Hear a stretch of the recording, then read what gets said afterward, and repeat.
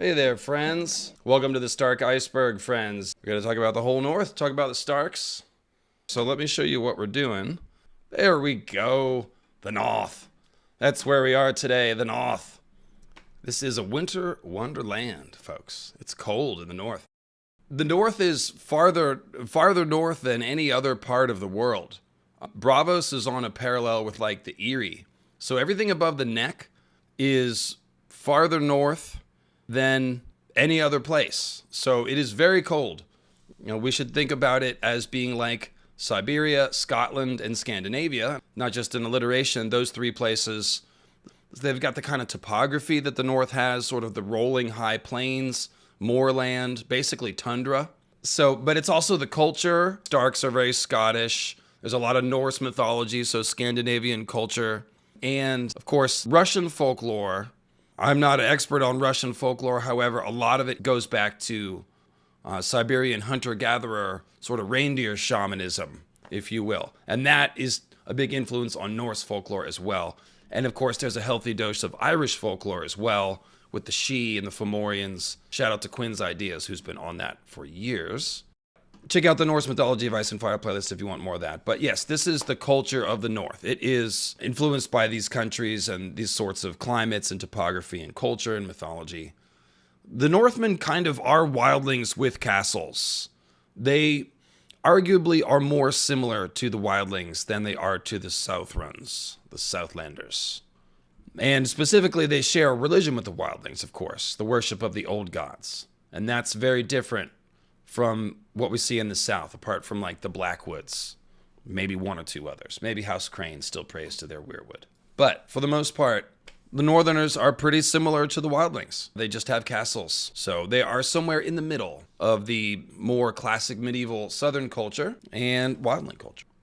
And of course, winter towns are a big phenomenon, and it kind of sums up Northern life. So in the South, they have cities. In the North, they have castles. The only city in the North is White Harbor, and it is the furthest south of any city. It's obviously a harbor city, so it's rich on trade, and the Manderleys, which we'll talk about, when they came to White Harbor, they brought money with them. The thing is, what we have the rest of the North is essentially castles. And the people live in the countryside, but during these extra long and brutal winters, they all come to Barrowton and Winterfell and a couple other places, and they live in the winter towns. So it's a little bit like Vaes Dothrak almost, where like Vaes Dothrak can house every Khalasar, and they do have dwellings there. They're sort of underground dwellings. It's really cool. It's only like a couple sentences. I wish George would talk about it more. But it can swell to a great population, and then it can sort of chill when they're not needed. So that motion is what happens in the North. And of course, we know like the old guys, you know, they go out hunting, and if there's not enough food to eat, and then they don't come back, just so the younger people don't starve. Very nice of them.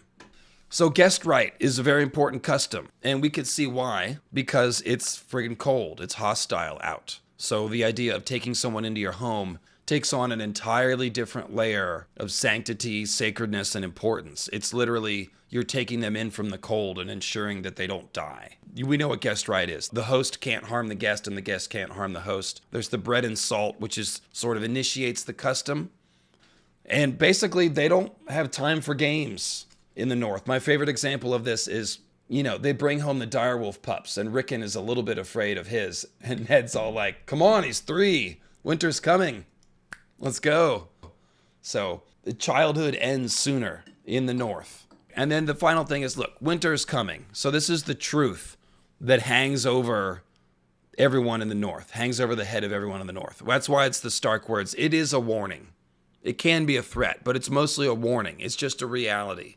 And they even say the North remembers. What do they remember? How to survive the long night, how to survive the winter, and hopefully something about what caused all this stuff, but we'll get to that. So here's the most important thing, and this is advanced. We're not necessarily going simple to complex. We kind of are, but we're going to get complex real quick. The way that magic works in A Song of Ice and Fire, or even you could say the style of fantasy that George writes, I call it magical realism. It's not high or low fantasy, really. So magical realism, what it means is that George asks the question, what would people really do? Okay, let's accept that there are dragons. Let's accept that there's fire magic and skin changing and fantasy elements. But what would people really do? And the answer is like Varamir Sixskins.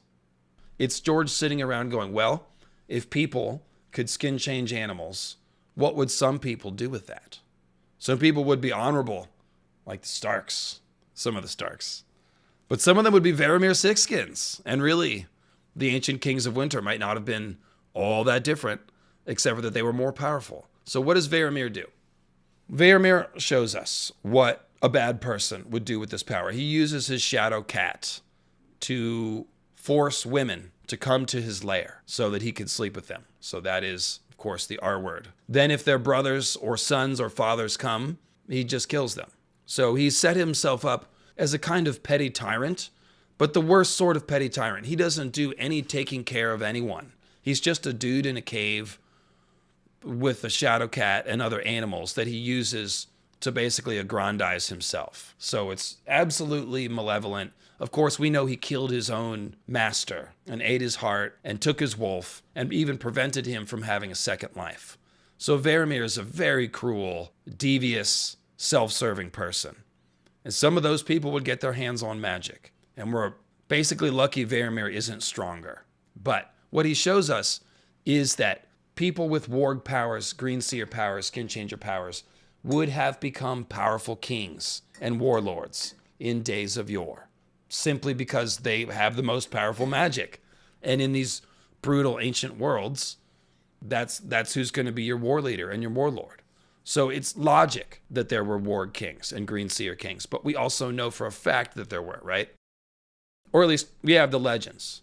There's Gavin Greywolf, there's the Warg King, there are the Starks, Marsh Kings, Garth the Green, the Gardener Kings, the Durrandon Kings. There are so many clues that the ancient First Man Kings were all skin changers and green seers. Even the Casterlies, like the Lions of the Rock, are listed by the Children of the Forest as magical animals along with unicorns and direwolves and things. Ancient Westeros, pre-Andal Westeros, especially going back, like before the Long Night. This is a world of skin changer warlords and kings. Bloodraven is the green seer that we see. However, he's tied to the tree, right? He can't move. So there's a limitation on Bloodraven's power because his physical power is nil. It's all in the spirit world. Bran, however, shows us something very important. His first set of Weirwood visions comes after he eats the Weirwood paste, right? Then he has visions, right? He's in the Weirwood throne. He's having visions. But then after his first set of visions, the Children of the Forest take him back to his sleeping chamber. As he's going to sleep and looking at the candle fire, he drifts off and begins having more Weirwood visions. And so this shows us that you don't literally need to be sitting in the Weirwood throne to have Weirwood visions. Once you have wed the trees, once you're connected, you don't have to sit in the Weirwood throne anymore. Bran still has physical limitations. His legs are paralyzed and he's a little boy. But imagine if Bran was Robb. There's no reason Robb couldn't go down, eat the Weirwood paste, bond with the Weirwood tree, and walk back upstairs and go to war with all the powers of a green seer, controlling multiple animals, using spy vision out of the trees. So this is what we should imagine with the green seer kings. Mobile green seer kings. Mobile skin changers. It's terrifying. So this is the ancient world. Green seer kings, warg kings. Now we're going to get some more specifics about this. So where does this come from? Well, it comes from the south, actually. The first men all come from the south, so far as we know. We're told that the first men crossed the Arm of Dorne before it was broken. And they come from Essos, possibly somewhere around the Silver Sea, doesn't really matter. They walked across, and their first leader and their king was this guy, Garth the Green. He sets up shop in Highgarden, basically, right? He plants the Weirwoods there, the Oaken Seat, and, the Gardener Kings are his sons, his descendants. They are tree kings. They sit on a living oak throne instead of a living Weirwood throne. So it sounds like a similar but different tradition. The interesting thing is that Garth the Green, his description matches that of the Green Men. Essentially, leaves for hair, green skin, antlers, magic powers. They ride elks. They're associated with Weirwoods. You know, the green men on the Isle of Faces guard weirwoods. Garth the Green planted 3 weirwoods. Basically, there's some overlap between Garth the Green and the green men. If the green men are a type of being, which is almost certainly the case, a Cernunnos-like fawn humanoid, then Garth the Green was probably one such, or maybe a hybrid. Now here's the thing. Garth the Green supposedly is the father of all the houses in the Reach, which are all ancient First Man houses. And they're even connected to other houses like the Starks and the Lannisters. And then you've got the Durrandon on the other side of southern Westeros. They're dressing up like green men. So they're either trying to capture the mystique and power of the green man tradition, or they were green men as well. Green man kings seemed to be a thing. Garth was a king, his sons were kings, and then he founded a bunch of houses who were all lesser kings. Since we have children of the forest who are like little elves that have like, you know, leaves in their hair and animal-like therianthropic features, it seems like almost certainly the green men and the children are related or connected somehow. Like I said, we've got this tradition of green kings, we've got Garth the Green, and the important thing for the Starkberg, besides just realizing that all of the first men are sort of tied to this tradition of green men and weirwoods and stuff, like this is the origins of first man culture, essentially, is Brandon of the Bloody Blade.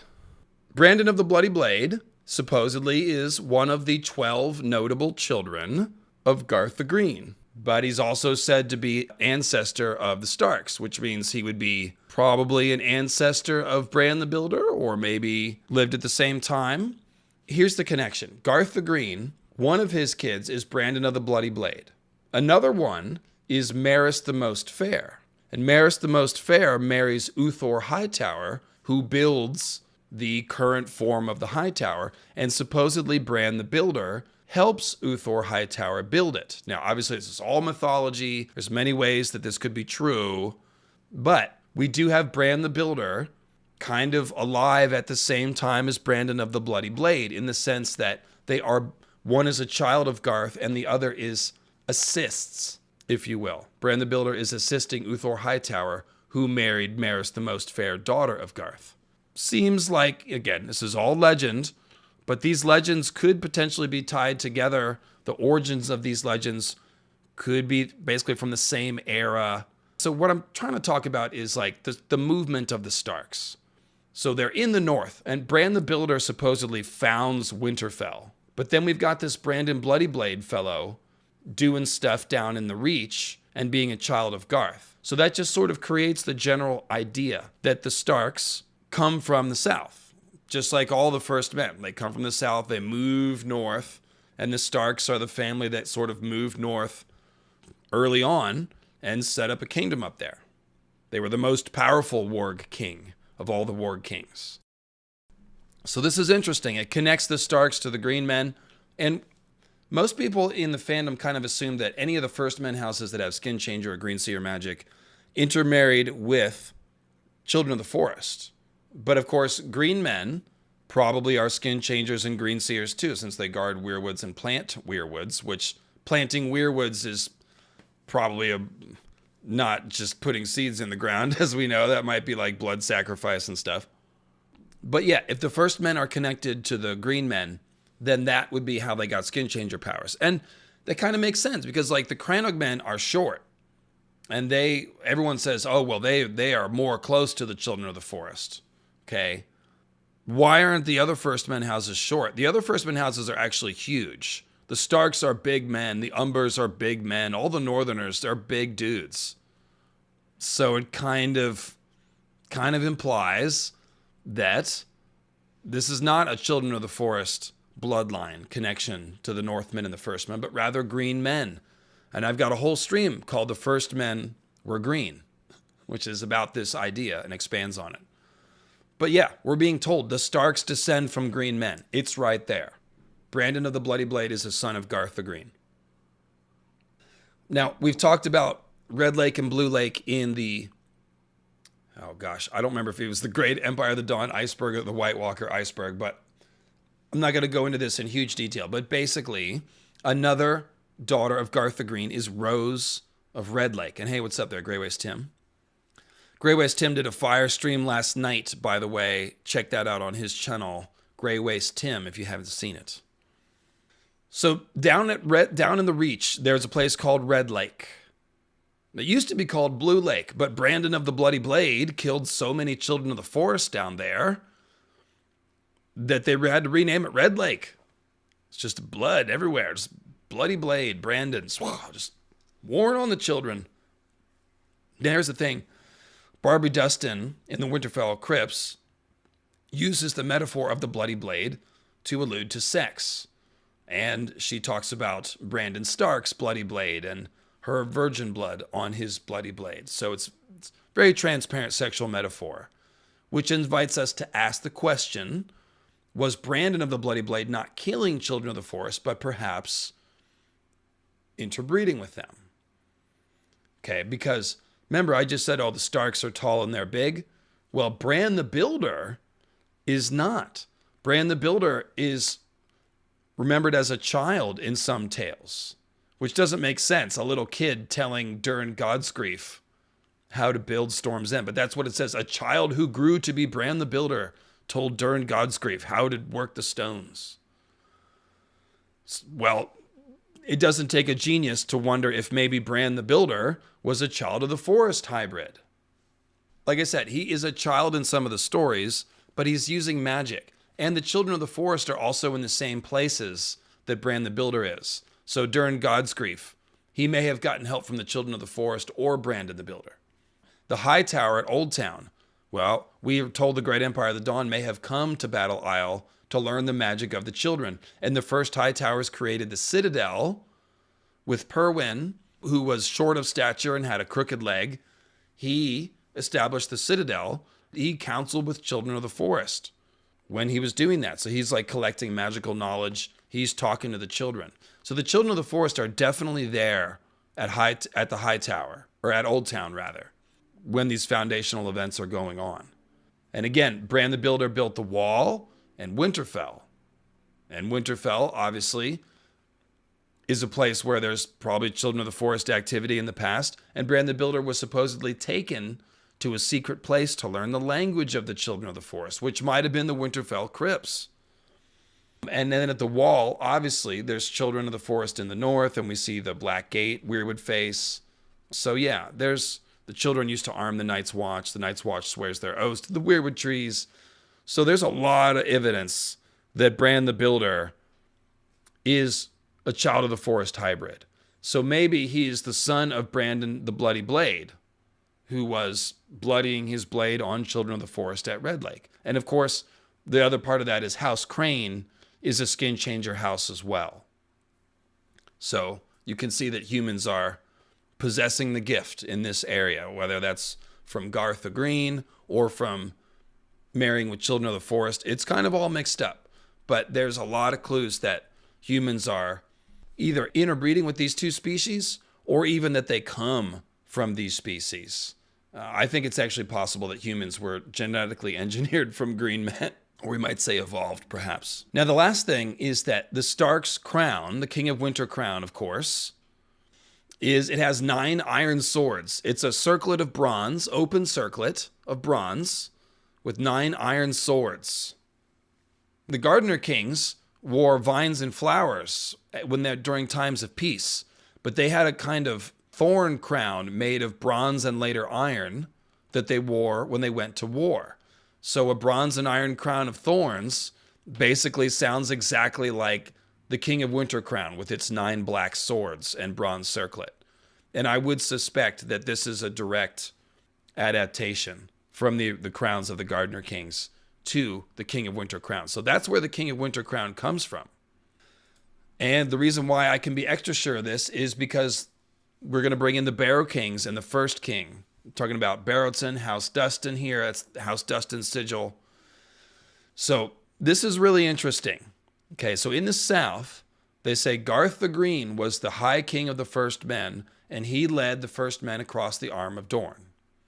In the north, at Barrowton, they say there's this guy called the First King, and he was the high king of the first men, and that he led the people across the Arm of Dorne. So obviously, this is the same myth or related myth to the Garth the Green legend. It's identical. This guy called the First King. They just don't say Garth in the North. And they don't describe him physically. Except for that there is some amount of description, because at Barrowton, where the whole town is built in front of this giant barrow, a burial mound, and then of course this is the Barrowlands where there's lots of mounds. They say that it might be a giant's grave. They say either it's a giant's grave or the grave of the First King. Well, the thing is that the Green Men are big, and Robert Baratheon, who's a Green Man parallel, is described as a giant, a horned god and a giant. So a lot of this stuff about giants, I think, refers to Green Men. Because Cernunnos is always tall. I mean, you guys have seen Pan's Labyrinth, right? Like, he's tall. The fawn humans are always big. And so, yeah, I think that's what we're talking about. When they say, oh, it's a giant's grave or maybe the First King's grave. Well, that's just, we're talking about the Green Giant. Exactly, Garth the Green. Thank you. Why wasn't I saying Green Giant? It's right there. Now, the rusted crown. So, again, the Gardener King's crown of flowers or thorns, metal thorns. Then you've got the Kings of Winter with their sword thorn crown. House Dustin of Barrowton, their arms have these two axes and a rusted black iron crown. And the black iron crown is specifically tied to the legend of the First King. So you've got this idea of, like, again, a black crown, a black iron crown, just like the Starks and just like the war crown of the Gardeners. And it's tied to the First King, who is an overlapping legend with Garth the Green, who gave rise to the Gardener Kings.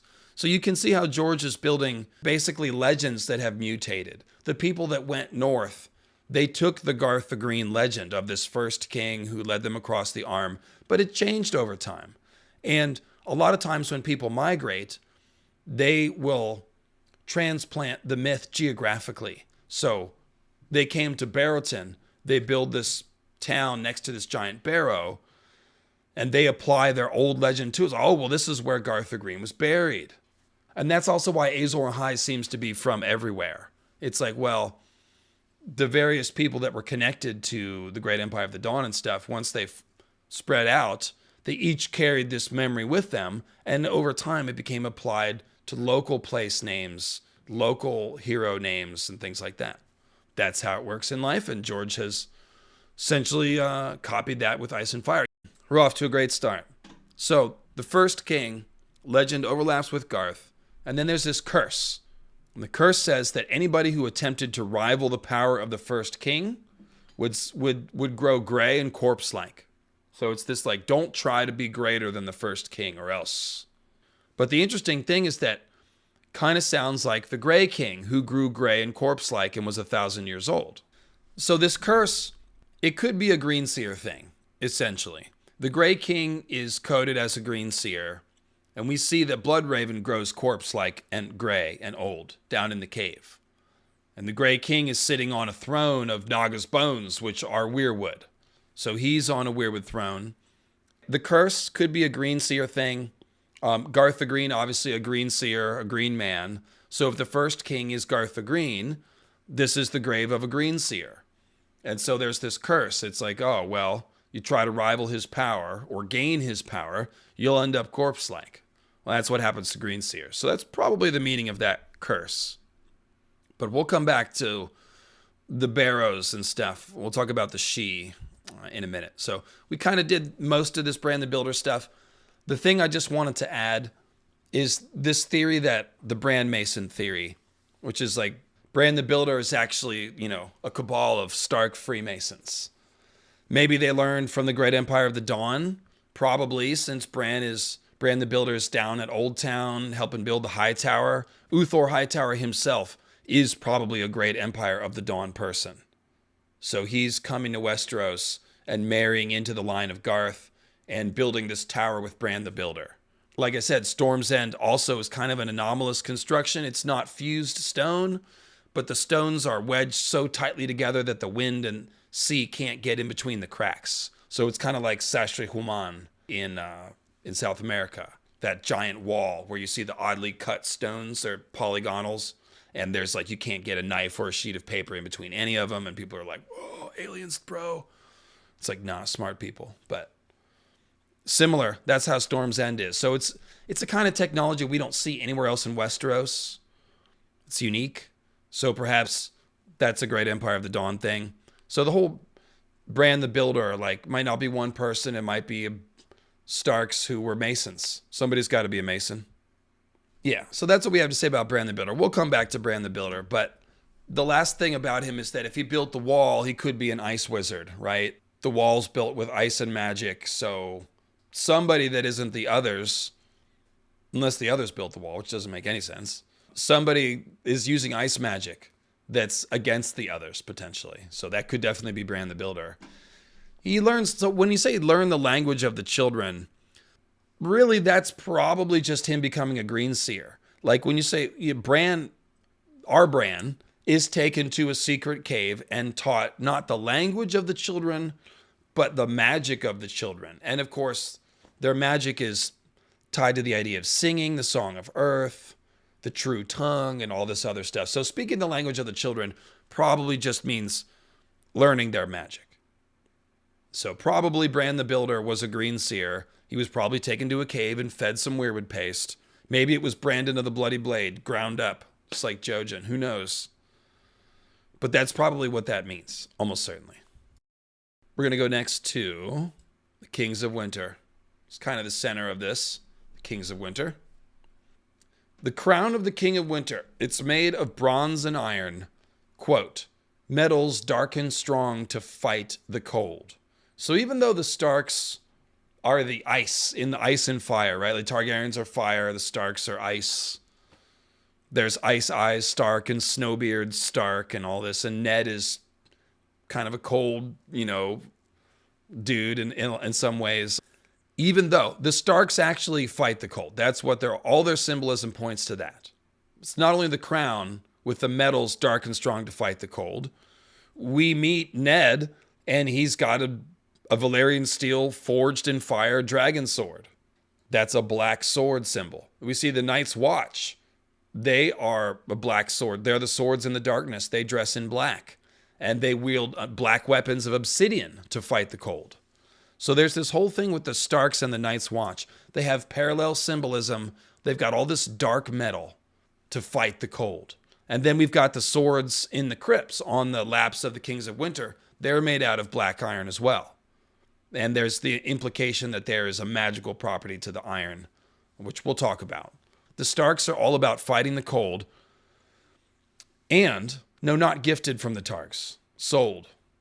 They charge money for those. A lot of money. A lot of money.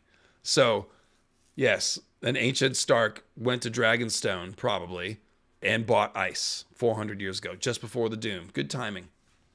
So, and that's what Dragonstone was set up to do. It is set up to trade with Westeros. That's why the Valyrians founded Dragonstone as a trading outpost. So, we see all the Valyrian steel flow into Westeros between 400 and 600 years ago. That's the time that Dragonstone was existent and Valyria was existent. Dragonstone was under Valyrian control for about 200 years before the Doom. Something like that. So during that time, they would have been selling Valyrian steel to Westeros.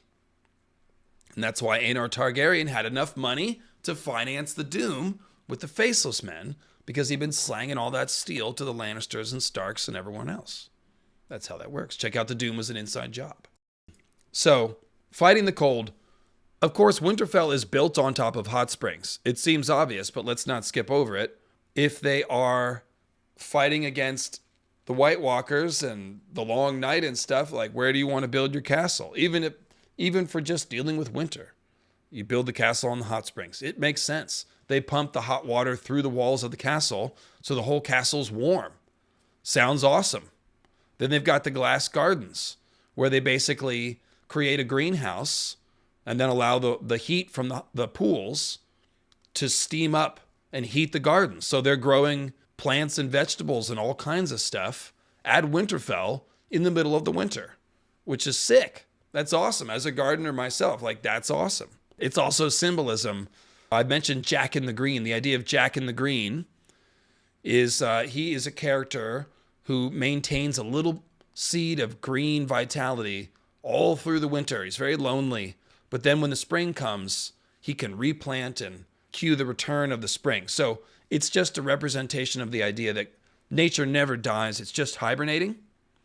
And that's kind of what's going on here at Winterfell. It's like even in the heart of the cold, we're maintaining the garden. Because then what will happen is when spring comes, they can replant from that garden. I imagine the Starks, this is what you would do. You would keep cuttings and copies of all the crops that you grow anywhere in the north would be in those glass gardens. And yeah, they would be taking cuttings and replanting from those supplies. You know, you have seed stock too, but with a whole running garden, yeah, you could have more seeds, more cuttings, and you have a copy of everything.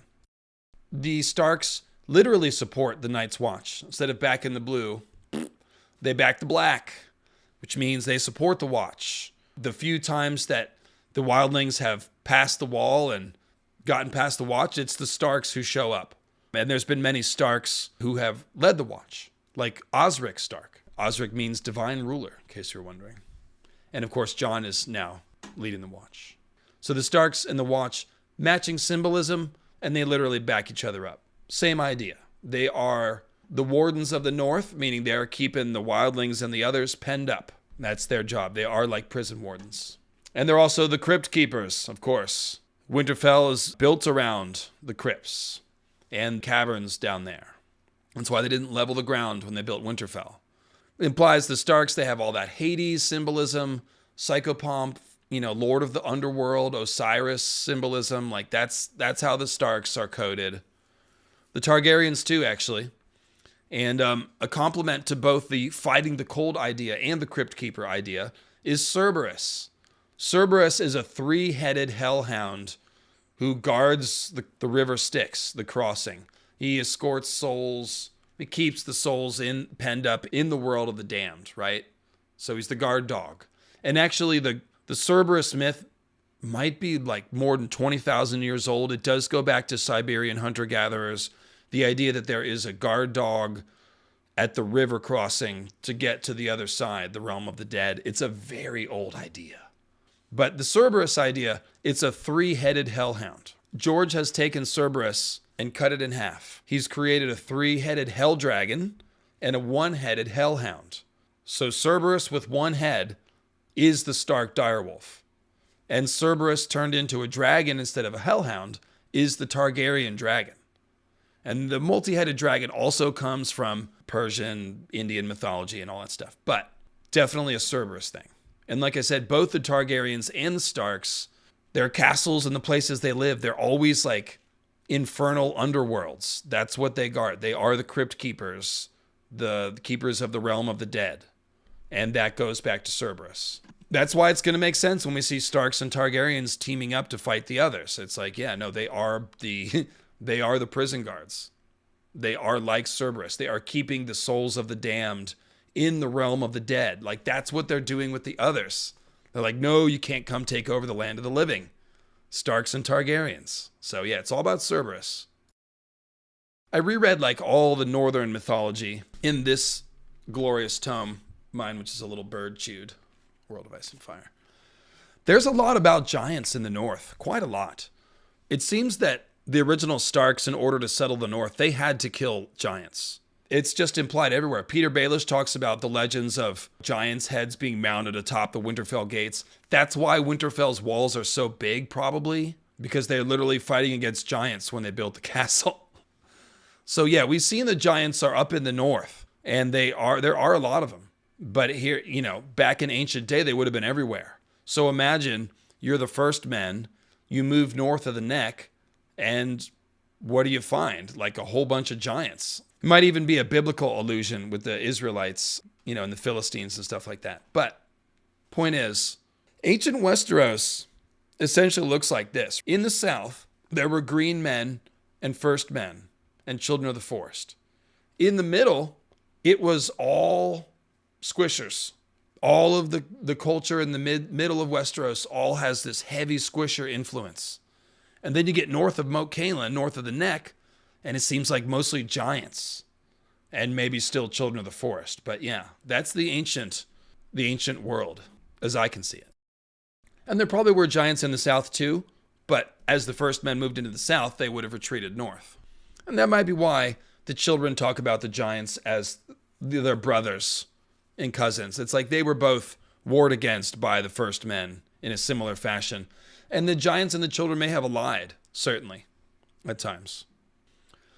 So that's the first bit about Kings of Winter. We've got more about them too. So let's talk about heart trees.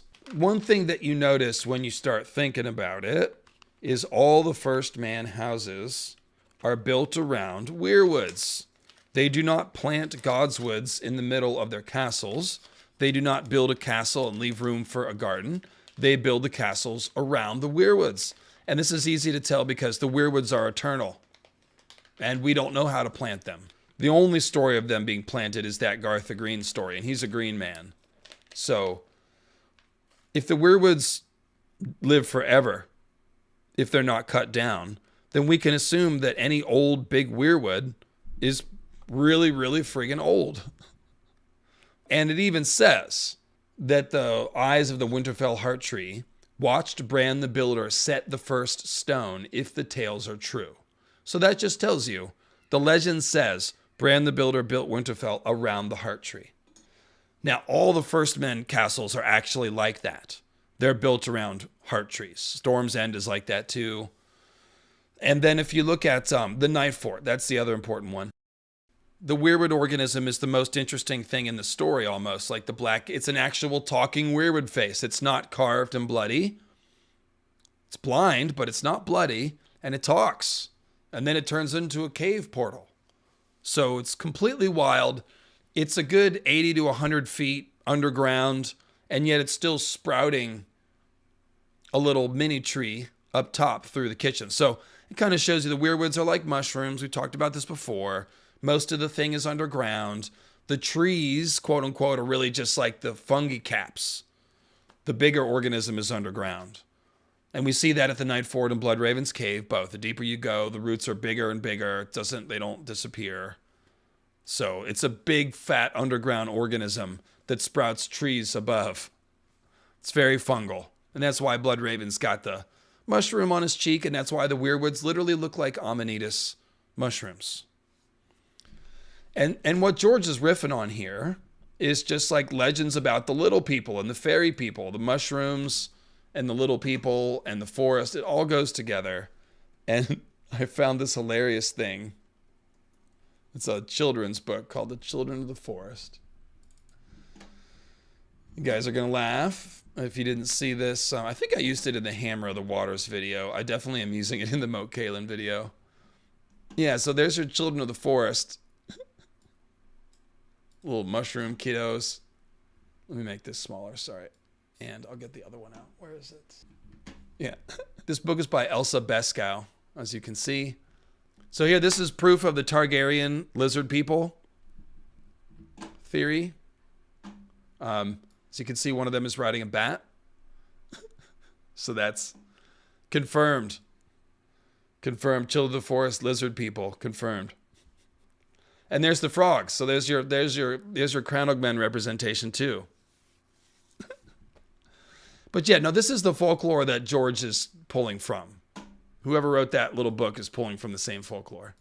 Little fairy people of the toadstools and all that stuff. So it's got to be mushroomy. That's why the weirwood paste is psychedelic.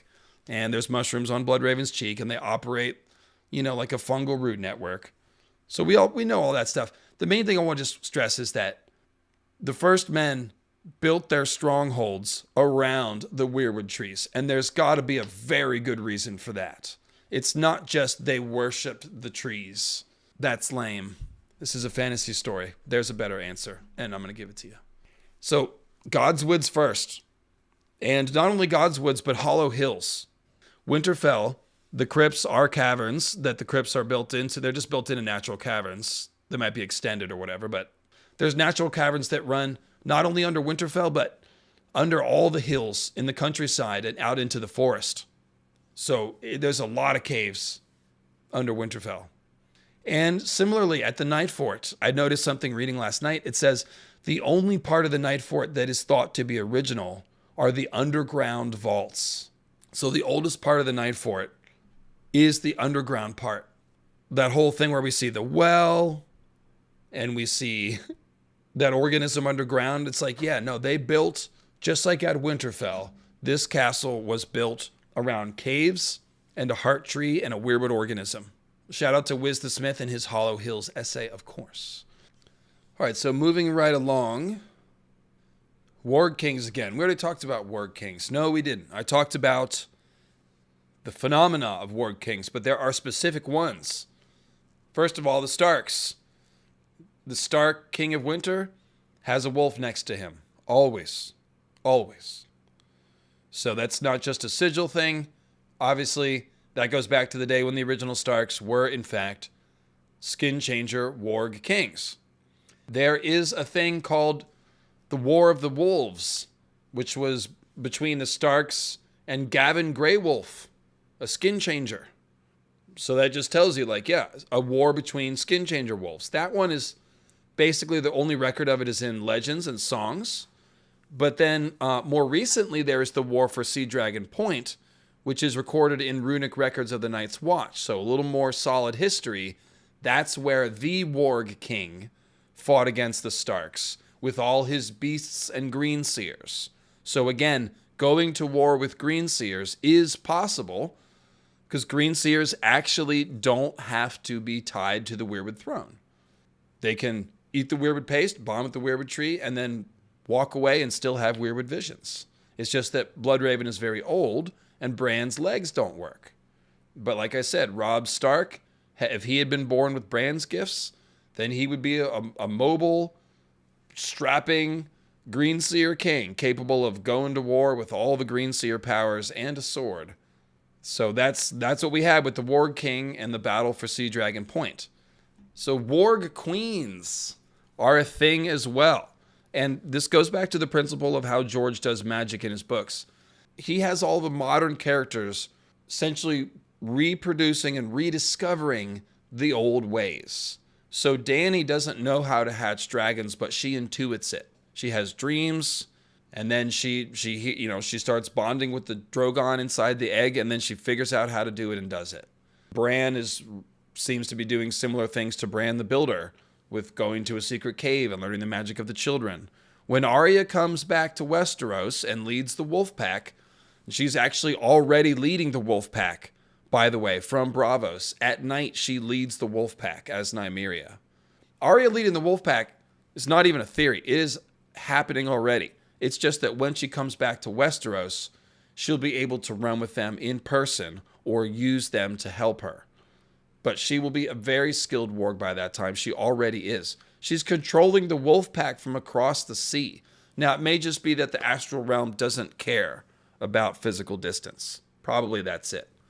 But it's pretty impressive. She also skin changes a cat. And cats aren't necessarily as easy as dogs or birds to skin change. They are farther away from like a human mindset. But she skin changes the cat. Sort of just spontaneously. So she's a very powerful warg. Probably the most powerful Stark after Bran. I would definitely say it would be Arya. So she is going to show us what warg queens would be like. And it's just basically all I'm saying is like if warg kings are real, then so are warg queens. Because we've seen that the gift isn't a gender thing. Women can be greenseers or skin changers too.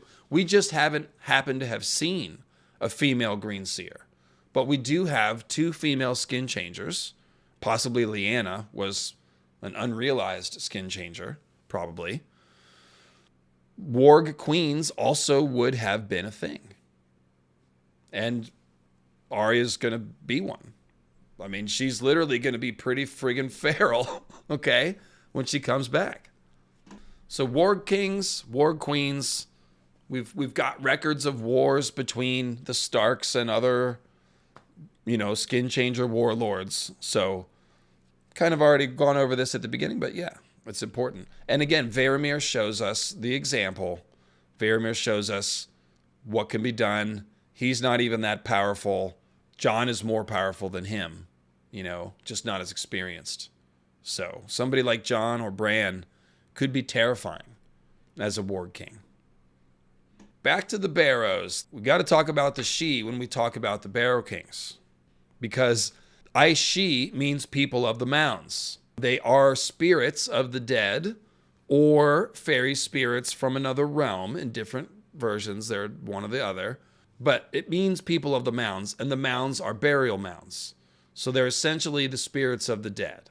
That's the most literal understanding of them. There's more to it, but that's essentially the idea. Now, Barrowton is in an area called the Barrowlands. So there's hundreds of barrows there. They're all over the place. And Robert and Ned sort of ride off the King's Road into the Barrowlands in Game of Thrones. And then they do a bunch of White Walker symbolism. Because the White Walkers, George compared them to the she. He said they're like icy she or frozen she, meaning spirits of the dead or nature spirits, spirits that are tied to local landmarks like mounds or trees that come from the other world. That's literally the she come from the other world. So when George says the others are like icy she, that tells us a lot, that the others are tied to the dead, they're tied to nature, they're potentially tied to mounds and graves and things like that. So then we go into the Barrowlands, right? We have to think of the she because of the mounds, but even more than that, remember the big barrow at Barrowton is the grave of the first king, potentially. And the first king is Garth the Green. So now we've got this idea of green men dying and then becoming the people of the mounds. They're spirits.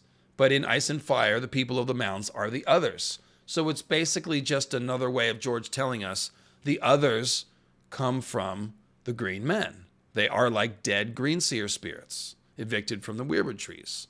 So then we go to Barrowton, and we hear about the first king, and who's Garth the Green. Maybe he's dead here. And then there's this curse that turns people into corpses. And the original kings were called the Barrow Kings, so they're literally kings of the dead, just like the Starks. And then, even better, there's a specific she called the Leannan she. That's right, Leannan she. And she is like the Night's Queen, literally. This is the Leannan she. And she is a kind of succubus. And essentially she is a type of she spirit, usually almost always female. And she appears to people, and if you do what she asks, then you are enslaved to her for all time until you can find a replacement sucker. But if you refuse her, then she's enslaved to you. So it's kind of a, just the fairy world, always full of tricks and traps, right?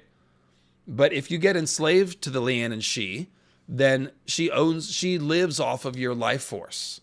So when we hear about Night's King giving his seed and soul to Night's Queen, that is directly taken from the legend of the Leannan she. And then, of course, George names Lyanna Stark, who is a major Night's Queen parallel figure with her blue rose crown, winter rose crown, Lyanna. So the name Lyanna comes from Leannan she, and it just tells you that George is using this mythology with Night's Queen and roping Lyanna Stark into that Night's Queen mythology. And that in turn gives us clues about Night's Queen and Night's King. So that's all pretty cool stuff. And it also adds to the idea that Night's Queen was not a corpse. She's called Corpse Queen because she has power over the dead. But she herself is some sort of elf woman, like a Child of the Forest hybrid or Green Man woman, or maybe a spirit inside the Weirwood net. She is tied to the others. She is more like a sorceress or a fairy or a spirit than a corpse. Some people think, the Maesters anyway, that the legend of Night's Queen might be conflated with House Dustin, and that Night's Queen might have been a woman of House Dustin, a wife of a Barrow King, a Barrow Queen, essentially, because the Barrow Kings are associated with necromancy. Obviously, they live on barrows, and they're like kings of the barrows.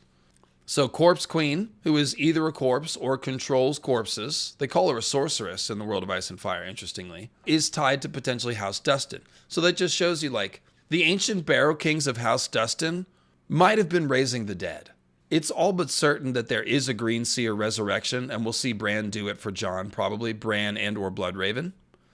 But yeah, these ancient Barrow Kings, they were the most powerful enemies of the Starks. There was something called the Thousand Years' War, which maybe didn't last 1,000 years, but the Barrow Kings warred against the Starks forever before the Starks finally conquered them. So they were very powerful allies. And anybody that's in the north holding off the Starks for hundreds of years probably has magic too, because the Starks are magical. They're going to war with dire wolves. Some of them are probably green seers using that intelligence network. So very likely that Barrow Kings are using magic. And we're going to talk about the Boltons in just a minute. So those Barrow Kings are interesting. Interesting for symbolism, but also I think is literally implying that these ancient Barrow Kings, they probably were using necromancy or something like that to gain power. It could all just be green seer stuff. Maybe they were just green seers like the Starks, and, you know, down in that barrow there's Weirwood caves, and they were just remembered as Barrow Kings because the green seers are kind of lords of the dead. But it could be like a corrupted thing as well. So, Marsh Kings, another sort of magical king that we find in the past, along with your Ward Kings and your Barrow Kings and Kings in the North. The Marsh Kings, they rode lizard lions, supposedly, which sound like weird crocodiles. So what's interesting is that the Cranog men, again, are short. They're the only humans that are like extra short, and it's implied because they bred with the children. So they are children of the forest, to some extent, surely. However, as Greyways Tim has filled me in, the fact that they are frogmen living next to a black stone creepy castle like Moat Cailin means that George is riffing off of Lovecraft's frogmen, who are actually called the men from Ib. In Ice and Fire, the Ibbenese are big, hairy Neanderthal people. But that aside, the men from Ib and Lovecraft are frog people, and they live in a black stone city by a lake. So, basically, there's 3 different types of fishy people, and one of them are the men from Ib, which are frog people. So, George putting frog people in the swamp next to Moat Cailin means that he's directly inviting us to think of the Cranog men as fish people, as being related to the deep ones. And I think that's correct, because the descriptions of the Cranog men powers don't sound like Children of the Forest powers. They can turn earth to water and back again. That's like control over the water. That's what that is, the moisture in the ground. They can breathe swamp water and breathe mud. That sounds like Squisher stuff too. The Children of the Forest aren't breathing mud. The other thing is the moving castle. Howland Reed in a moving castle is an obvious reference to Howl's Moving Castle, which is a story, an old fictional story. It's not that old, but it's a classic. And I read the synopsis of it last night. I didn't get a lot from it. It sounded like some magical Weirwood Net type influence. But for whatever reason, there is a reference to Howl's Moving Castle, and that is Howland Reed. That's why he's got Greywater Watch, which is a moving castle. A floating castle would be implied. If you want to support the program, those of you watching, I would very much appreciate the paypal.me mythical astronomy link. Use that below. Don't have to have PayPal. It's very easy. So those are the Marsh Kings. They're kind of neither here nor there. They were conquered by the Starks, and the Starks married the daughter of the Marsh King at a certain point. So some people are like, aha, that's where the Starks got skin changer magic. And it's like, no, they already had it. They already had it. That's why they conquered them, because they already had it. The Starks have been skin changers from the beginning. We've seen that. Bran the Builder is probably a Child of the Forest hybrid. Brandon of the Bloody Blade is a Green Man descendant who is probably impregnating Children of the Forest. So yeah, the Starks have been skin changers from the beginning. It wasn't marrying the daughter of the Marsh King that did it. So here we come to the Red Kings of Bolton. The Boltons have been kings for a long time. You can see they have a very natural territory. Everything east of the White Knife. So from White Harbor all the way up to the Dreadfort and Long Lake, and then up to the last river here. North of the last river, they don't seem to ever control. That's like the Last Hearth and Carhold. But yeah, they've got a pretty big little chunk of land here. They controlled that right up until the Andal invasion. It wasn't until the Andals were arriving in Westeros that the Starks finally conquered the Boltons and unified the North. So that just tells you those Boltons held out for a long time. So the Boltons, they were the fiercest rivals of the Starks. They lasted the longest. They have burned Winterfell a couple times. Royce, the second Bolton, and Royce, the fourth Bolton, both did it. And by the way, very unexciting translations here. Bolton means town. Roos is just rose. Royce means leader, famed leader, I believe. So it's all very generic stuff. I have no idea what George was trying to do with the names here. There is some overlap with House Royce. They have similar names to House Bolton, and I don't know why that is either. So if anybody's got an idea about that, I'd love to hear it. But for now, the point is that there were 2 Boltons who sacked and burned Winterfell. They're both Royces, the second and the fourth. Royce the fourth was called Red Arm for his habit of plunging his arm into the chests of his defeated opponents. They've always been gory folks. It is said that they have captured a couple lords of Winterfell or kings in the north and tortured and flayed them. And it is even said that they have made cloaks of those Starks and that there is a chamber deep in the Dreadfort, a secret chamber where they keep those skins. I called it a Hall of Faces because it reminds me of the Faceless Men. And this is what we're going to get into here with these Boltons. So everybody has noticed that there is this 3-way symbolism. We have skin changers who slip their skin with magic. They use astral projection to body snatch animals. Then we have the Faceless Men who peel people's faces off, dead people, and then glue them onto the faces of the living with some kind of blood magic. And that when they do that, the face is no longer a dead face, but a lively face that fools people. And Arya, of course, when she has the other little girls, the dead little girl's face put on her, she then experiences the trauma of that girl's death, being strangled. And so we see the memories come along with the faces. People have always wondered, whatever the Faceless Men are doing, is that what the Boltons used to do? Now the Boltons just skin people to torture people. But is this a cargo cult thing? Is there an ancient magical reason that has been forgotten? George loves to do this. Loves it. We should think that way. We should wonder, what was the original reason for skinning? It is magical. We've seen the Faceless Men do a certain amount of magic with flaying and skinning.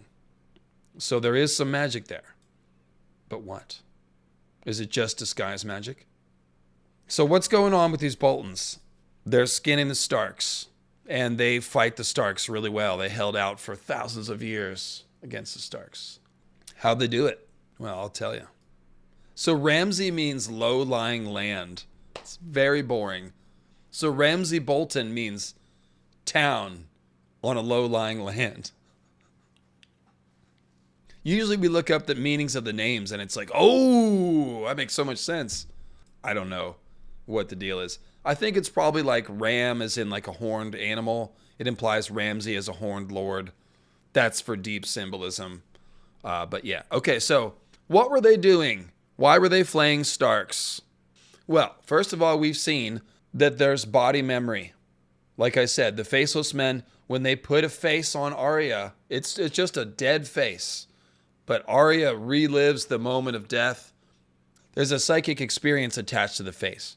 Melisandre talks about the bones remember and how you can make an illusion much more effective with bones, like the Lord of Bones' bones, or maybe Davos's finger bones.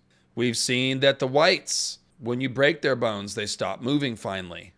Summer has to deal with that. When she's out hunting, literally the hand is crawling around like Thing from Addams Family until Summer cracks the bone, cracks the marrow, and it's only then it remembered that it was dead. So the bones remember. The face remembers. So that we can see there's a lot of body memory. Now, there's a thing called bolt-on theory. Bolt-on theory is essentially that Roose Bolton is actually 1,000 years old, and he's just a spirit that swaps bodies one after another. Part of the evidence for this is the eyes. Ramsay and Roose both have eyes that are described as being like dirty ice. And when Ramsay's mother presses the claim to Roose, it's the fact that Roose looks at Ramsay and says, oh, he has my eyes, so he can't deny that it's his kid. So it kind of gets you into this idea of the first night, where I skipped over this with Varamir, but Varamir is trying to impregnate as many women as possible in hopes that one of the children will have the gift, because the gift is rare. Unless you're a Stark, then it's more common. Might be a bloodline thing. But the Warg Kings would have done the same thing. This is where the right of the first night comes from, this awful tradition where the lord of a land can go and sleep with a woman on her wedding night before the husband. The important thing is before, because the lord of the land in ancient times was always a green seer or skin changer, or just the head of a tribe or clan. Let's say it that way.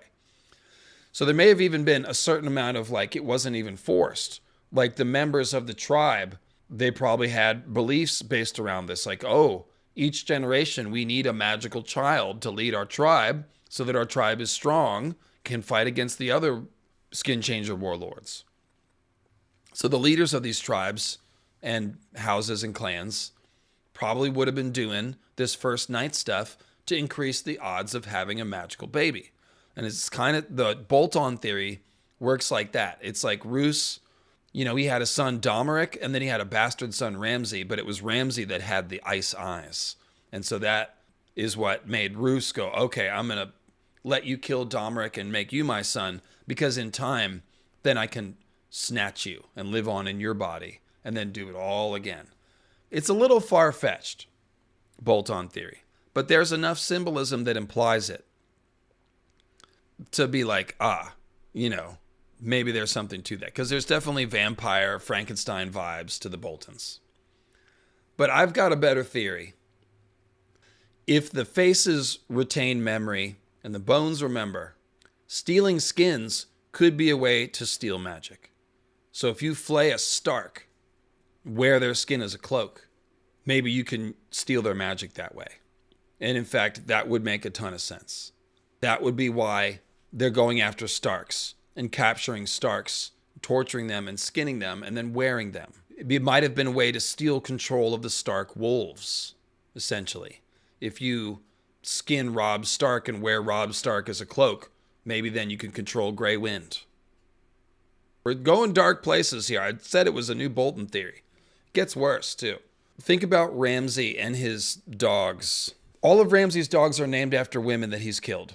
And the whole point of naming the animals after the women is to imply them as the second life of skin changer women, of warg queens. The women that Ramsay's killing are not skin changers.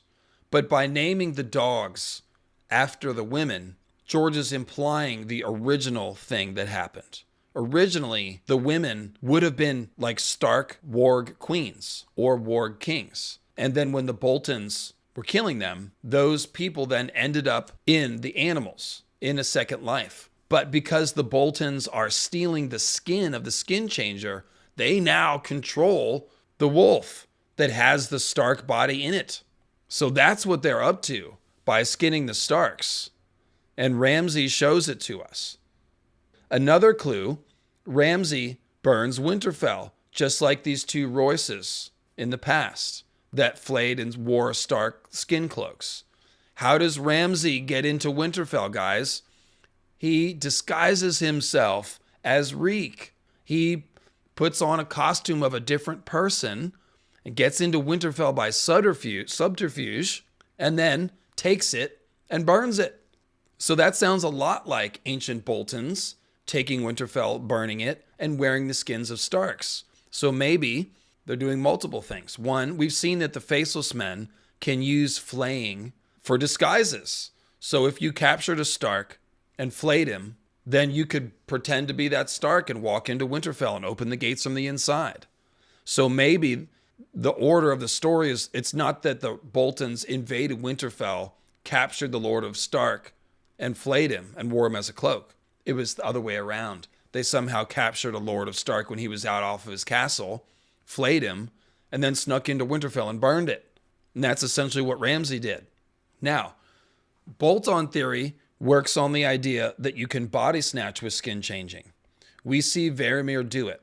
Again, Varamir, a horrible person. He's showing us all the worst things that you can do with skin changer magic. And his last abomination is to try to steal Thistle's body. And he thinks to himself, Thistle doesn't have the gift, so I won't be able to use skin changer magic anymore, but at least I'll be alive. That's part of the idea of bolt-on. It's like, if you find another skin changer and body snatch them, you'd still have their magic. So the Boltons were doing this by flaying, But they probably were doing it by body snatching too. Again, all these ancient Northmen would be skin changers and green seers potentially, the most powerful of them. And these red kings, the red arm, like the red Weirwood Leaf Bloody Hands, these red kings lasted against the Starks for thousands of years. So they must have been in possession of magic, just like the Warg Kings and the Marsh King and the Barrow King and everyone else that opposed the Starks. So what was their magic? Well, they were doing flaying magic. So they were stealing Stark wolf possession by wearing their skins, and probably at various times they might have been out and out possessing, like just body snatching people. And similarly, if you were to body snatch Bran, you could then control Summer. You can see where all this stuff goes to. Like, we should just use logic and ask ourselves, with the magical abilities George has shown us in the book, what would people do with them? We know you can body snatch. It's hard. You have to be powerful, and it helps to weaken the person you're trying to body snatch. So that's maybe where some of the torture and stuff goes in. Maybe you torture this poor King of Winter down in the Dreadfort until he's so broken that he's easy to steal. And now you can control his wolves. So then we've got the Weirwood part of this. We know that the way that the sacrifices to the Weirwood trees are done is by stringing people's entrails out in the branches. So what did Royce Red Arm do? Red Arm, like the Weirwood Red Hands, he stuck his arm into his opponent's entrails and pulled their entrails out. So it sounds like Royce Red Arm is probably feeding the Weirwoods with blood sacrifice. So whatever magic they're doing is connected to the Weirwoods as well. These might be the type of people like Azor Ahai that aren't born green seers, but even like break into the Weirwood net and steal the green seer magic. Or it could just be that they're green seers and they're using the darkest form of Weirwood magic. Like, what happens when you feed the blood to a Weirwood tree? What does that do?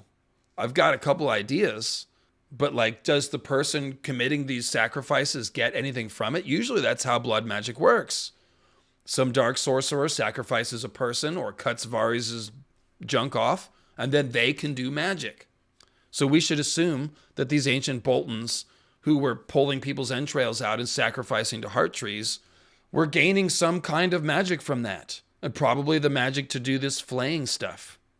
Because it's not just slapping the dead face on Arya's face. Like, they cut Arya's face so that her blood mingles, and then there's some amount of magic, and then it just sort of seals up and tightens, and then it's like good to go. It's not pure Frankenstein magic. Like, there's actual magic going on. Or Frankenstein, like, weird science. Like, there's magic. So, no, the Boltons aren't just sadists. They're magicians. That's what I'm saying. So Ramsay, his latest woman is Jane Poole. He's already got a dog named Jane. And now he's married a Stark woman. But he's kind of torturing her. So it's the same idea of like Ramsay naming those dogs after women. It implies that the Boltons are killing Stark warg kings and queens and stealing their second lives and stealing their animals. So there you go. That's my Bolton theory. And I think it's pretty solid. I think it explains what they're doing. And I don't really think it's tied to the others necessarily. You know, the Boltons are pretty far south. They're nowhere near the wall. Night King, maybe he was a Bolton, they say. But that's about it. So really, I think the Boltons are basically malevolent Weirwood users and skin changer stealers. Yes, it's an upsetting theory. So there you go. That's what I got for you on the Boltons. Moving right along. So Moat Cailin, it's made of megaliths. They're very big rocks. They are the size of a cottage. They're black basalt. They might be oily black stone. It's weird. And it's not like anything else in Westeros. There's no other Westerosi castle or structure built with megalithic, cottage-sized blocks of rock. There is a place called Yeen in Sothorios that is also built out of cottage-sized blocks of black oily stone. And remember, Moat Cailin, black basalt, but Theon sees it after a rain and it looks oily. It might be oily black stone as well. It's similar, if not. It's at least black stone. And the construction is the same. Yin is also basically in a swamp, like Moat Cailin. And Moat Cailin also shows evidence of being earthquaked. That's the other thing about it. There is some sort of fault line there. Now, basalt, black basalt, is churned up at fault lines. So it's also, obviously it's a magmatic rock. 90% of surface basalt comes from volcanic eruptions, but the rest of it can just be churned up by the grinding of the faults. There's black basalt on the Three Sisters and at Moat Cailin. So somewhere there is a source of this stuff around here, and that means there's a fault line. And Moat Cailin looks like there was an earthquake. So this is Hammer of the Waters stuff. The Hammer of the Waters earthquake was huge. It shook all of Westeros. One fault line set off another, something like that. Multiple meteor impacts may have caused multiple earthquakes. The Iron Islands look earthquaked as well. So earthquakes happened in this area. That's kind of what I'm saying. Now the Three Sisters, we just did a Three Sisters related stream with Grey Waste Tim, Dinner with the Deep One. We talked about Davos's chapter there. So this is a woman of the Thousand Islands. They have green skin, filed teeth, webbed hands and fingers, and they don't speak any known language, and they're terrified of the sea, even though their gods are fish idols that are just below the waterline. So these are people who have been extensively farmed by the Squishers to the point where they don't even have language anymore. They've been devolved to an animal-like state and then abandoned. And so they're terrified of the sea because the Squishers have been coming ashore and taking their women and children for thousands of years. That's not nice. So that's all pretty easy to put together. Also, they believe that there are cities underwater off the Thousand Islands, which is the same as talking about watery halls. The Ironborn believe there are watery halls offshore that they return to and come from. But as Grey Waste Tim tells me, that's just Deep One cities. They build cities underwater, right offshore, and then they come ashore and take people captive. In some of the stories, the crossbreeds, the hybrids, get more fishy as they get older. So there comes a point when a Squisher half-breed is ready to swim into the sea and go back down to the watery halls and join their ancestors. And that's essentially what the Ironborn talk about. So there was an event called the R Word of the Three Sisters, which has to do with Starks and Boltons and other people just absolutely pillaging and carrying off people. I think there was a Bolton who made a pink pavilion out of the skins of 1,000 sistermen. But the point is, the Three Sisters, it's a rough place. It's been the home of pirates forever, pirate lords, and the Sunderlands basically are hardly better than pirate lords. And they've been fought over by the North and the Vale for a long time. The Borrells, of course, like I said, they've got the mark. Godric's got webbing between his fingers, and so does one of his daughters or granddaughters. They think it's a holy thing. They call it the mark. It's blessing. So it just shows you there's obviously Squisher DNA running around on these damn islands. Oops, how'd that happen? And one thing I caught in the reread with Tim is that at both the Three Sisters and White Harbor, which we're going to go to next. So the Squisher cells, I called them. The prison cells at the Three Sisters, the tide comes in. So they lock you down there, and the tide comes in and it drowns you. I'm guessing the original purpose of this was to chain people up for the Squishers to come take. It's very obvious.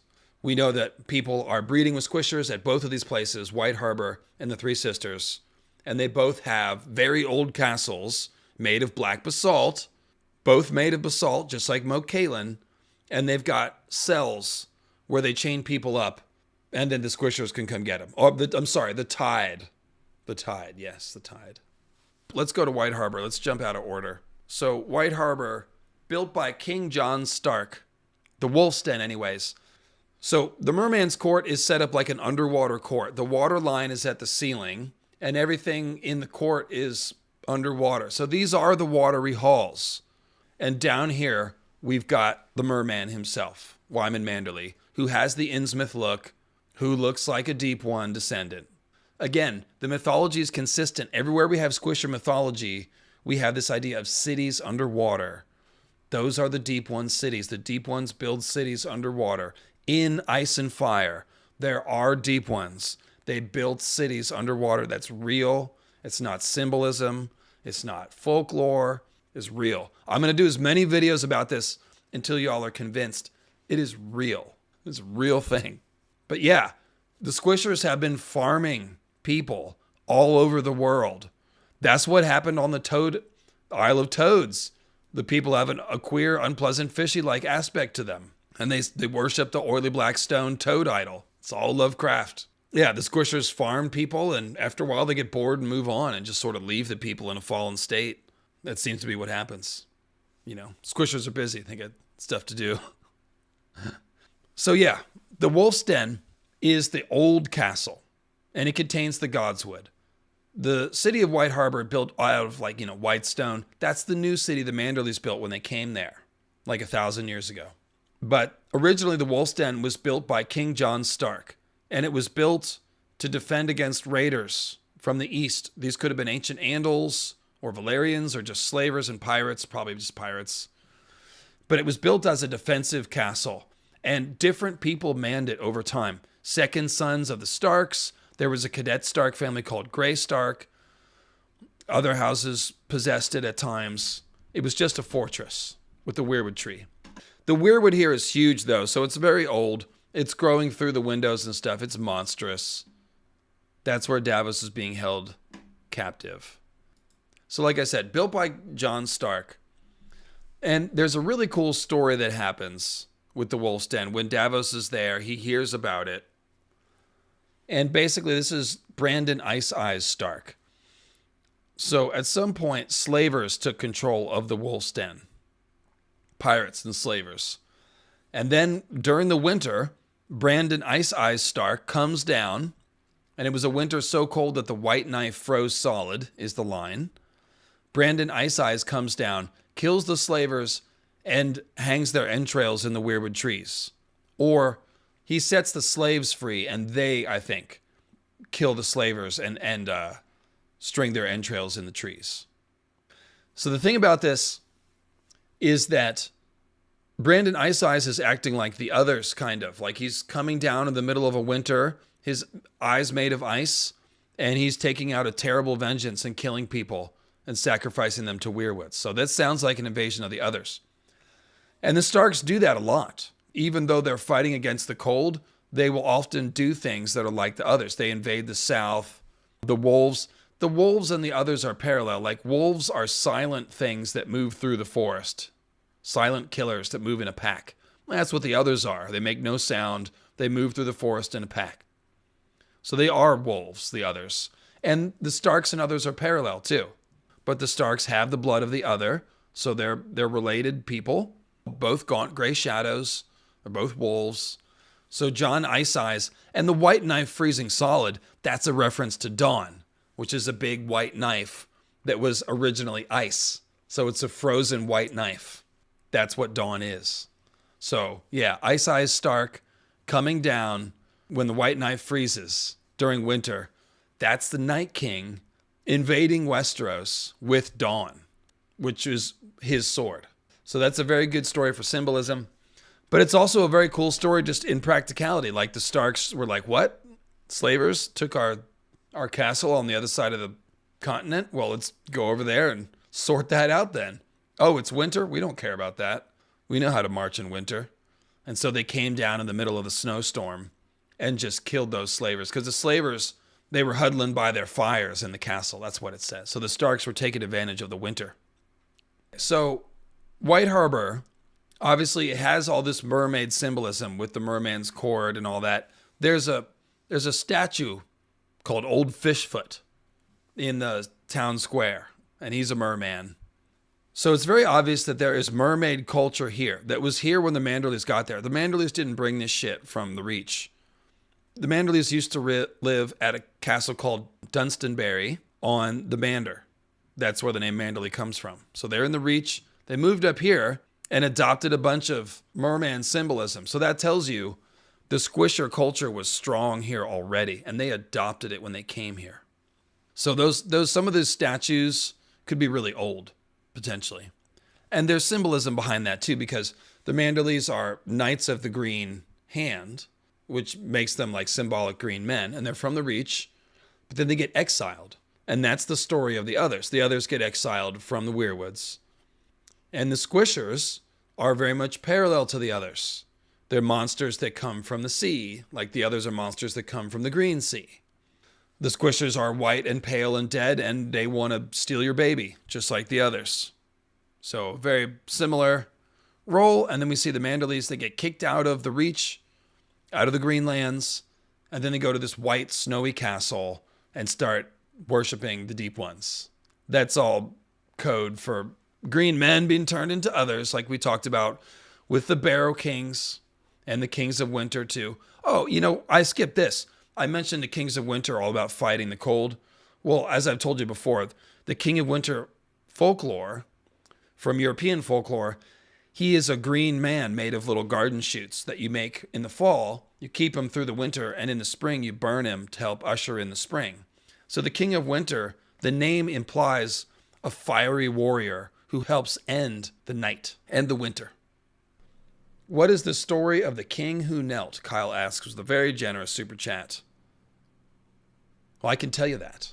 It was going to be tomorrow, but I'll tell you today. The King Who Knelt. I've made very detailed videos about this. And it's called Why Torrhen Knelt. And this is in the Aegon's Prophecies series, so I will steer you towards that for more detail, which you will enjoy.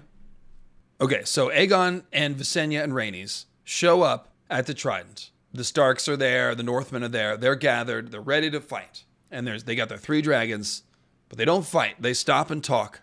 And what happens is, Brandon Snow, the bastard brother of Torrhen Stark, first he offers to kill the dragons. He claims that he has a way, and that if they send him over the river in the cover of darkness, he will kill all 3 dragons. Separately, in one of Bran's Weirwood visions, a tall, pale youth cutting Weirwood arrows from the branches of the Weirwood tree in Winterfell. So a lot of people think this is either Brandon Snow or just a clue about Weirwood arrows, and that would be what Brandon Snow was thinking could kill the dragons. So do Weirwood arrows kill dragons? I don't know. They might. But it seems like Brandon Snow thought that they could. So Brandon Snow is somebody who is close to the old gods, right? He knows lost Weirwood lore that most people don't know. But instead of being sent across the river to kill the dragons, he was sent by Torrhen to negotiate. It's time to negotiate. And he did. He went back and forth, and they negotiated a peace, and the next day Torrhen knelt. And the story is that Torrhen was like, I heard about Harrenhal in the Field of Fire, and I don't really want to watch a bunch of Northmen get burned for nothing. So we'll go ahead and kneel and call you king. They don't really ask too much of the Northmen, the Targaryens. So it does make logical sense. However, now we know that Aegon had a prophecy about a threat from the north. We don't know how much detail that was because we don't know what the book version of the prophecy is, but it's something about the prince that was promised and the threat from the others and the long night. So Aegon goes to meet Torrhen with a knowledge that it is his destiny to fight the others or to create a dynasty of dragon riders that will one day fight the others.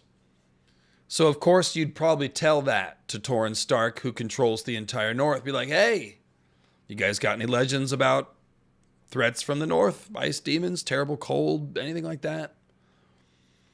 And they'd say, yeah, we do. And this would establish credibility with Torrhen and Brandon, because these Targaryens are coming from the south, but they know about the others somehow through dreams.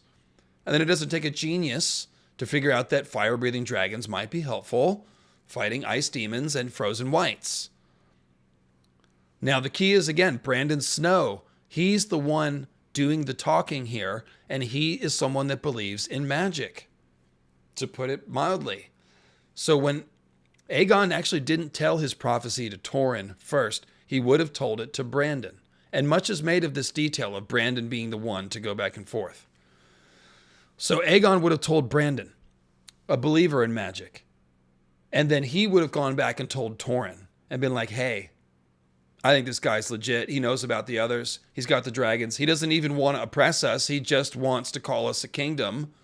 And then he wants to come and help us if the long night falls again. I think it's a pretty good deal. Let's take it. It's not hard to see how that fell out. And the evidence, more evidence for this can be found in the fact that the Targaryens and Starks seem to renew this shared understanding several times over the years. There is Alysanne and Jaehaerys, and I made a video called Alysanne at the Wall, Doomsday Preppin'. Alysanne goes to the wall in Winterfell, and everything she does seems to be to strengthen the Watch and to prepare the North to fight the others. She shuts down the Night Fort, and she shuts down the custom of the First Night, which probably was giving babies to the others. Jaehaerys, Rhaenyra's son, goes to Winterfell. They make a marriage pact. It's called the Pact of Ice and Fire, and it refers to the idea that in the future, Jaehaerys' son will marry a Stark woman, and there'll be a Stark Targaryen wedding, which there never has been until Rhaegar and Lyanna, which is the next point on this trail. Rhaegar and Lyanna. It's like, why? We just did a Lyanna stream. All the evidence points to Lyanna choosing to run off with Rhaegar. All the evidence points to that. So why did she do that? Was it just because she was swoony for the harp? No, it was probably had to do with prophetic need. They caused a lot of trouble. You don't do that just to have a fling. And the fact that she chose to get pregnant at such an early age, if assuming that's what she did, the only thing that really would explain it is prophetic need. Otherwise, she just wait. There's no hurry. He's already got children with Elia that are older, so it's not like, yeah. The only reason for Lyanna to be pregnant at 16 is because of the prophecy. So she probably believed in the prophecy. And Rhaegar, we know Rhaegar told everyone around him about his beliefs in prophecy. He told Elia about the prince that was promised. Dany saw that vision. He probably told Arthur Dayne and Ashara Dayne.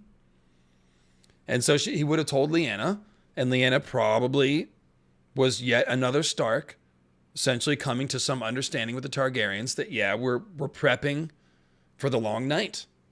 And the Pact of Ice and Fire, made in the past, says, well, we need to have a baby. A Stark Targaryen baby. And Rhaegar and Lyanna were like, well, we're going to go ahead and do that. And that was Jon. And he's pretty important. So that's the story of the King Who Knelt. It's all about the prophecy. It's the beginning of the Stark Targaryen alliance. And when Dany and Jon make a new alliance, it'll be like the 5th iteration of it. And getting back on track here, we just did the White Harbor. So let's talk about Skagos. Skagos is kind of an interesting place. It is known for its people. Skagos means stone-born. Its people are called the stone-born. And the Maesters think they either have some giant's blood or some from Ibbenese, the hairy men. The Skagosi are big and hairy, big hairy dudes. They might be part giant. They, of course, have enormous horny goats. They're called unicorns, but they really are basically giant goats with just one horn instead of two, not horses. But they're big enough to ride, and the Skagosi are big. They are big people, and that also, again, the Ibbenese and the giants, both big. So these goats really are enormous, and we see in a vision Shaggy Dog, of course, Rickon and Shaggy Dog are on Skagos with Usha the Wildling. Jon's wolf, Ghost, sees, or maybe it was Summer, sees a vision of Shaggy Dog fighting with one of these horned goats. And the goat like rakes Shaggy Dog's side and hurts him. So basically one of these is a match for a direwolf. And direwolves are crazy. Like Ghost wanted to take on Baroque's boar, which would have been psycho. You don't want to mess with a boar. God, let's just say, Ghost, know your place, boy. So the Feast of Skane, it's a smaller island. There are ruins on Skane, so people used to live there, but they don't anymore. It's uninhabited. And supposedly some Skagosi lords went over there and killed everyone and ate everybody and stole the women. And that's that. That's called the Feast of Skane. So that's mostly where the cannibalism legends come from. We don't know if there really is cannibalism or not, but there's a lot of cannibalism in Ice and Fire. And again, body parts have magical memory. And that's the principle behind real cannibalism in the real world, usually, is that by eating people, you are gaining power. Like Varamir eats Hagen's heart. That's a magic power thing. So going back to the idea of warg queens and the idea that women would be skin changers in Greenseer too, we see that tradition pretty clearly on Bear Island, where they have statues of bear women, and it's a very matriarchal culture. bear women have been a thing here for a long time, to the point where that's shaped the identity of the house. It's very obvious that they were skin-changing women. I mean, they basically say that. And even Tormund's story about laying with the bear and all that, and his member would be longer, but the bear bit part of it off. Like, that could be something about him sneaking down to Bear Island. Having a little something. But we'll see if we get any reveal on that. So Bear Island people, they're tough because they've been battling with the Ironborn for a long time. The Ironborn raid Bear Island, even though it's pretty far north. Very far north. The Ironborn have boats. So like the Squishers, they come ashore anywhere. But yeah, it's a pretty meager place. Jorah's from there, and Jorah is a creep, as we know. It's interesting that, most they don't have tournaments and knighthood in the north. But Jorah was into all that. He went south to the tournaments and, is called Sir Jorah, and he's a knight. So he's kind of a northerner that wants to be a southerner.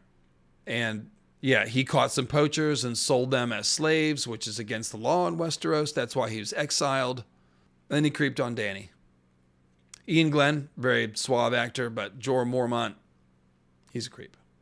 But the rest of the Mormonts are cool. And one of them is still alive in the neck. I don't know if it's Daisy or Mage. I forget which.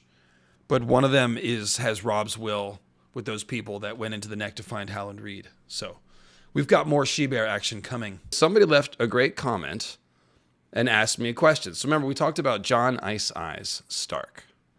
He came down on the Wolf's Den after the slavers had taken it.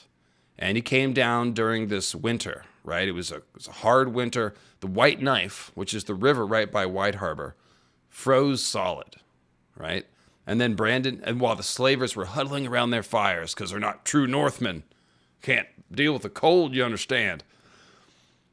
Brandon Ice Eyes Stark, him that men called Ice Eyes, as it says, fell upon the slavers and then gave the slavers to the slaves, who did weirwood sacrifices with them, strung their entrails up on the weirwood trees. So I was mostly looking at this as symbolism. And I said, well, the White Knife freezing solid, that's George talking about Dawn being the original ice of House Stark, which is a theory we'll talk about today. So then you've got this, so it almost sounds like Brandon Ice Eyes is like the Night King. He's leading this cold force down in the middle of winter. He has ice eyes and a white knife sword, meaning Dawn, symbolically. But the comment that I got, and I'm sorry I can't remember your name because I'm not working off notes today, just this visual presentation, but it's in there. What if this was real though? What if Brandon Ice Eyes froze the White Knife? What if Brandon Ice Eyes was one of those Starks that can wield ice magic? And he froze the White Knife and brought this winter down as cover so that he could attack under the cover of the storm, which worked very effectively, right? We've talked about the Starks using ice magic basically only in the context of Brandon the Builder, who supposedly built the wall. And the wall is made of ice. So it's kind of implying right there that Brandon the Builder can work with ice and magic somehow. And further on, we talked about what I think is a really important principle that Martin is showing us with his magic, which is that magic is wild, and people can form orders and religions around magic, like fire magic, but they don't own it. So the Relorists, they use fire magic, right? Well, so do the Valyrians, but the Valyrians do different things with their fire magic, and the Relorists don't make steel with fire and blood. They don't make dragon horns, they don't tame dragons. They don't do the dragon bond. But all these things are, glass candles are fire magic. The Relorists don't seem to do that either. And then, as I discussed, the Relorist resurrection does appear to be shadow binding. So, point is, like, the others don't own ice magic necessarily. We shouldn't think that. Anybody can potentially tap into ice magic, and there's plenty of evidence that the Starks have, not only because they might have the blood of the other in their bloodline, which we'll talk about, but just for the simple fact that just as the Relorists can stare into the flames and some people are gifted and can tap into that fire magic, the same is true of ice. If some Starks wander north to the heart of winter, maybe they can tap into ice magic. Maybe it has to be near the wall, which is a hinge of the world, and we'll talk about that as well. But we talked about Night's Queen potentially being someone like that, a sorceress who tapped into ice magic. And from her come the others, okay? Just as Melisandre burst the black shadows, Night's Queen burst the white shadows. We'll talk about that as well. So basically this comment is saying, well, let's be a little more flexible about it. Let's think of maybe other Starks are using ice magic.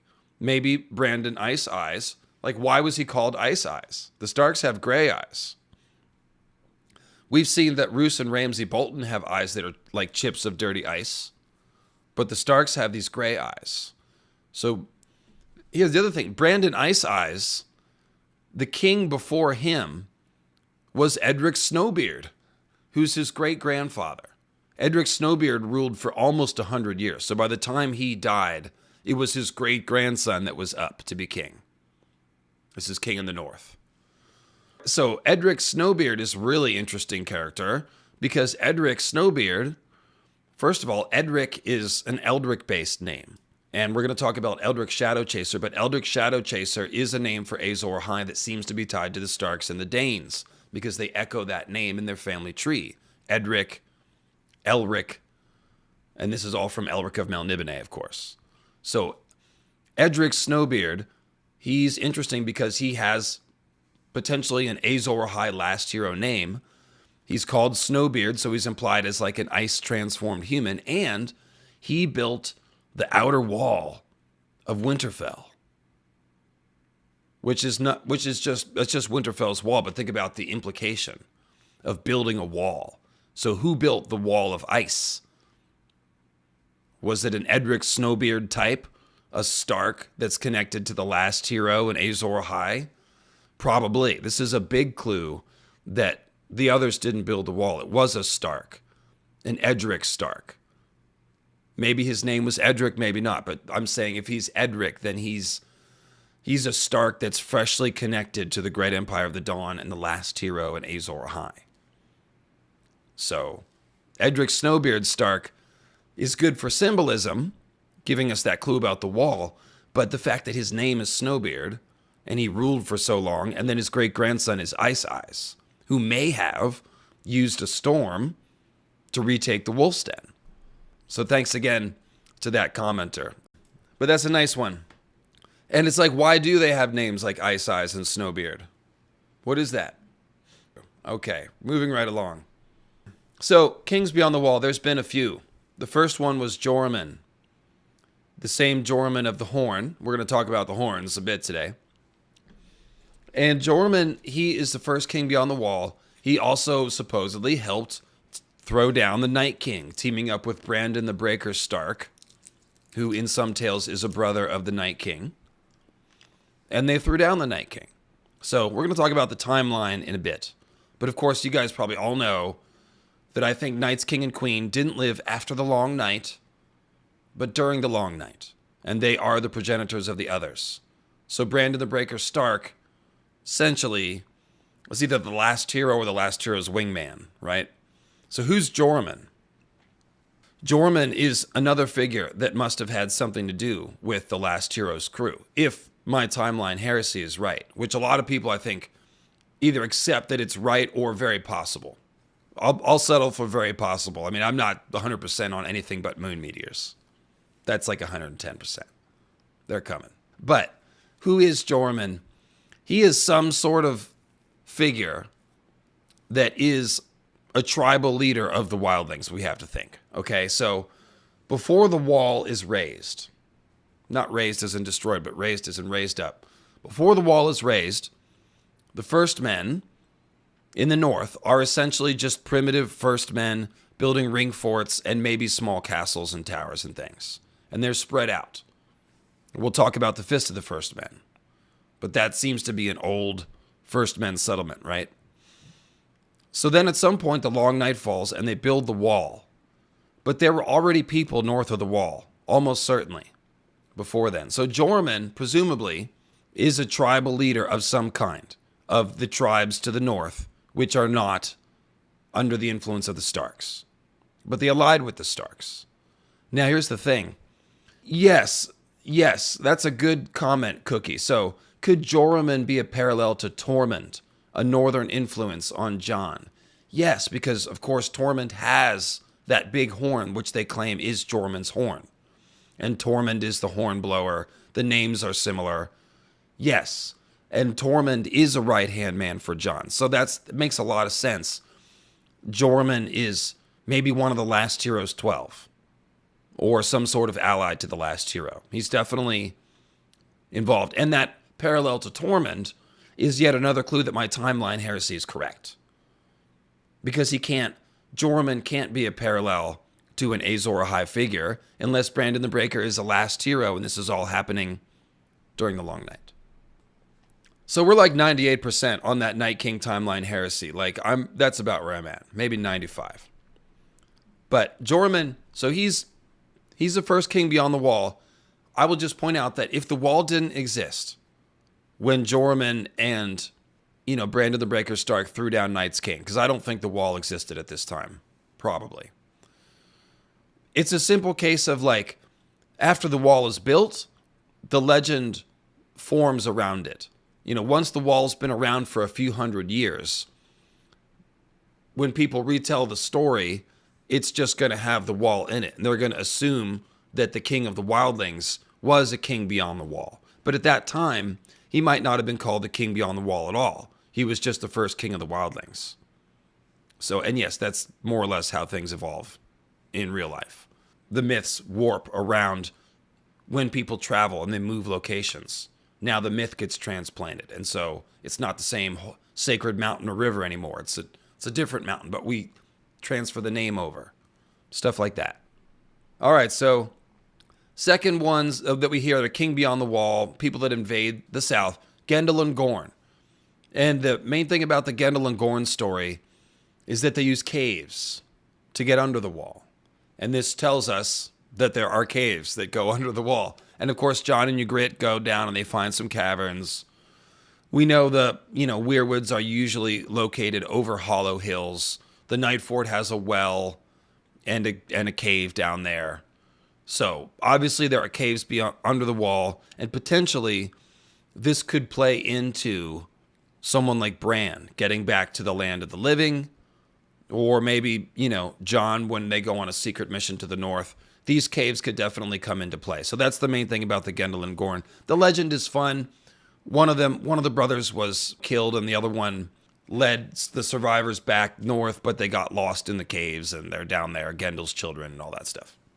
And I'm not sure why the name Gendel is similar to Grendel from Beowulf. If anybody has a clue about that, let me know. All right, so Gendel and Gorn, the Horned Lord, he is another king beyond the wall. The only thing we know about him is that he's got this quote about magic. He used magic to pass the wall, it is said. And then his quote about sorcery is the one about being a sword without a hilt. There's no safe way to grasp it. And so this quote is thrown in for Jon's story. And he's like, well, a sword without a hilt is better than no sword at all. And that's kind of telling you, using magic is dangerous. Jon and Dany and Bran are going to do it, but they're going to get burned. If you wield a sword without a hilt, it's going to cut you. If it's a fire sword, it's going to burn you. And that's the heroic thing, is that these people aren't saving the world at no cost to themselves. Doing the right thing, you pay a price to do it. You don't just get, you did the right thing, so you don't have to pay any consequences. That's not how the world works. Doing the right thing is hard because you do take on consequences quite often. And that's George's sort of idea of gritty heroism and self-sacrifice. So the Horned Lord is teaching us a principle about magic. And also showing us that people north of the wall still revere Garth the Green and the Green Man tradition, which shows you that it was deeply set into the minds of the first men, and that they carried those beliefs all the way up north. And of course, there's also antler men on the frozen shore who wear antler hats, if you will. And Jon even meets a wildling that's like, oh yeah, I want to go to the Isle of Faces and meet the Green Men. So the Green Man legend is still alive up there too. Then we've got Bale the Bard. Bale the Bard obviously is a fun story. I'm not going to read it all, but you guys know he's a king beyond the wall and a musician. He wrote lots of songs. He snuck into Winterfell in disguise and played music really well. And the Lord of Winterfell was like, oh, anything you ask. And he's like, the fairest flower. And so he gave him a blue rose from the gardens. And instead, Bael took his daughter, disappeared. And they looked for him for a year. And then it turned out that Bael and the Lord Stark's daughter had been hiding out in the crypts, living for a year. And they came back up, and it was a love child. They were in love. But then Bael disappears, of course, to avoid the wrath of Lord Stark. And he left, so the blue flower that he was given, he left on the bed of the daughter when they disappeared. So it's creating an equivalency between the blue rose and the daughter of Lord Stark. And obviously, Lyanna's symbol is the blue rose, so we're supposed to see this as parallel. Then later, Bael the Bard, having escaped and left his son here in Winterfell, the Lord of Winterfell didn't have any sons. He only had that daughter. And that daughter's son, Bael's son, became the Lord of Winterfell. Later, Bael led an invasion. Didn't think this through, really. Left his son in Winterfell. Then, a couple decades later, leads an invasion. Bael's son kills his father without knowing that it's his father and brings the head back to Winterfell on a spike. And his mom sees it and commits suicide. Because that was Bael. That was her love. So, another clue that they loved each other. So this story obviously is a Rhaegar and Lyanna parallel. It's very strong. Rhaegar is a bard. He doesn't sneak into Winterfell, but he is thought of as stealing or abducting Lyanna, of course, with the blue rose crown being an important symbol. So Bael the Bard, and then Rhaegar parallels it later. Not Rhaegar. Obviously, Mance Rayder takes the name Abel, which is an anagram of Bael, and then sneaks into Winterfell. But the main thing is that the Bael the Bard story gives us a clue that Rhaegar and Lyanna ran off together, and that it wasn't an abduction. Further parallel, Bael the Bard and his Blue Rose Stark Maiden hid out in the crypts, right? Well, Lyanna is now down in the crypts. Her statue is. And Robert talks about, well, Rhaegar has her, down in hell. And the crypts represent hell. So Lyanna and Rhaegar are symbolically down in the underworld together, just as Bael and his maiden were hiding out in the crypts together. So it's a very strong parallel. And again, a clue that Lyanna chose to run off with Rhaegar and that it was a love story. The other thing it tells us, and we're told this elsewhere, is that the Winterfell crypts, those caverns, lead out to the forest. There are passages from the caverns that are the crypts outside, because the only way they could live down there for a year is if Bael is going out into the woods and hunting and then coming back. And there's also a story when Jacaerys came to Winterfell. His dragon may have gotten down into the crypts.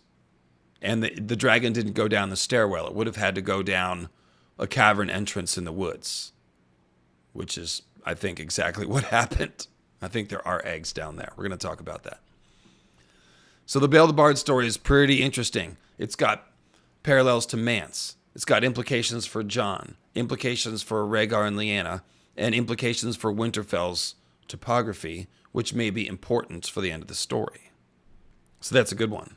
It's also a Blood of the Other story, with Bael the Bard being a Night's King figure who slips his seed into the line of Stark, leaves a baby at Winterfell, just as Jon is the daughter of a Night's Queen figure who is raised as a Stark, just as, Gilly's monster, they talk about raising him at Winterfell. So, Bael the Bard, that's the Bael the Bard. A lot of implications there. Yeah, Raymond Redbeard, this happened like 100 years ago. So this is recent history. He's the one that got all the way down to Long Lake. And it was like Sleepy Jack Musgood was the Lord Commander of the Watch. And he was he's called Sleepy Jack because he was asleep at his post. And the Starks had to come up and put that one down. And I believe the Lord of Winterfell died during that one. Can't remember, but yeah, Raymond Redbeard. That's the most recent King Beyond the Wall to attack before Mance. So it's about 80 years ago, I believe. I think it was 212. So yeah, that's the Kings Beyond the Wall. Next up, we've got Wildling Oddities. So Thenn is a weird place. Everything in the north is cold, cold, cold. The map is solid white, but there's this little valley called Thenn, and it's green. And the Thenns are different from all the other wildlings. They are more like classic first men. They smelt bronze, so they have armor. They follow the Magnar of Thenn like a godman leader, and Magnar means king in the old tongue. So they treat him like a king, and they behave differently than all the other wildlings, kind of, in that sense. So I think it's one of those things where it seems like there's a deeper mystery here than there really is. It's probably just good world building, in the sense that George is saying, well, if some of these First Men tribes got cut off in the north, some of them would go different ways, okay? So the people that found a green valley, they kind of kept the same sort of lifestyle as the original First Men had. And they, are probably able to farm a little bit more, so they're a little more advanced. Whereas other people adapted to living in the wilderness like nomads. Other people started getting along with giants and mammoths and lived with them. Other people worshiped the others. Other people were fishing and worshiping crab gods at Storald's Point, which became Hardhome. So I think that's all Thenn really is just good world building. You just put a little variety in there. I don't think there's a big secret waiting to go off.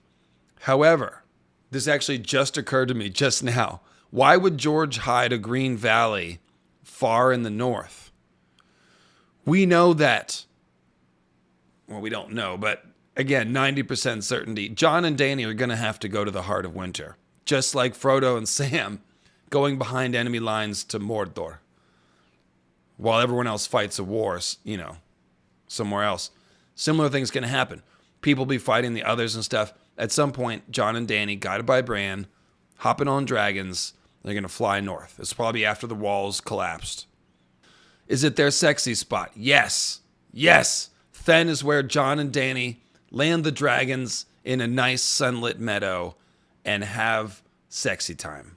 No. My idea was similar, just that this might be a place where they can stop and refuel or stop and feed the dragons, have some sort of part of their journey that needs to not be in the ice.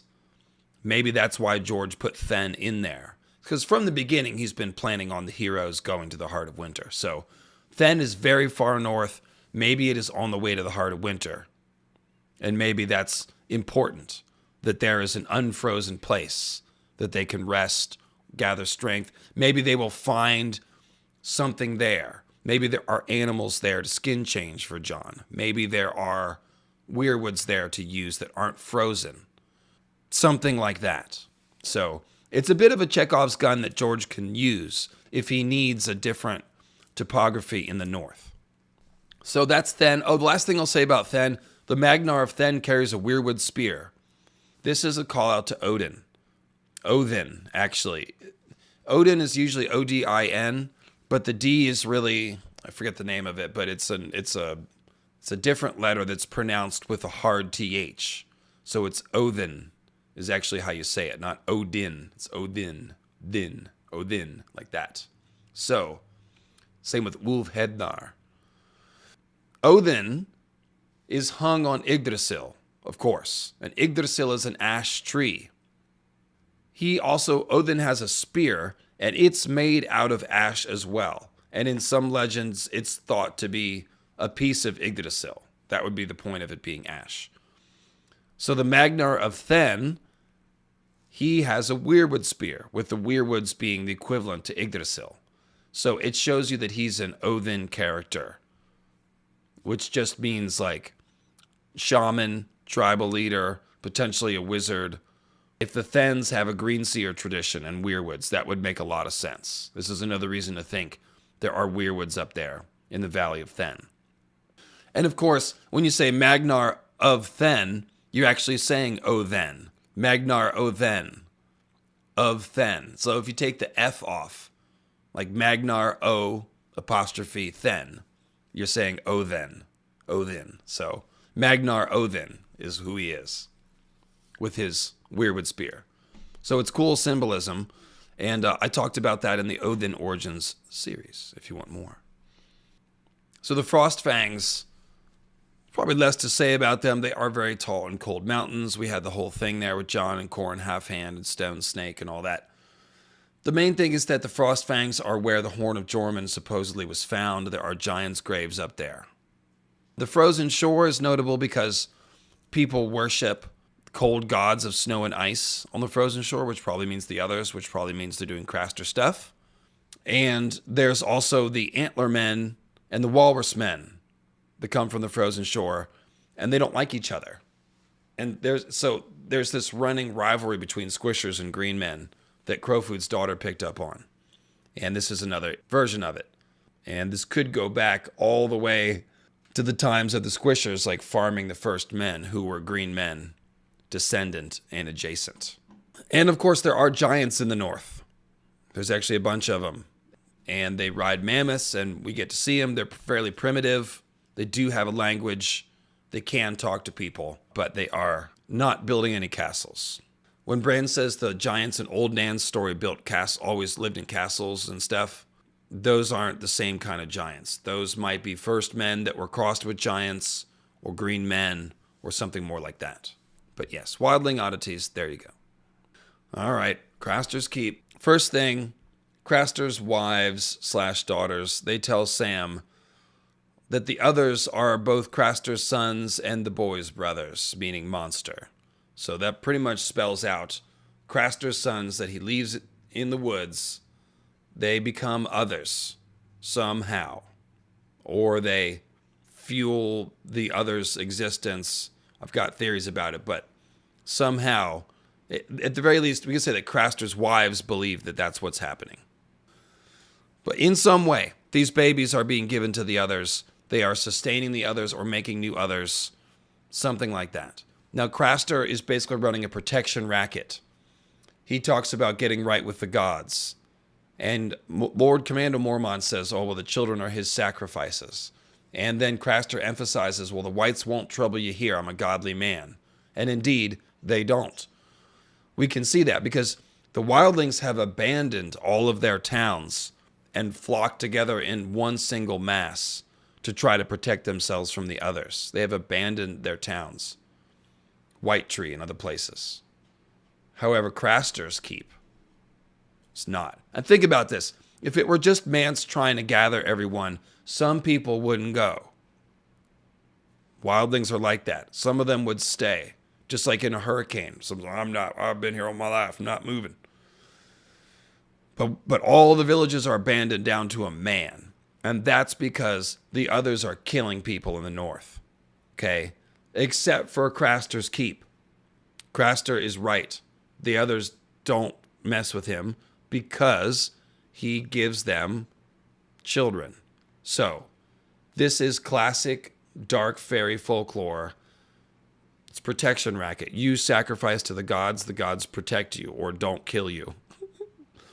And it's the same with the Squishers. When the Squishers farm people, like at the Thousand Islands or on the Ancient Iron Islands or on the Toad Isle, they take women and children, and in return, they don't kill the people, or they only kill all of them. You know, they give them certain gifts that allow their civilization to exist.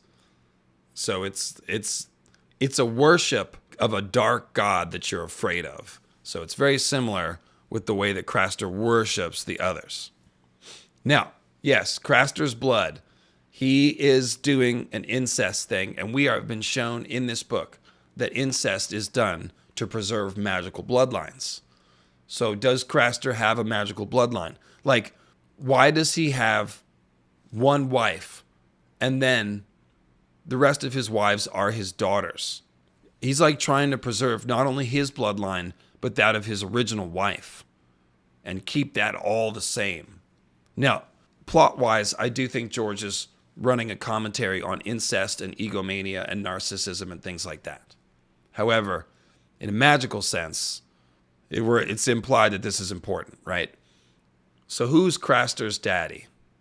And who is Craster's first wife? These are important questions. So Craster's father was a crow of the Night's Watch. And the theory here is that it was Maester Aemon. Because, for a couple reasons. One, Craster is an inbreeding shepherd who sacrifices children to create monsters. And the Valyrians were inbreeding shepherds who probably sacrificed people to create the dragon bond and certainly to make Valyrian steel. The reason why I think it was Maester Aemon is because the original others are fathered by Night's King, who is Azor Ahai, a dragon lord. And everybody with Night's King symbolism has Azor Ahai dragon symbolism as well. So Jon has it.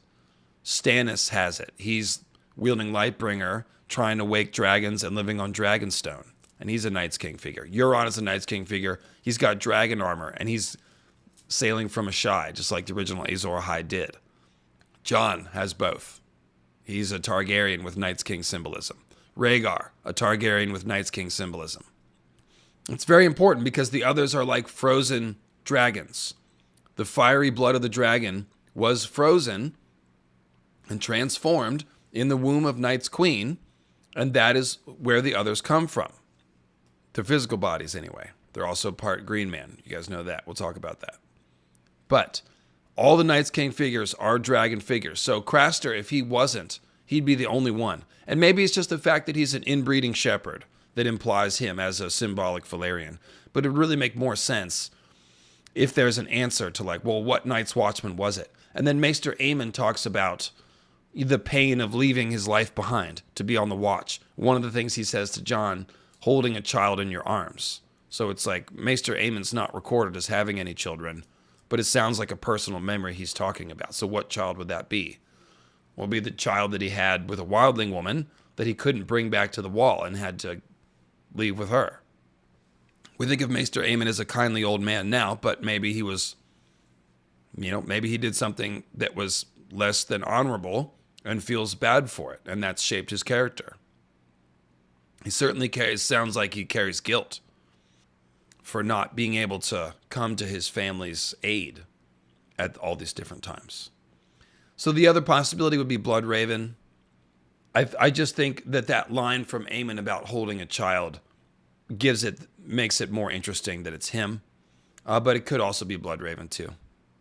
I just don't see necessarily the clues as much there. I mean, he fits the symbolism too, though. So, I mean, yeah, it could be either Bloodraven or Aemon. If anybody's got particular reasons why it would be Bloodraven, it's mainly that quote. Aemon mentions the touch of a woman and or a child in your arms, right? That really suggests it. But so the other thing about Craster is like he's sort of one of those characters that's recreating the old ways, both with his worship of the others and his raw, like Valyrian inbreeding shepherd style, if you will. So he's a horrible person. We can at least say that Craster is dead, and those women now have a chance to self-determine. Don't know what happened to them. Hopefully we'll get the end of that story. So White Tree. Craster's mother comes from White Tree. White Tree is not a random village. White Tree is a village that the Night's Watch stops at. And the Weirwood there is very unique. It's huge, first of all. Mormont and Jon and the rest of the Watch, they find bones in the Weirwood mouth. It's the only place we've ever seen this. Some of the bones are the bones of a child. And the bones are burnt. And the maw of the Weirwood is burnt. So this mouth is like an oven now. And there are kids in there. So shades of Moloch here. Yeah, one could also think of the Wicker Man. The Wicker Man, again, we don't know if it's true or not, but according to Caesar, the Druids would put people inside their Wicker Mans and burn them. More likely, they were just effigies that were burned, but who knows? The Druids were kind of brutal sometimes, so hard to say. There's just not very much evidence for it, so historians now put that in the very likely to be hearsay category. However, George is definitely playing on a lot of that burning Wicker Man symbolism, as we've talked about, with the King of Winter being literally a green man made of grasses and shoots and stuff that is burned in the spring, ritually. Okay? So here inside this Weirwood, at Whitetree. This is telling us that there are some different Weirwood traditions. Like, we're aware that human sacrifice is made to Weirwoods. Bran sees somebody get their throat cut and the blood spills into the pond. Bran can taste the blood. We know that the first men string the entrails of sacrifices up in the Weirwoods sometimes. So then we've got now burned bodies, a child, inside the mouth of the Weirwood tree. So we're going to get down to this question near the end of what is actually being accomplished when things are being sacrificed to Weirwood trees, humans. There must be a purpose. Blood magic always does have a purpose. But for now, it's enough to say that at least in Whitetree, there are traditions of giving children to the Weirwood. Now, Craster gives his babies to the wood. That's the euphemism that is used for Craster giving his babies to the others. So he's giving his sons to the wood. So you picture maybe he leaves the baby just on the ground. Maybe Craster leaves it in front of a Weirwood. Maybe there's a specific Weirwood that he goes that has a carved mouth, and he goes and sets his baby in there. And then the others come and take it. And so maybe the idea of burning a child in a Weirwood mouth is just like a corrupted version of whatever Craster's doing. But it's bound to be a similar tradition. We're sacrificing children and people to the Weirwoods. There might be a difference with a fire sacrifice versus to the others or something like that. Yeah, Whitetree, it's an important piece of information that they are doing human sacrifice. And it's probably no accident that Craster's mom comes from there. It just tells you, like, these traditions are old. Sacrificing children to the Weirwoods and the others. It's probably been going on at Whitetree for centuries. The Whites are tied to the Weirwoods because the others are transformed Greenseer spirits. Azor Ahai is a dragon lord. His fiery seed goes into the creation of the others. But their spirits are being ripped out of the Weirwood net or out of sacrificed green men. Little difference. The others being a kind of frozen Greenseers, Weirwalkers, as I like to say, they are using modified Weirwood magic. So we know that Greenseers can control animals, right? Well, the others can control the dead. They can puppet the Whites.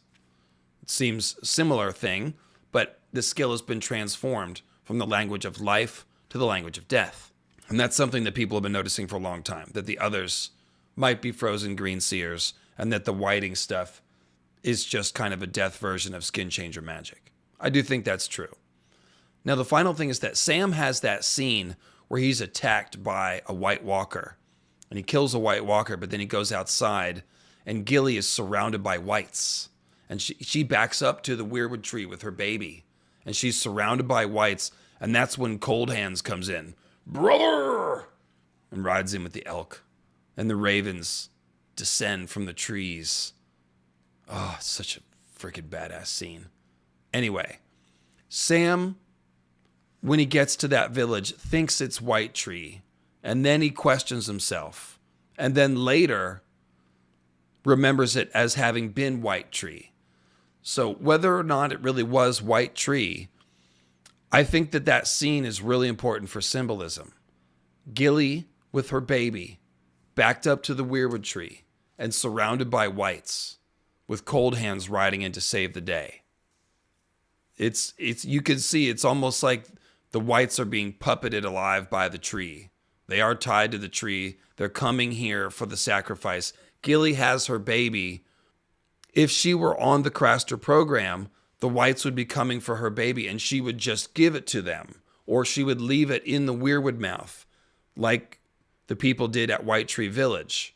And then they would take the baby. But instead, she doesn't give the baby to them. And so it takes a Night's Watch Ranger to intercede and bust up the party.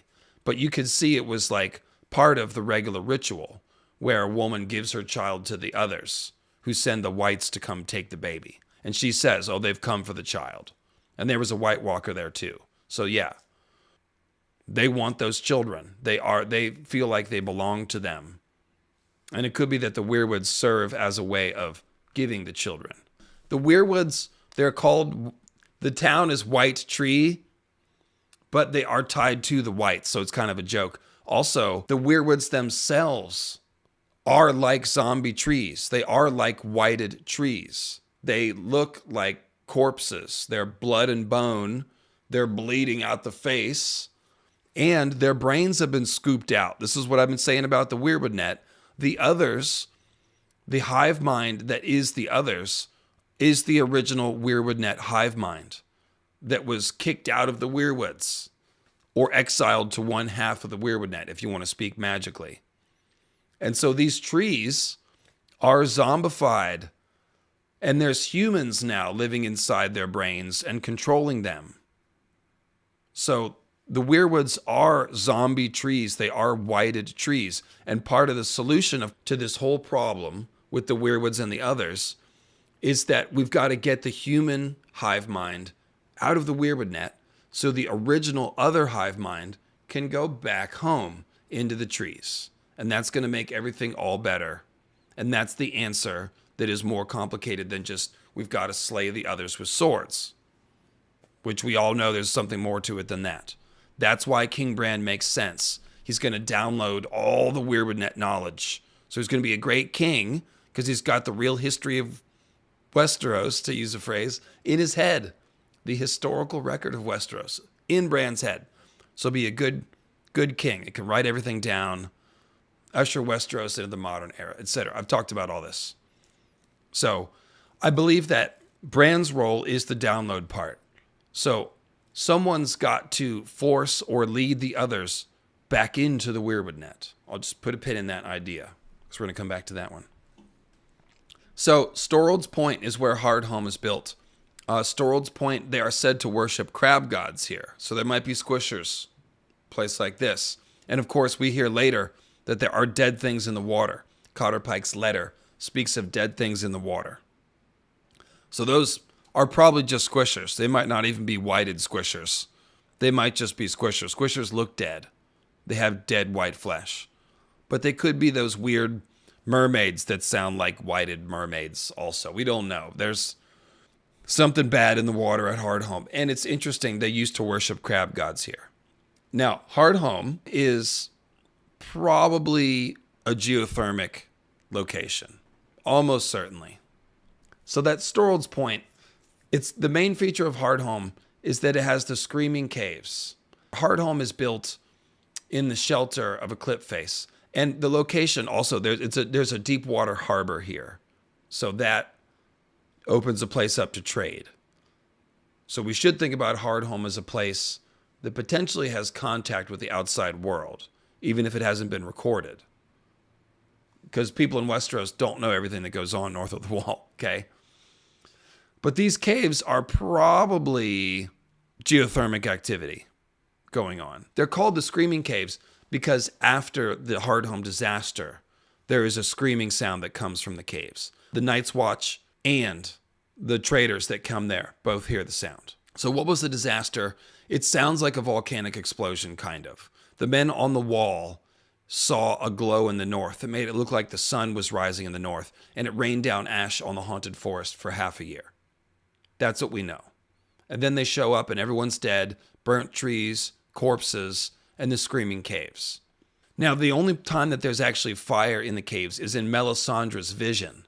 She sees a vision of Hardhome. She sees dead men shuffling outside a wooden wall, fire arrows, and then she sees a bunch of caves with fires and skulls. And then the fires go out, and only the skulls remain. So the mystery is what happened here. The other piece of the puzzle is there's a maester who went to Hardhome and lived there for 3 years.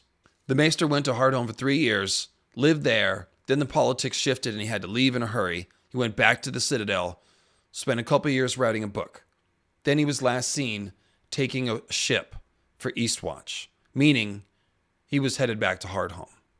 So if you want the conspiracy angle, you can say that the maesters, who some people think were involved with the Doom, were doing a practice run for the Doom. Hardhome is like, it's kind of like, think of it as a nuclear testing site.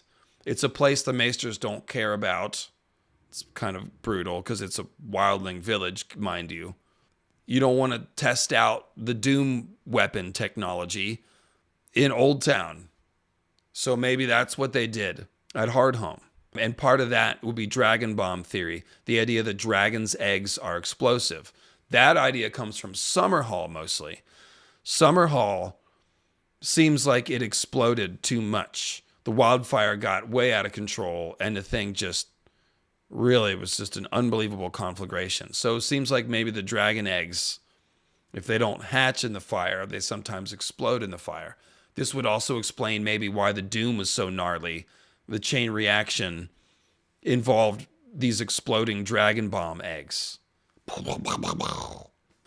So maybe that's what happened at Hardhome. Maybe the Maesters brought an egg there and blew it up.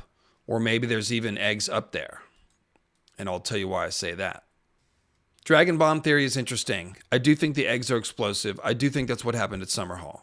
I'm not sure that's what happened at Hardhome, though. So another theory relating to the Maester being there is that maybe there was mining going on in these caves. The Maester, of course, has advanced knowledge and learning, okay? So mining is not something that it takes a scientist to think of. However, the Maester might have been able to go to Hardhome and identify potentially valuable minerals that are in the mountain there and suggest techniques for how to get them out.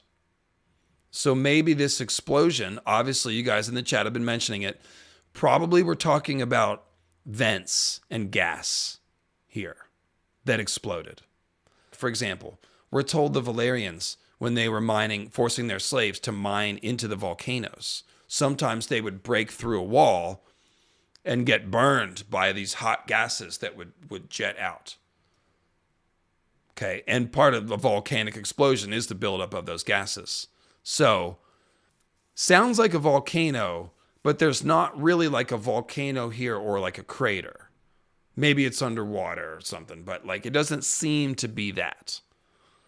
So perhaps what happened is they were mining in these caves and they struck a giant gas vein that ignited and blasted fire out of all the cave mouths and essentially burnt the whole town. Started a giant forest fire, and that's where you get the glow. Or literally the gas could just be venting out the Hardhome caves and burning for like a day. So the screaming sound is the biggest clue. The screaming sound is probably the continued venting of hot gases coming from somewhere inside the mountains. We've got the gas explosion thing. Is there a magical element? Here's where we get to some magic. I got a new theory for you. So here it is. Next slide. Jormungand's Horn. The question is, are there dragons in the north? Or were there dragons in the north in ancient day? Perhaps wild dragons, ones that escaped from Valyria. There's a lot of evidence that there were wild dragons in the north. One of them is the fact that there are these caves. This is an environment where dragons would like to live. Another one is that the last hero had dragon steel. Now, I think that's a Great Empire of the Dawn thing. But it's interesting that it's called dragon steel.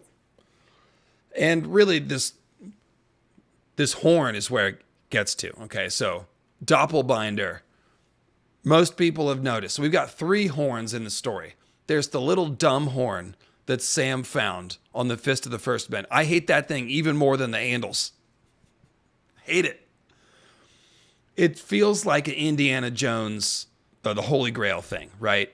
Where there's the Grail Chamber and there's all the cups, and they're mostly very fancy, but Indiana Jones is like, oh, I'm smart. Jesus was a carpenter. The cup would be simple. And he chooses a little wooden chalice. He's like, you chose wisely. And the dead guy over there has got his skeletal hand on the nice one. He chose poorly, right? I want to think that George is doing an inverse of that. And he's giving us all horns matter. John Haymaker, appreciate the love. Stupid little horn. I think, I want to believe that Sam's horn is a red herring. And that it's not shit.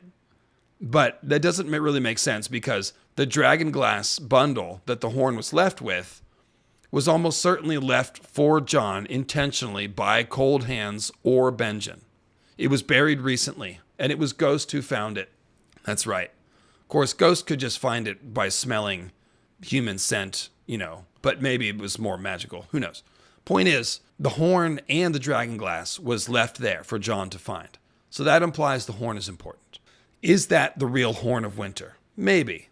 The weird thing about it is that it's now in Old Town. It might be important simply because it's in Old Town.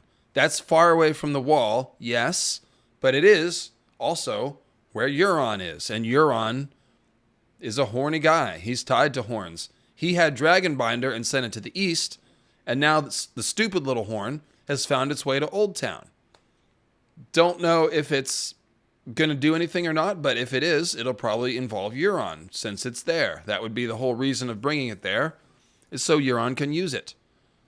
Now, the way that a Horn of Winter can break the wall and not be anywhere near the wall is with the comet binding idea. So Dragonbinder horn sounds like Nissanissa's scream that broke the moon, and it's symbolized as a sword thrust that splits the air, which sounds like a comet splitting the air to break the moon. So there's multiple reasons why Dragonbinder is implied as a thing that can call a comet to break the moon, and it's a Dragonbinder in that sense because it calls the dragon meteors down to Earth.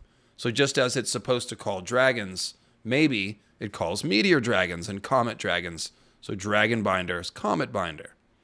The more I think about that theory, the more I think it's true. Something has to call the comet. The only possibilities suggested by the symbolism are the Weirwoods reaching into the stars somehow. We see that a lot. So maybe Bran messing around with the Weirwood net, or even Euron breaking into the Weirwood net. But the horn is number one. Number one possibility. Euron might blow it, or he might get Dany to blow it, and one of these things might call the comet back to break the moon and cause a new long night. So that is how a horn can be a Horn of Winter that breaks the wall and causes the long night. Originally, you think the Horn of Jormungand, it's like Jericho. You blow it next to the wall, and there's a sound magic, and the wall vibrates and falls down. Earthquake horn. But it could be comet meteor horn. Thing is, the thing that should call the comet, I would think, would be Dragonbinder, the Valyrian horn, not Sam's stupid little horn. But maybe you got to blow them together. It's a Song of Ice and Fire. That's getting a little cheesy for me, but who knows? It's confusing. There are 3 horns. But the thing I want to talk about is dragons in the north right now. So let's talk about the big horn that Mance Rayder dug up from a giant's grave in the Frostfangs, and which Tormund carries around. So they show up at the wall, the wildlings do, with this big black horn. Jon sees it in Mance's tent, and it takes his breath away. He stops mid-sentence. He's like, holy shitballs, what is that? It's huge. It's 8 feet long. It's twisted in black. And Jon thinks if that horn belonged to an aurochs, it was bigger than any aurochs he's ever seen. Because let me tell you, an aurochs is big, but they don't have 8-foot horns on either side of their head. They do not. An aurochs isn't really even as big as an Irish elk. And those horns, which you guys have seen, they're like wings.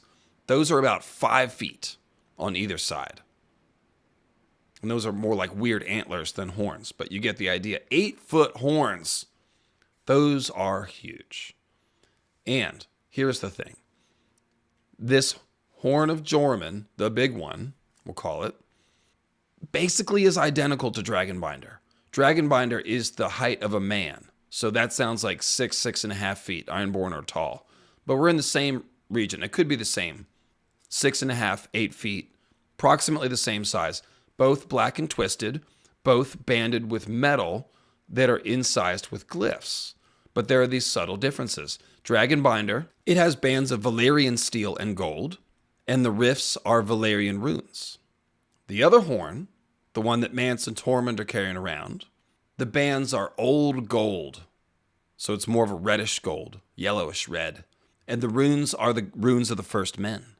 So we got these horns that look like the same. They could even be from the same animal, which would be a dragon, obviously, because that's the only thing that could have horns this big. It's just that the binding is slightly different. Same idea. We're using metal and glyphs to create a magical instrument out of a horn that was taken from an animal. But the Valyrians are using their glyphs and their metal. And this other one, presumably, has been created by First Men using First Men runes and the kind of metal that they held sacred, which would have been very small amounts of gold that they found and smelted with primitive smelting abilities, okay? Maybe the Thenns did it. So, what's going on here? If this is a dragon horn that Tormund and Mance have, then it is either from a wild dragon that lived in the north in ancient day, and the First Men, perhaps they separately discovered this magic. So what this is a certain kind of magic, where you take a horn from an animal, turn it into a sound horn, and use magical runes to enhance it, to bind the horn. So it's a type of magical technology. So it's either a separate invention, where the Valyrians discovered this technology and the First Men in the north also discovered it separately. Or maybe the Great Empire of the Dawn, who came to Westeros, passed on some of their magical knowledge to the First Men. Or maybe they made a horn. This is all before Valyria. Maybe the ancient Great Empire of the Dawn made this horn, but in conjunction with First Men. Because the whole Azor Ahai story is basically people from the east, from the Great Empire of the Dawn, like the Danes and Hightowers, coming to Westeros and interacting with the Children of the Forest, the Weirwoods, the Starks, the others. So there's this mix of Great Empire of the Dawn stuff from the east and First Man culture. And that's why we said Bran the Builder, maybe all his advanced building stuff has a connection to the Great Empire. And maybe he learned those techniques from the Great Empire, right? So this would be more of the same. This horn would be made during a similar time when there's a Great Empire of the Dawn presence in Westeros, giving them knowledge about dragons. Maybe that's even how the dragon got here. But they made this horn. The runes are First Man runes. Maybe the First Man runes come from the Great Empire of the Dawn. Who knows? It's impossible to say. So we really don't know. But what I want to point out is that the most straightforward reading of this horn is that it is a dragon horn that was made using similar technology to what the Valyrians used, but it was made by First Men. So the other possibility is that this is Azor Ahai's literal dragon. That's the one dragon that we kind of know was in Westeros, is Azor Ahai's dragon. One of the big secrets about him is that he is a dragon lord. It's strongly implied because Azor Ahai Reborn is supposed to wake dragons from stone, and he's going to fight the others. So the original Azor Ahai, who also fought the others, probably had a dragon too. And of course he comes from Ashai in the Great Empire of the Dawn, which is implied as a dragon lord civilization. There's a few stone fortress at Old Town, which shows us at least one dragon came to Old Town and under the control of an ancient dragon lord built the walls of that few stone fortress. They probably just turned the bedrock into the fortress, right? The Squisher tunnels were already there, and then they just fused up the walls. That's what happened. Those are Squisher tunnels. So it could be Azor Ahai's dragon, or just another dragon from the Great Empire of the Dawn that came during that time, or a wild dragon in the north. All these possibilities are there. Could be an escaped dragon from the Great Empire of the Dawn that lived there. It could be Azor Ahai's dragon. Maynard James Plum was like, well, what if the dragon dies in battle? And they made the horns out of it to sort of reuse the magic and use the horns as some sort of weapon. But I think the horn, again, is the thing that calls the comet and breaks the moon. So the horn should be made before the long night. So it could be that a dragon was killed and sacrificed intentionally to make these weapons. Now, there is a parallel that Maynard James Plum pointed out, which is Ned's sword. Ned's sword is a Lightbringer symbol, black and red, Valyrian steel, dragon associated. It is split in half into two swords. So, was Azor Ahai's dragon split in half into these two dragon horns, one of which is red and black and, a Valyrian steel Lightbringer symbol, just like Ned's sword.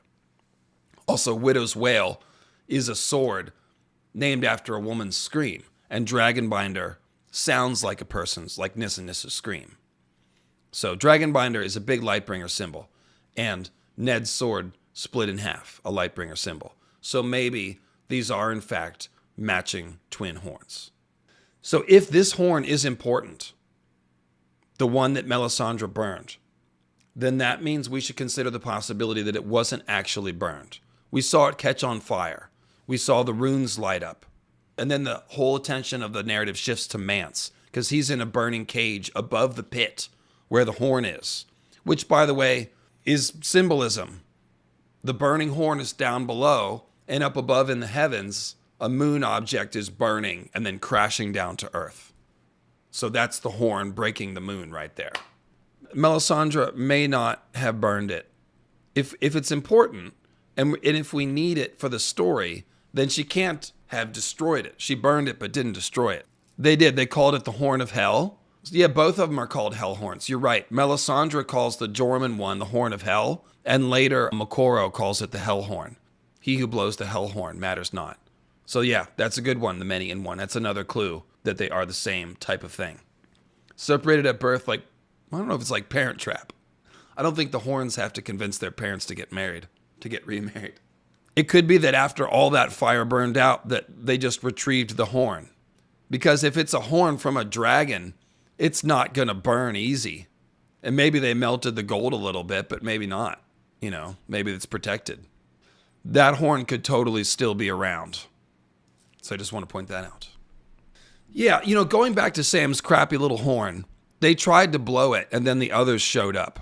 Not only that, but the Night's Watch blows 3 horn blasts to signal the arrival of the others, right? Well, at the King's Moot, Dragonbinder was blown 3 times.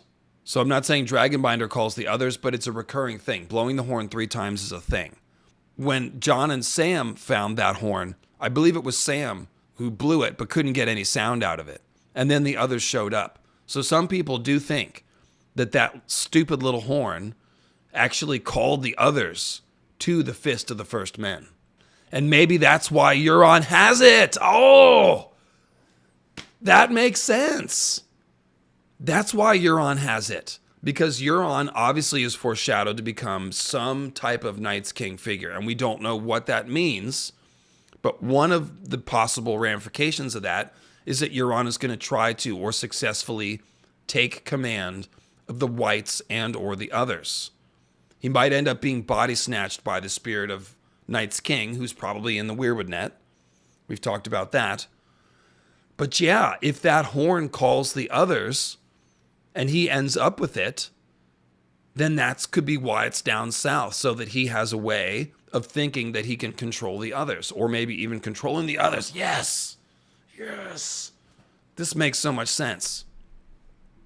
Dragonbinder calls the comet the Horn of Winter, which is Sam's horn, calls the others.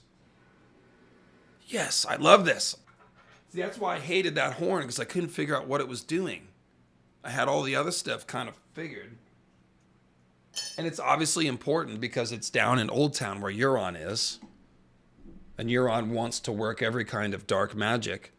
But yeah, that's what it is. It's going to allow him to control Whites or the others, or call the others, or something like that. Oh yeah, the other thing about, I almost forgot.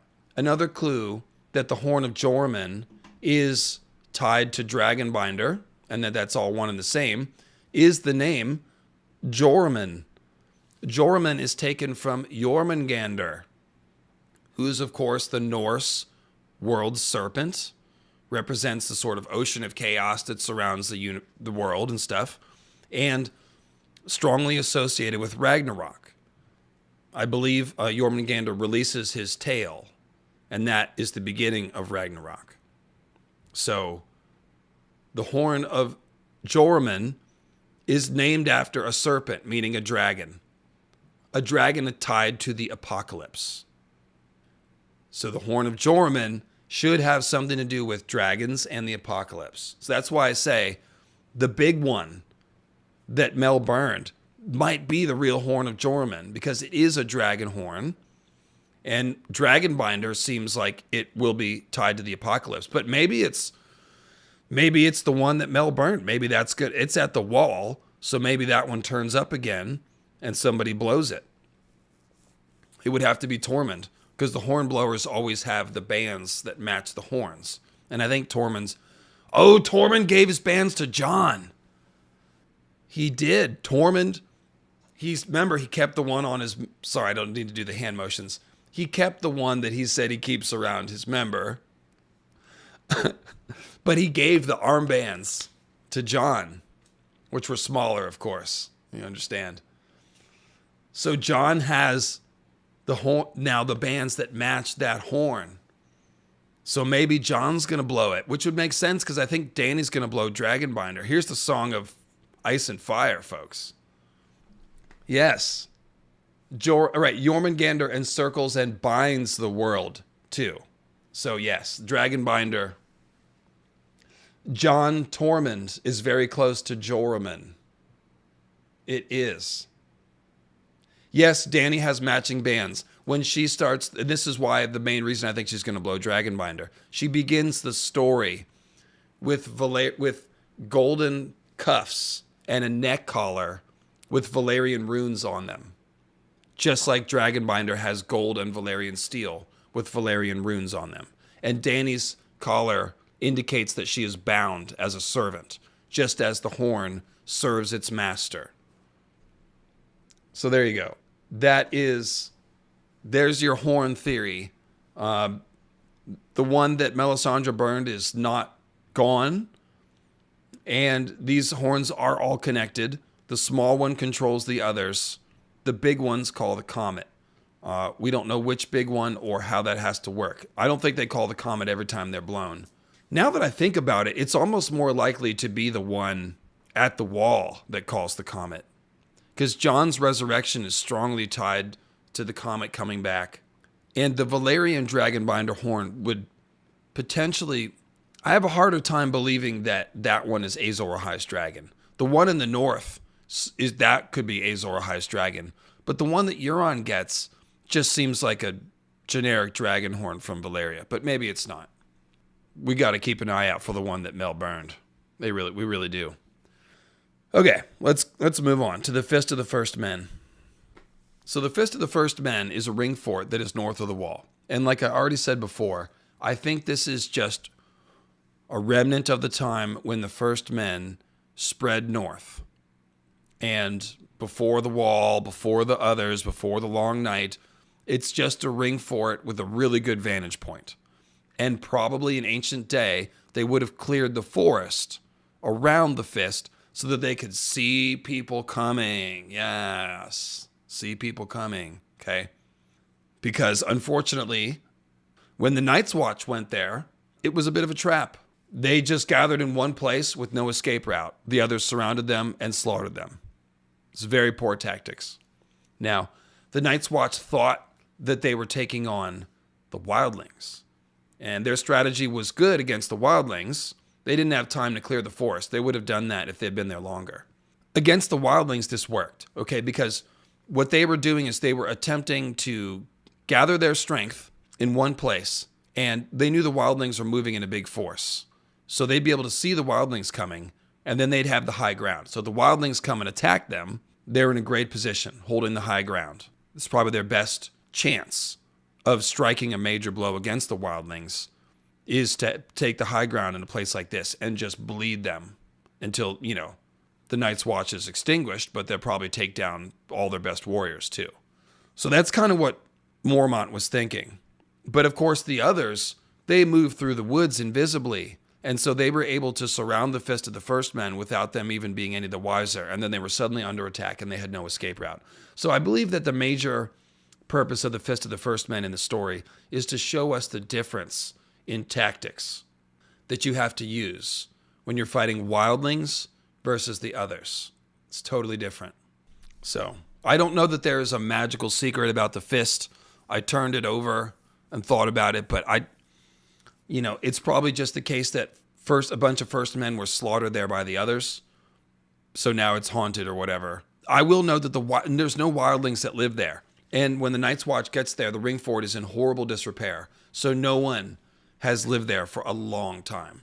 So that's either because it's haunted or because the Wildlings understand that that is not a good place to be because it makes you vulnerable to the others. You don't ever want to be surrounded. You want to be able to move and you want to stick together in packs in large numbers. There's a lot of hand and fist symbolism. I mean, I've documented a lot of it. I'm just not sure that any of it gives me any clues about the actual Fist of the First Men. I think the Fist of the First Men is a symbol which contributes to the larger fist. But I don't have anything to say about the fist itself as far as a deep secret. It's mostly serving as a plot device for the attack of the Fist of the First Men. So we might not really see too much more of it in the story. Maybe the dragons will land there or something. It could be a good place for dragons to land. I can see that. And of course, the last thing we talked about was that you can see the others have strategy here. They send the troops ahead of them to surround, the First Men. They come at a certain time. Maybe they were called by that horn, but maybe they just waited for the watch to get to this spot, and then they were like, sweet, now we'll kill them. So the wall. Seems like we could have done this first. We're going to talk about the wall in. So yes, I would say the fist predates the wall, almost certainly. It wouldn't make sense to build a ring fort there after the Long Night, because the First Men were building ring forts. And right after the Long Night, we see the First Men building castles everywhere in the wake of the Long Night, possibly with Great Empire of the Dawn, Bran the Builder knowledge. So the wall, as we discussed, seems to have been built with ice and magic. So it was either the others or there were human magicians that used magic. And the more I have thought about this, the more I have come to think Starks were using ice magic, Bran the Builder used ice magic. That's who built the wall. And I just mentioned the Edric Snowbeard parallel, which implies Eldric Shadowchaser built the wall, essentially. But Eldric Shadowchaser and Bran the Builder could be probably connected people, probably not the same, probably more like connected people, related potentially. Now, Ygritte says the wall was built with blood, which implies blood magic. So it wasn't just ice. There was blood magic involved. That probably ties into Weirwoods, the idea that there are ley lines here. Remember, Melisandre calls this a hinge of the world. Maybe it's a hinge of the world because the wall has been built there with magic, but maybe it was something more like a ley line, meaning a natural, magical sort of power line. It would make sense to build the wall on top of such a thing because magic is being used to raise the wall, and magic is certainly being used to create wards, the magical wards. The others aren't stopped by literal ice. They are stopped by the invisible barriers that Cold Hands talks about that no shadow can pass. They've got similar wards at Storm's End, at Bloodraven's Cave, and presumably around Winterfell Crypts and Godswood, and probably around every Godswood, which we'll get to. Now, there's a Weirwood organism at the Night Fort, so it's possible there are more of those at the other Night's Watch castles. There probably are. And the theory here, and this shout out to Wiz the Smith and his Hollow Hills theory, is that the magic of these Weirwoods along this ley line would have been used to raise the wall. And this gets back to the idea that the Night Fort predates the wall. First comes the Weirwoods because they're eternal. Then people build a castle around Weirwood. And then we use those Weirwood magics to build the wall. And that is the order that I think it went in. Is there stone beneath? The Maesters even ponder. The question is, are there stone foundations beneath the wall? The fun answer would be fused stone or oily black stone. Fused stone makes more sense. Because it's like, okay, the Great Empire of the Dawn was here. Azor Ahai is Great Empire of the Dawn, last hero. They're using Dragon Steel. That's Great Empire of the Dawn tech. So they're here. They probably have their dragons up here. So did they start creating a wall out of fused stone? That would make more sense for stopping the others. Maybe the spells that stop the others are tied to this fused stone foundation that could be under. I will point out that when Jon goes into the cellars of Castle Black, the stone is black down there. It's not described as fused, but it is black stone. It's not described as cracked or patched or pebbled either. It's just stone. So maybe there is fused stone foundations underneath the wall. Because also remember, George is basing his wall off of Hadrian's wall. And Hadrian's wall is only a few feet high and it's made of rock. So maybe George put something like that underneath his ice wall as sort of literary thing. Like, I built my wall on top of Hadrian's wall. Figuratively. So I put a stone wall underneath there. So maybe there's a stone wall under there. I will say that the symbolism of ice places that symbolize the ice moon, like the wall, usually have black stone inside of them. They usually do. So the Night's Watch. Oh, yes, they're in the north. We got to talk about the Night's Watch. Of course, the Night's Watch origins date to the War for the Dawn, supposedly. The Last Hero story, of course, has this weird break in it where he seeks out the children with 12 companions, a horse and a dog. Everyone dies but him. His sword breaks from the cold. There's a gap in the story, and then he reemerges leading the Night's Watch in the War for the Dawn with Dragonsteel and defeating the others. So, that is the origin of the Night's Watch as it currently exists. However, there are some clues that the Night's Watch existed in some form before that, such as the fact that the Night's Watch oaths speak of them, oaths, as the watchers on the walls plural. And of course, they stand atop a very singular ice wall. And their castles also don't have walls. So there's literally no walls plural that the Night's Watch is anywhere near.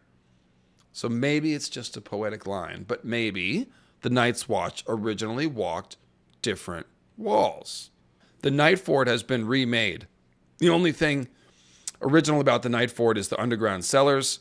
So the Night Fort certainly could have used to have walls. And that is my answer. It could have been Moat Cailin, could have been Winterfell. Those are basically your three choices for the original walls. Oh, 5 forts. Some people think the Night's Watch came all the way from the east with Azor Ahai. Basically, they'd be Azor Ahai's crack fighting force that became the Night's Watch. And they used to walk the 5 forts walls. With Azor Ahai becoming Night's King, this all kind of makes sense. Night's King, of course, is said to be the 13th man to lead the watch. But if the Night's King made the others like I said, then we've got a conflict, right? It's like, well, how is he the 13th man to lead the Night's Watch when the Night's Watch was created at the time of the Long Night? Well, if the watch had a previous form, and the Night's King was the 13th man to lead that. And that is what the story that I think happened. And my theory about this involves the Night Fort, but we're going to get to that later in there. So just for now, put this idea out that Night's Watch could have a previous origin. So the last thing I want to point out about the Night's Watch is this Commander Crow thing. The Lord Commander, it's weird that Mormont has a raven on his shoulder, if you think about it. It's the ones who handle the ravens are the maesters. It's Maester Aemon and Chet and Sam who send the messages with the ravens. Mormont doesn't do that. When he wants a message, he tells Sam or somebody to do it. But for some reason, he's got a raven that's his pet that lives on his damn shoulder all the time, as if he were a skin changer. Now, he is from a house who are skin changers. The Mormonts absolutely are bear skin changers. Here's the thing. Jon Snow, a skin changer. Bloodraven, also Lord Commander of the Watch in recent times, a skin changer. And then if you go through the names of all the other Night's Watchmen, they all have Green Man nicknames, like Sleepy Jack Musgood. That's Jack in the Green. That's a Green Man name. Sleepy, as in dreamer. And Musgood, I don't even look that up, but it probably means something too. Okay? One of them was Caswell, the Centaur. So that's an implied skin changer. So George, and we're getting into Green Zombies theory here slowly, but basically, George gives names to the Night's Watch, which imply them as skin changers and green men.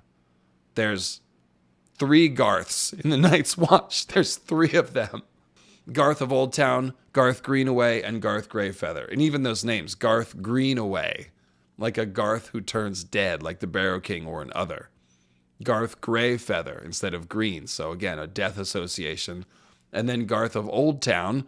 Old Town is where Azor Ahai came ashore, okay?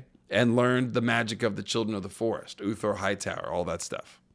Yeah, there's Harry Howe, there's Blackjack Bulwer, there's on and on. I listed all the names in the Green Zombies episode, but they're just endless amount of Green Man names in the Night's Watch. So getting back to this whole raven on the shoulder thing, it's pretty clear that the original Lord Commander of the Night's Watch, the last hero, was at least a skin changer, right? He had a dog, which is probably a wolf, because we're talking about a Stark here, or half Stark. Basically, George is implying that the Lord Commander position is that of skin changer by having Mormont walk around with the Raven as if he were a skin changer, and then putting a skin changer like Jon or Bloodraven in charge of the Night's Watch. That's Commander Crow. It's just an archetype. The archetype of Lord Commander is that of a skin changer. Weirwood Grove of Nines. This is one I added last night. So this is the original ritual, the one that Jon and Sam do. When they go north, they go to the Weirwood Grove of Nine. They kneel as green boys and rise as men of the Night's Watch, by the way. That's another clue that the Night's Watch originally were green men, green boys, who knelt and rose again. That's a resurrection move. And now they're men of the Night's Watch. Okay, so again, we're dipping our toes in green zombies theory slowly. But the point is, the original Night's Watchmen would have all been first men. And we know that first men, Night's Watchmen, swear their oaths in front of the Weirwoods. The ones who worship the Seven, who are most of the people who join the Watch, worship the Seven, they say their oaths in the Sept to the Septon. The High Septon, as you can see, has others' symbolism. He wears a crystal crown that's just like an ice crown. And all kinds of stuff is going on. The rainbows are putting a crown on his head, and there's all sorts, there's some crazy stuff going on. Yeah, I don't want to get lost in that. But it seems like George is showing us, like, some of the Night's Watchmen can swear to the others, and some of them can swear to the Weirwoods. The ones that swear to the others, those are the brothers that the Night's Watch, or that the Night's King bound. Remember, it says he bound his brothers with strange sorceries. So some of the Watch were turned into others. Those would be the green men of the original Watch that I'm talking about. Some of them were turned into others. And that's why some of the Night's Watch swear to this icy Septon. But in days of yore, before the Andals came, all the Night's Watchmen would have been first men who worshipped the old gods, except for your occasional Squisher worshipping Ironborn or something. This is my whole point about pointing out that the original Night's Watchmen would all be first men. It means that the original Watch all swore their oaths to the Weirwoods. What does that mean? Think about what we're seeing. Green boys kneel, they rise again, and then they swear to the Weirwoods their lives. I will live and die at my post. I will defend the realms of men, etc., etc., etc. I am the sword, I am the light, I am the shield.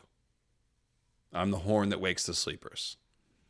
So they're swearing their oaths to the Weirwoods. Why are they doing that? Because of green zombie theory. Because the original Night's Watchmen, the last hero's companions who died, were resurrected. And this is the origin of the Watch.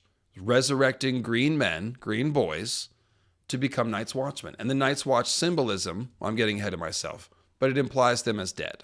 So this is the original ritual. Let's stick with the Grove of Nine for a second. Getting ahead of myself. Back to the iceberg. So, other things about the Weirwood Grove of Nine. This is where Ghost found the hand of the White. And then they found Jafer Flowers and Othor close by. Presumably left there by the others for them to find as part of this talk.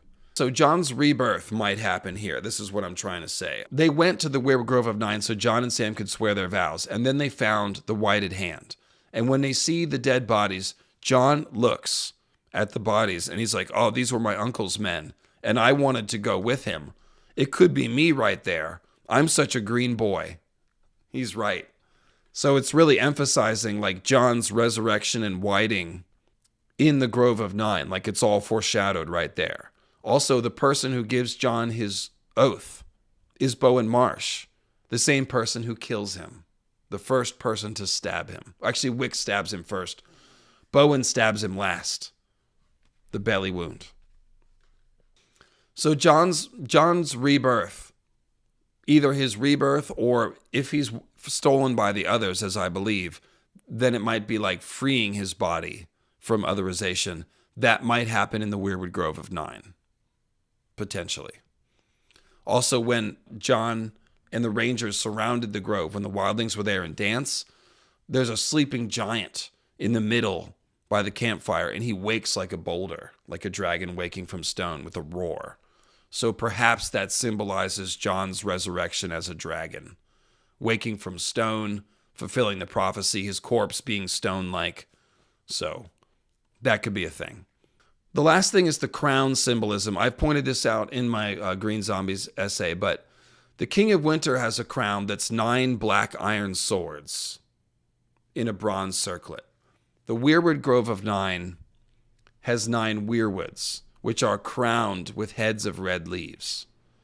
Now, when Jon and his rangers surround the Grove of 9 and take those wildlings, of course, they work it out peacefully, but yeah, that's where they meet Woon Woon. Woon Woon is the giant that wakes up at the center of the campfire.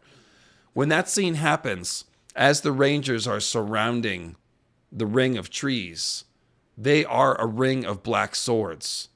And George describes them as shadows, and they ring the grove in steel, and then they push through the trees. So there's this overlay here of 9 trees and 9 black swords. There's more than 9 Night's Watchmen. It's still a ring of black swords that's ringing the ring of trees.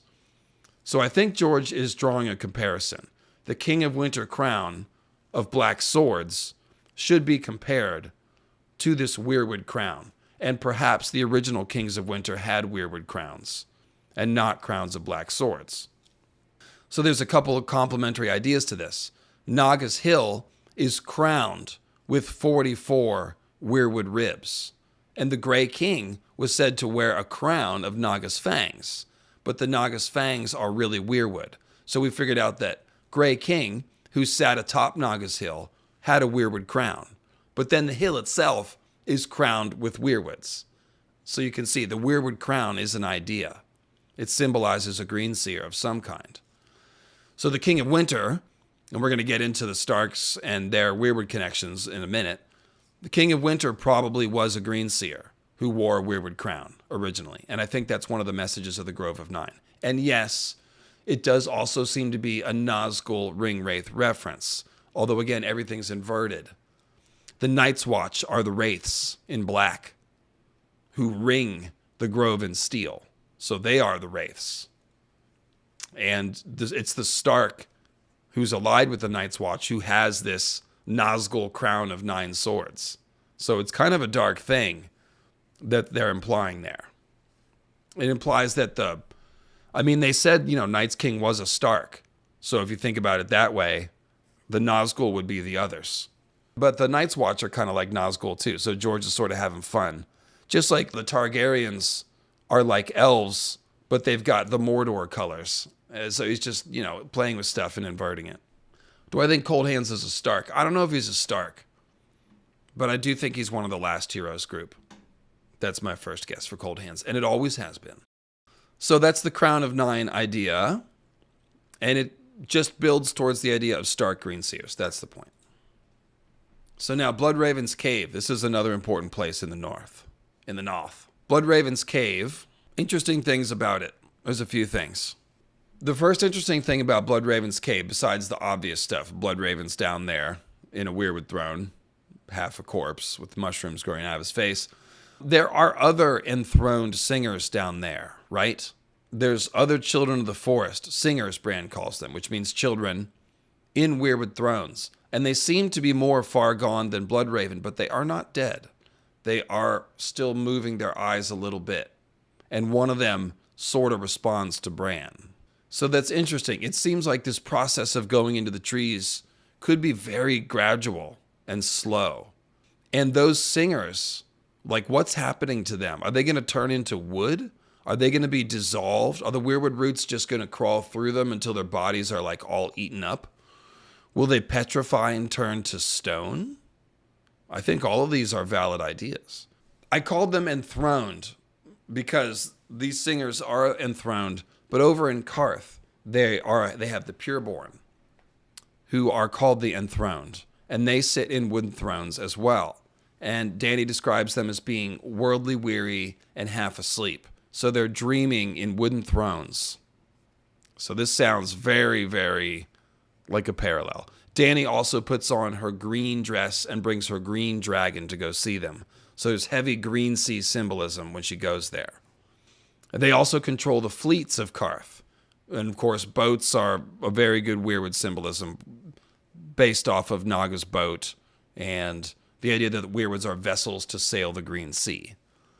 So everything about the Pureborn suggests them as Green Seers, and that's mostly for Dany's plot, to talk about Nissa stuff and Weirwoodnet stuff. However, it's interesting. They're in the thrones of their ancestors and they're dreaming. So it just seems like a parallel to Bloodraven's Weirwood Cave. So I'm wondering, like, Dany going there, is that a Nissa going there echo? Or is Dany going to end up in Bloodraven's cave or a similar cave in the north at some point? Dany's plot is going to interact with Weirwoods at the very end of the story. So it's just a matter of how. Okay, so warded bunkers. That's what these things are. When we go into Bloodraven's cave, we start to see how the Children of the Forest helped humanity survive the long night. Because there's fish in the river down there, there's mushrooms down there, and you can eat white meat. White, the other white meat. It's not long pork, if you will, I guess, long pig. They feed Bran stew, blood stew, that they say is rat meat, but that's probably white meat. They're probably taking the meat of the whites and making the blood stew, and that's what Bran is eating. But there are fish down there as well that Mira can catch, and there are mushrooms that they can eat. So you can see there's a little bit of an ecosystem down here. So this is potentially how mankind survived, kind of like Beric's company, Beric and Azor High Person living in a Weirwood cave, all right? This is kind of what it's like to survive the long night, is you're hiding out in these Weirwood caves. They're warded against the others, and they have, food in there. And maybe you can get from cave to cave through the tunnels or through the underground river. So it's a whole network that was probably used to survive the long night. And that's one of the major ways the Children of the Forest could have showed man the strategy to fight the others and survive the winter. So the other thing about Bloodraven's cave is, how will they get out? How will Bran get out? I used to think he would be there forever, but no, he's leaving. So, two theories. Preston Jacobs has a very cool theory, time-traveling Bran, possibly his most famous theory. It revolves around the sinkhole. Cold Hand says there's a back entrance 3 miles north of where they go in, and it's a sinkhole. So the theory, the time-traveling Bran theory, revolves around the idea that Mira's climbing skill is a Chekhov's gun that hasn't gone off yet. They haven't used it really. She did climb up the wall, kind of the steps at the Night Fort. They're ice steps that are like round and slippery, but she got up and down. But maybe Mira will put Bran on her back and climb out the sinkhole with Hodor holding the door at the bottom of the sinkhole, because Hodor is too heavy to climb up the sinkhole. It'd be like roots and things he'd be climbing. So Hodor might not be able to do that. And so he'd hold the door there, and Bran and company go up the sinkhole. And the time-traveling part is like Bran is trying to arrange the events right so that he escapes. And at first, he's not escaping, and he's dying, and he's got to like redo things over and over. So that's neither here nor there. You can go check out Preston's channel for the time-traveling Bran theory. But the point is, the sinkhole is one possible escape route. Problem with that is that Bran is now topside with only Mira. Hodor was carrying him. And as we saw on the show, Mira making a sled and just hauling Bran through the woods doesn't look like a good plan. It's not very realistic. So maybe Cold Hand shows up again. I don't think he's dead.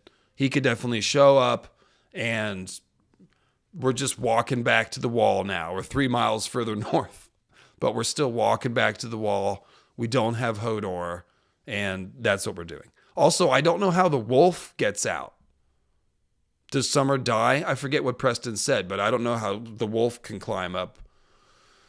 It can't. So that would mean Summer would die there too, much like on the show. So the other theory, which I prefer, is the Reed boat theory. And Quinn from Quinn's Ideas came up with this. I think I helped, but it was mostly his idea. And we talked about it on our Winds of Winter preview. So Mira Reed, in addition to being able to climb very well, can also make boats. She can make reed boats or boats out of, woven reeds, bark, whatever. So they have the underground river down there. They've got plenty of weirwood. They've got roots and branches they can use. Mira could easily make, not easily, but she definitely could make a boat if George wants her to. And then they could sail that underground river, Hodor, too, and get back to the wall. Because remember, Hodor's real name is Walder, which we've figured out it probably implies wall door. So the door that he's going to hold in the story will not be the one at Bloodraven's cave, but a door in the wall, perhaps the Black Gate or some other tunnel through the wall. Wall door. He's going to hold the door. Which door? The wall door. Okay. I mean, we know Hodor is a word pun of Hodor. We know that. So, yeah, Walder is probably Waldor. So if Hodor is going to make it back, the underground river makes more sense. Mira makes a boat, a reed boat, and that gets us to a Moses parallel, which makes a ton of sense. Moses, of course, floated down the Nile in a reed boat and then discovered by the Egyptians, right, and adopted. Now, what does Moses do? Moses leads the Israelites to the promised land and a new existence. Bran is going to be the last king of Westeros and the last Greenseer who leads them into a transition realm. And he's going to have something to do with leading the others back into the Weirwood net. So Bran, being a Moses child, makes a ton of sense. A ton of sense. So yes, put him in a reed boat and float him down the river, the underground river. I think it makes delicious sense.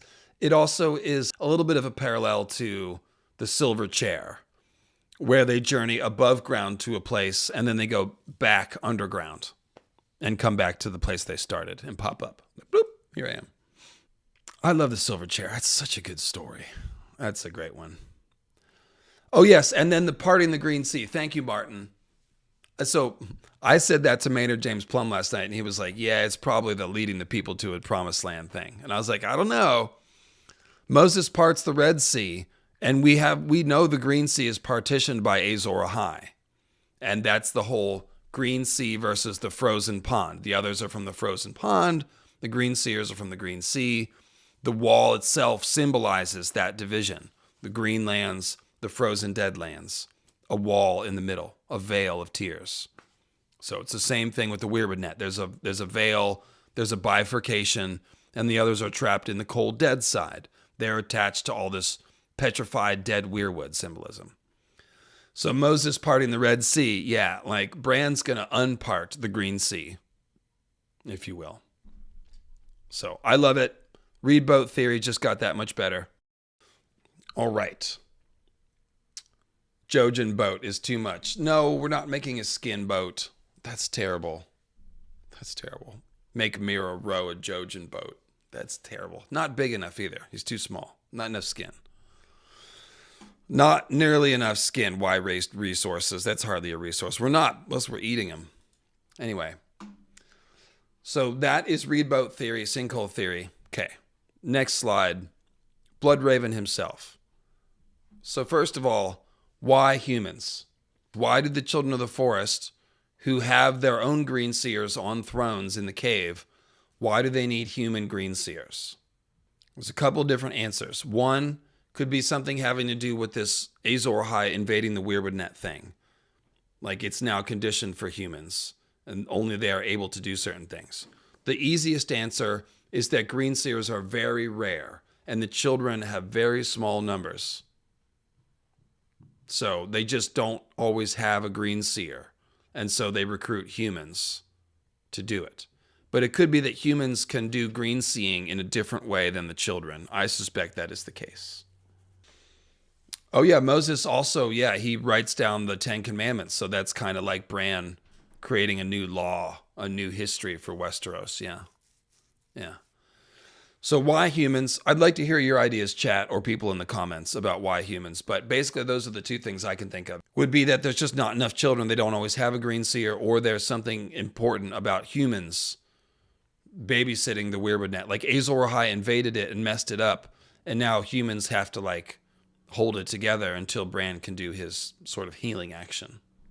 So Bloodraven was lost on arranging, it says. The question here is, why did Bloodraven go down to the cave? Like, what? He was Lord Commander for however many years, and then he wandered off and went down to the cave. So we don't know what caused that. It is an interesting question.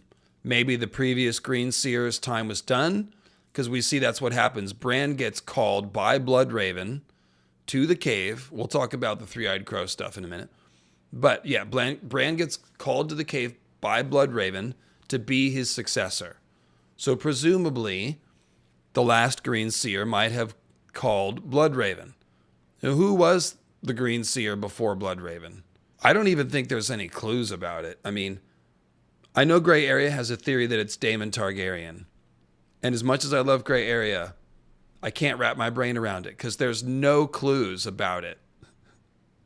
He might have survived on the Isle of Faces, but he's not a Green Seer. There's no clues that he has skin changer or Green Seer magic.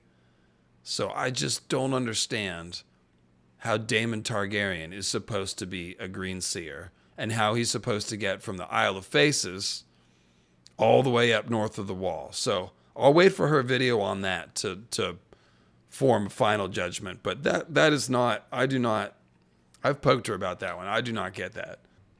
So we don't know why he's lost on arranging.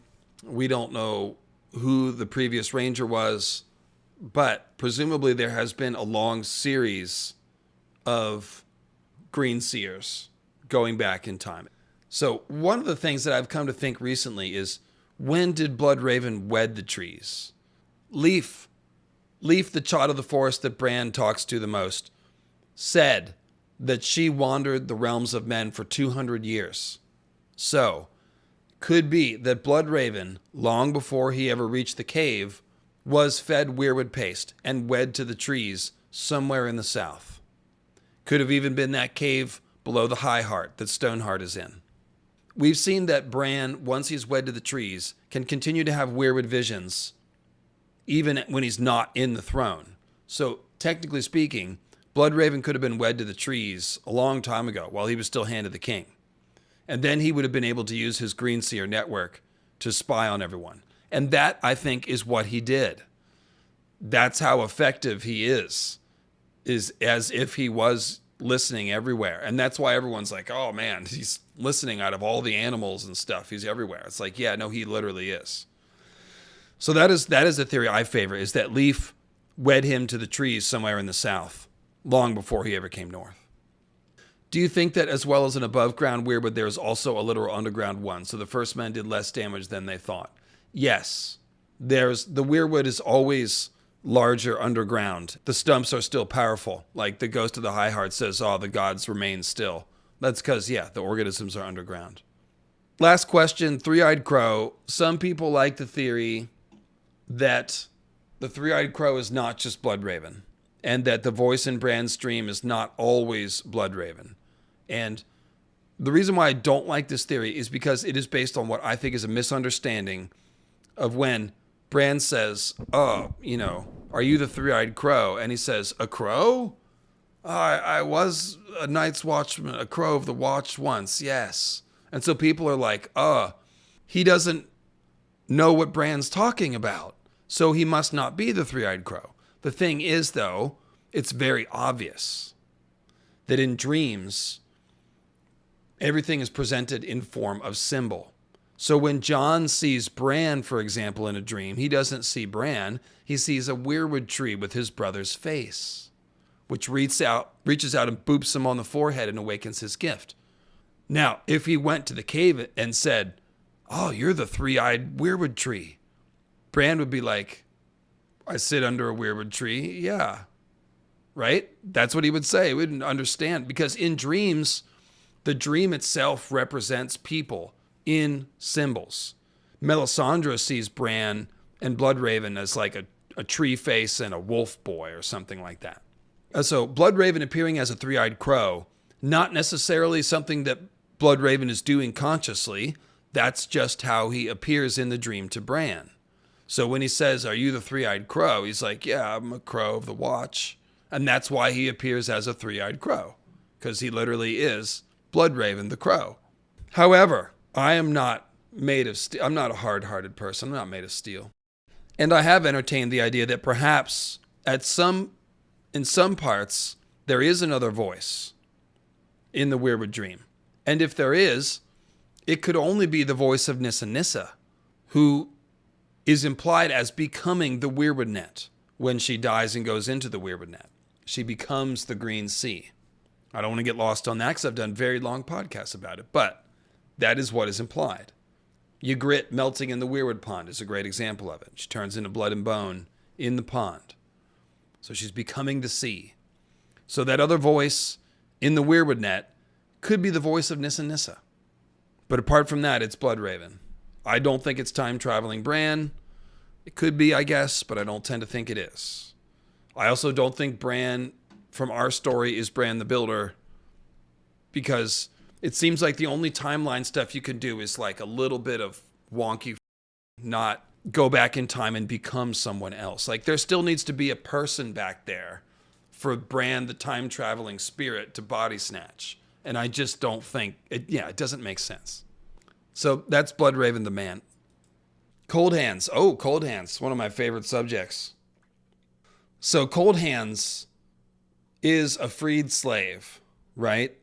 He is somebody that was obviously ice whited. His body isn't ice white. That means that somehow there's a way to free ice whites from bondage. So this is exciting. It means there's a way to free the whites.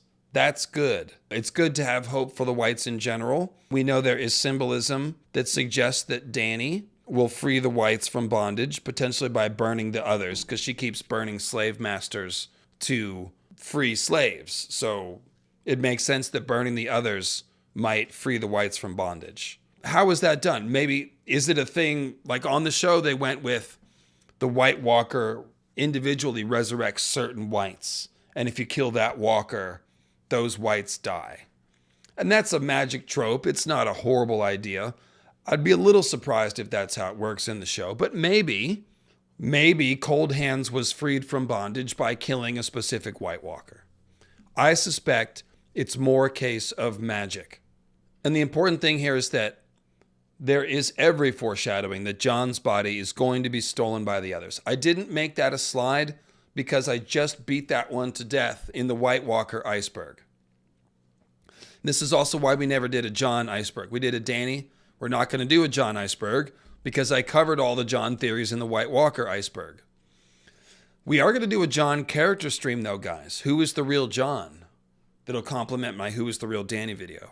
So you can look forward to that. We haven't ever done really good Jon character analysis. We always talk magic with him. So Jon character stream is coming soon. But yeah, Cold Hands was ice whited and then freed.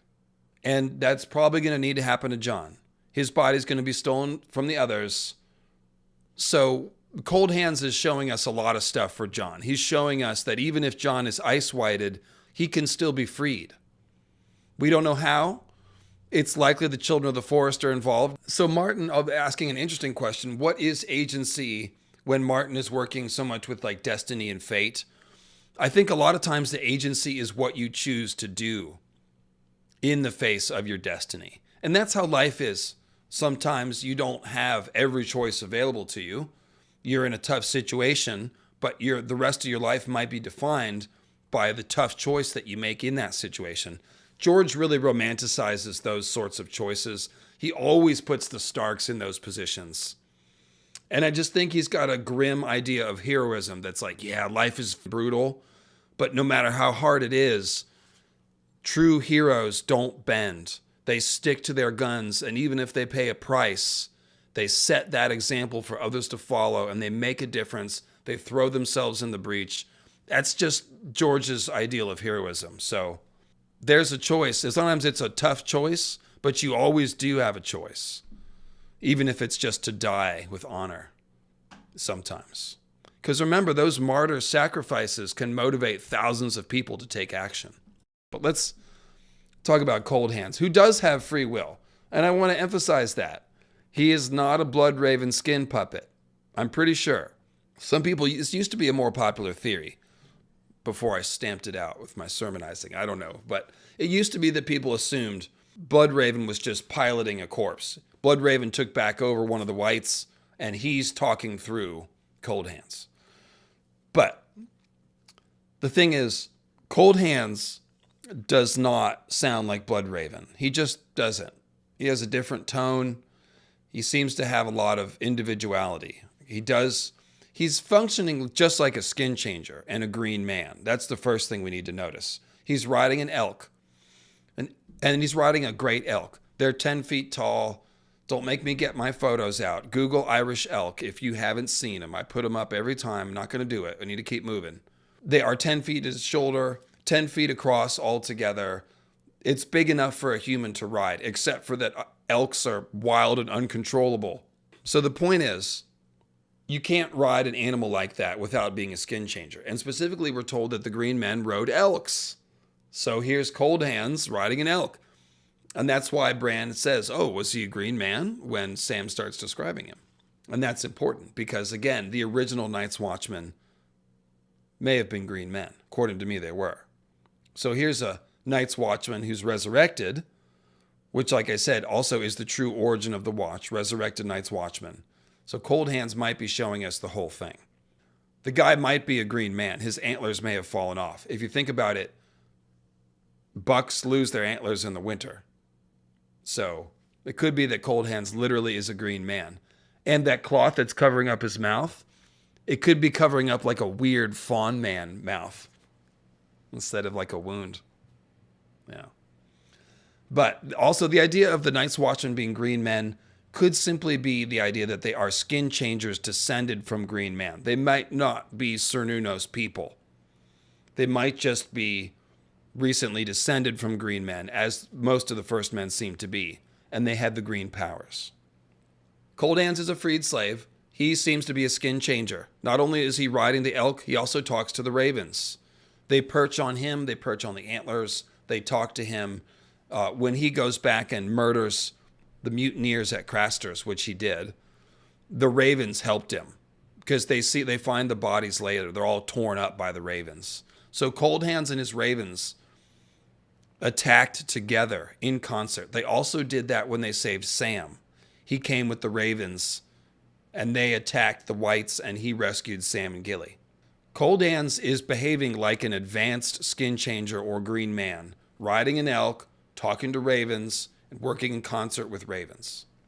He can probably talk to Cold Hands or talk to Bloodraven directly, but if he can't, then he can certainly talk to him through the ravens. And this is what the Night's Watch used to do. Okay? So there's a reason why we have Bloodraven's cave with Bloodraven sitting in it. And then we have a Lord Commander of the Watch who always has a raven on his shoulder, which Bloodraven is warging. And when the raven pops out of the kettle and says, Snow, Jon Snow, that was Bloodraven throwing the election. But he wasn't really throwing the election. He's showing you the ancient tradition. The ancient tradition is that the Lord Commander works with the Green Seer of the North and takes commands from him and works in concert. So it's like, oh, who should we have as the next Lord Commander of the Night's Watch? Let's ask the Green Seer. And then the bird's like, Jon Snow. And they're like, all right, it's Jon. That's what happened.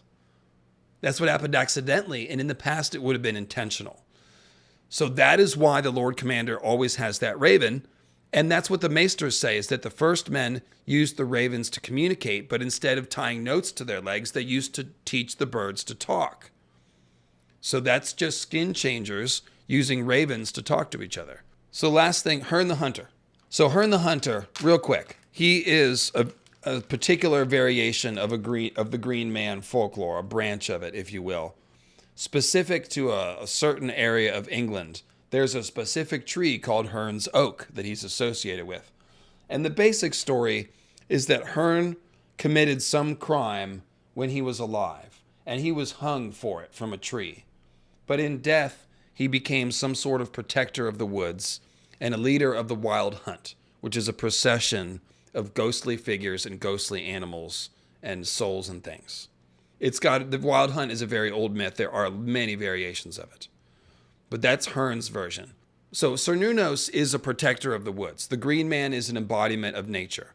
Hern the Hunter is a dead version of this. He is hung on Hern's Oak, and then he becomes Hern the Hunter, riding his ghost horse and leading the ghost procession of the Wild Hunt. And so Cold Hands, he is Hern the Hunter. Like if Hern, just like Garth is the Green Man, Cold Hands is Hern the Hunter. He probably was hung as well. Because he speaks with a rattly, raspy voice, and his mouth is covered with a cloth. So probably he's covering up a nasty hanging wound. He might be the dude whose throat got cut in front of the Weirwood. Maybe. I tend to look at that vision as an archetypal vision. That person isn't anyone in specific. It's just showing us that Starks did this in front of the Weirwood. There was many people sliced open in front of the tree. So who that guy was, who cares? But maybe that was Cold Hands. Maybe Cold Hands was killed that way. It's very possible that the Green Men, zombie rangers, the green zombies, were killed intentionally to be turned into zombies. And if that's the case, their throats would have been cut in front of Weirwood trees, and then they would have been immediately resurrected. So that could be why he's got the throat cut. But the point is, the hanging is important. It ties into the Odin symbolism. He hangs on Yggdrasil as a symbol of transcendence. And the Green Seers are strapped to the roots to do the Weirwood transcendence. So Cold Hands have a hanging wound. It's consistent with Hern the Hunter, who is a guardian of the woods who's dead. Hern also he has antlers. Last thing about Hern the Hunter. Hern the Hunter is directly referenced in the origin story of House Tarly. House Tarly of Horn Hill traces their origins back to children of Garth the Green, Herndon of the Horn, and Harlan the Hunter. So Herndon, Horn, Harlan, Hunter. Hern the Hunter is right there. Hern the Hunter also has a horn, by the way, which he blows. So Harlan of the Horn, I don't know where the name Harlan comes from, but Hern the Hunter has a horn. And Horn Hill, we have Harlan the Huntsman and Herndon of the Horn. So you see what's going on here. Now Sam, descendant of Horn Hill, he's the one who meets Cold Hands. So basically Cold Hands is an embodiment of Hern the Hunter, who is George's inspiration for the ancestors of House Tarly. So when Sam meets Cold Hands, it's kind of like him meeting the ancestor of his house. It's very fun. And I talked about it a lot in the Green Zombies thing. Sam is a last hero figure, by the way. He is the 13th Night's Watchman to make it back to the wall from Craster's Keep. Only 13 people made it back from Craster's Keep. Sam was the 13th. So he's doing last hero stuff all over the place, rescuing Gilly's baby. He's very heroic. Yes, we love Sam. Team Sam, absolutely. Much braver than he realizes. And stronger than he realizes, too. When he throws his weight around, he's pretty strong. So don't think that he's just overweight. He's also a powerful dude. He could wield Heartsbane, to be honest. He's been training on the watch for a while. He's been boiling away some of that fat and getting some muscle there. So he could be a slayer. He could, man. Plus, the whole thing with Valyrian Steel is like, it's a magic weapon. It's not about like, well, maybe it is. I guess Waymar and the other do duel. So maybe it is about skill as well. But I think Valyrian Steel might kill the whites also. We'll see. Anyway, Hern the Hunter ties Cold Hands to Sam. And that's interesting because Cold Hands is the one who saves Sam. So very cool. Yeah, Sam's sigil is the huntsman. It's a man with a horn. Red and green colors, like the eyes of the Green Seers. So let's move on here to Hardcore Green Zombies theory. We've been walking it out. We've been reeling it out. But yes, the original Night's Watch, they were zombies for a million reasons. It's very likely to be true in some form. First of all, Cold Hands is a zombie ranger who was killed long ago, maybe very long ago. Jon Snow will be a zombie ranger. So Jon's going to be a zombie ranger. He's going to be leading the watch against the others. Cold Hands is a zombie ranger, so maybe this is a thing. It kind of makes sense. Zombies don't need to stay warm. They don't need to eat or sleep. So they are ideal to journey into the cold, dead lands and just fight forever. They don't need a fire. They don't need food. I mean, these are problems when you're in the north if you're a human. Being a zombie is good if you are in control of your own self. We see that Beric loses a bit of himself every time he's resurrected, and Stoneheart was dead for 3 days, and much less of her comes back. Now, Jon, of course, a skin changer.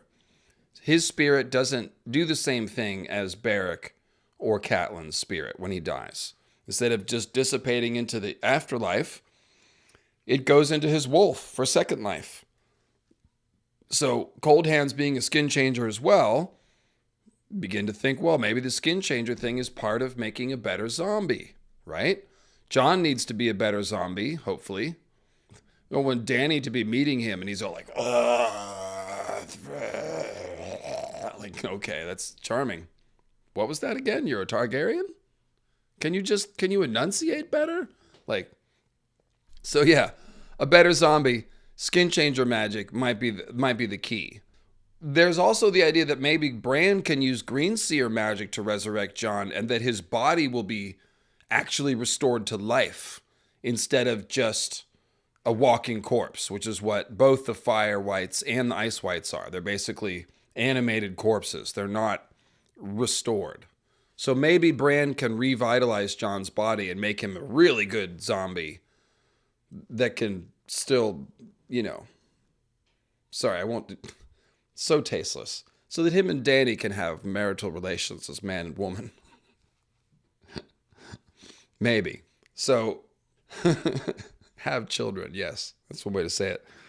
The Dead Watch. As I said, the Night's Watch are implied as two things. Green men and dead. Like I said, all the Green Man names, many of them are imply death. Blackjack Bulwer. Instead of Jack in the Green, it's a blackjack. The Night's Watch, of course, wear black. Black is the colors of mourning clothes that you wear in mourning when someone's died. And they're also the swords of the morning because they're bringing the dawn. So there might be a mourning joke. And also Elric, they have Stormbringer. They also have Mournblade. So the whole sword of the morning seems to come from Mournblade. And I believe Mournblade is spelled Mourn, as in sadness and mourning. So they are the swords of mourning in mourning clothes, like they're at a funeral. And their names imply them as dead. And then friggin' Dolorous Ed opens up his mouth and gives it all away. Thanks, Ed. You should start a YouTube channel. He's all like, yeah, pretty soon they'll say dying's not enough. They'll say, get right back to your post. Here's a spear, Ed. Too bad you're dead. Go man your post anyway.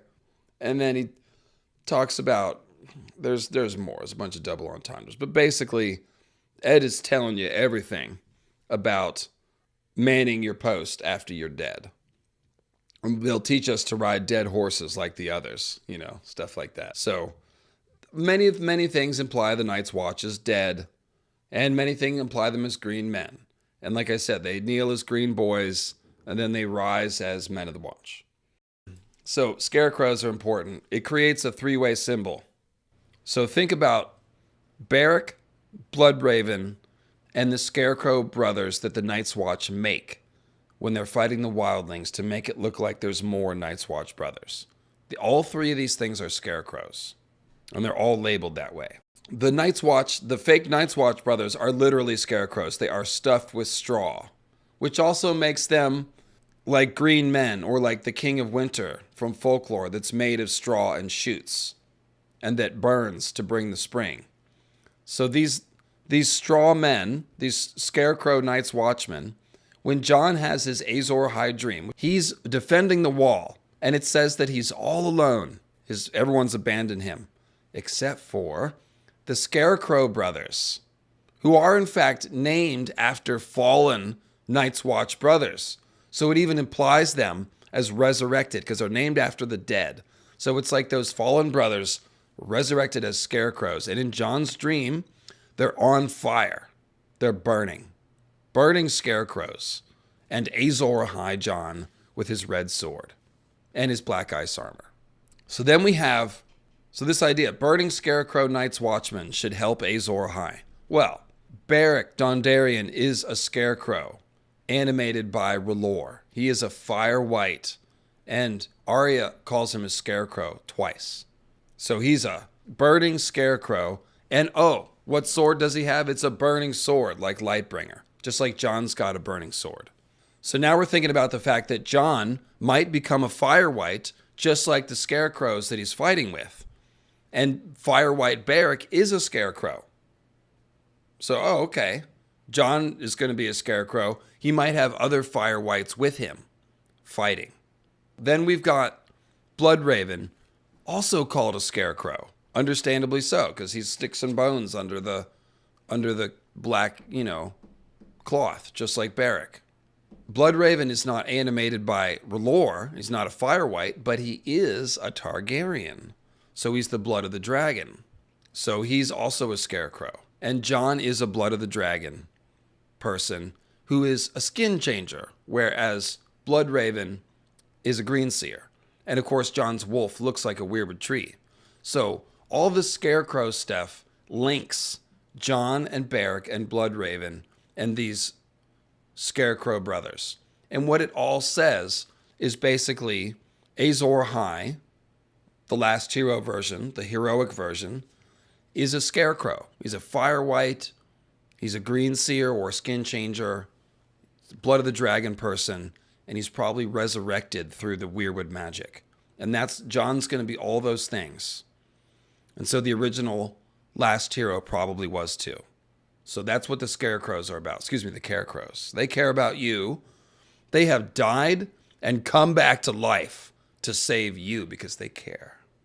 Now, the last thing about fire whites is that they can light their swords on fire. They don't need to stab Nissa to make Lightbringer, which is a clue that myth is problematic and false.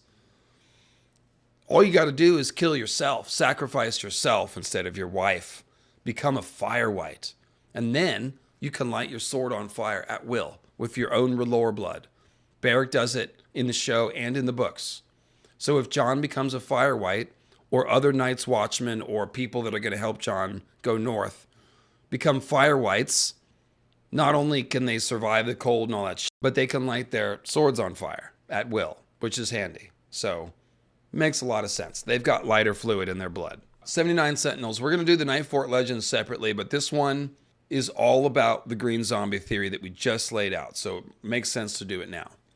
So first of all, the story of the 79 Sentinels, there was a young Lord Rizwell who ran away from the wall with 78 of his friends.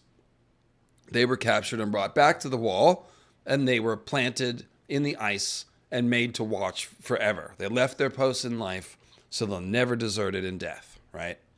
And then old Lord Rizwell, when he was old, he came north and was buried in the ice next to his son. So these are symbols of the Night's Watchman, the zombie Night's Watch, or the others. It's hard to tell because they're so similar, but let me show you what I mean. So first of all, sentinel. A sentinel is a tree, sentinel tree. And there's also soldier pines. So George likes his soldier trees. Sentinel's a watcher, soldier's a soldier. But yes, a sentinel is a tree. So these are 79 tree people, and they are planted in the ice. They dig little holes in the ice from the top, and they stick the person in. So it's just like planting someone in the ice. Then they are all holding spears, which gives you the image of like a little shoot or a tree trunk. So they are sentinel tree people planted in the ice. When Bran goes to the Night Fort, he's thinking about the 79 Sentinels, and he's hearing the wind whistling, and he's like, oh, that's the Sentinels winding their horns. But then the wind is also sending an army of dead leaves scuttling across. There's a lot, I know I'm just talking about leaves, but there's a lot of description given to them. They're scurrying like roaches, and then they're like an army of dead leaves, like a dead army. And it's the wind that's animating the leaves and the horns of the Sentinels. So it seems, and of course the wind is the language of the Green Seers. So it seems like there's a lot of language here about an undead army of Night's Watchmen that are like tree people that got frozen. I tend to think that this is about the others for a couple reasons. One, they are people that broke their vows. And remember, it says Night's King bound his brothers with strange sorceries. There's also Bran's dream, where he's trying to fly and he sees the other dreamers and they're impaled on the ice spires. So those are the failed or fallen angel green seers who became others. So these guys, they ran away, then they're planted in the ice. So if you think about that, it's like you're taking a seed and a planting ritual, which is a green ritual, but you're planting it in the ice, and these people are dead. They're not growing. They're frozen. So that sounds more like taking a Night's Watch brother and a green man and freezing him and making a frozen soldier. And then at the Night Fort, Bran feels like they're attacking him and they're coming with an army of the dead. So I believe that the 79 Sentinels are about other creation. The thing is, the creation of the others and the creation of the undead Night's Watch, they're all linked. This all is happening at the Night Fort. And yeah, I talked about that in my Night Fort video, which we're going to get to some of that. But yeah, these are linked events. We did the reread of the Crasters chapter, where a monster is born right as a Night's Watchman is dying. That's more of the same. It's showing you the birth of an other and the death of a Night's Watchman simultaneously, who's then symbolically resurrected in the pyre. He seems to sit up in the fire. There's a dozen people called out in a circle. So it's a last hero resurrection that follows on the brink of the birth of another. So it's kind of like green men are killed, others are created, but then those green men that are killed, their corpses are turned into Night's Watchmen. That's basically the picture. Last thing, weird totems. There's like sort of a complement to this. There's 3 Night's Watch Rangers that get turned into weird totems by the Weeper, who's a wildling that murders Night's Watchmen by cutting their eyes out. So he's called the Weeper because everyone bleeds out the eyes after he's done with them. Now, of course, that's Weirwood symbolism. They have carved eyes that weep blood. So when the Weeper cuts somebody's eyes out, it's kind of like someone sending you into the Weirwood net. It's Weirwood stigmata, essentially. Now, these 3 Night's Watch Rangers that disappear and don't come back, there's 9 sent out, like the Grove of 9, perhaps. 3 come back, not come back. They're found dead. Their heads are mounted on spears of ash wood. So the spears of ash, just like with the 79 Sentinels, they're playing the role of a tree trunk. And of course, Yggdrasil is an ash tree. So these are implied as weirwood trees. And on top are these bloody heads with bloody weeping eyes. And of course, they have the red smile because their necks are all cut. And of course, a cut throat is called a red smile, which likens to the weirwood bloody carved smile.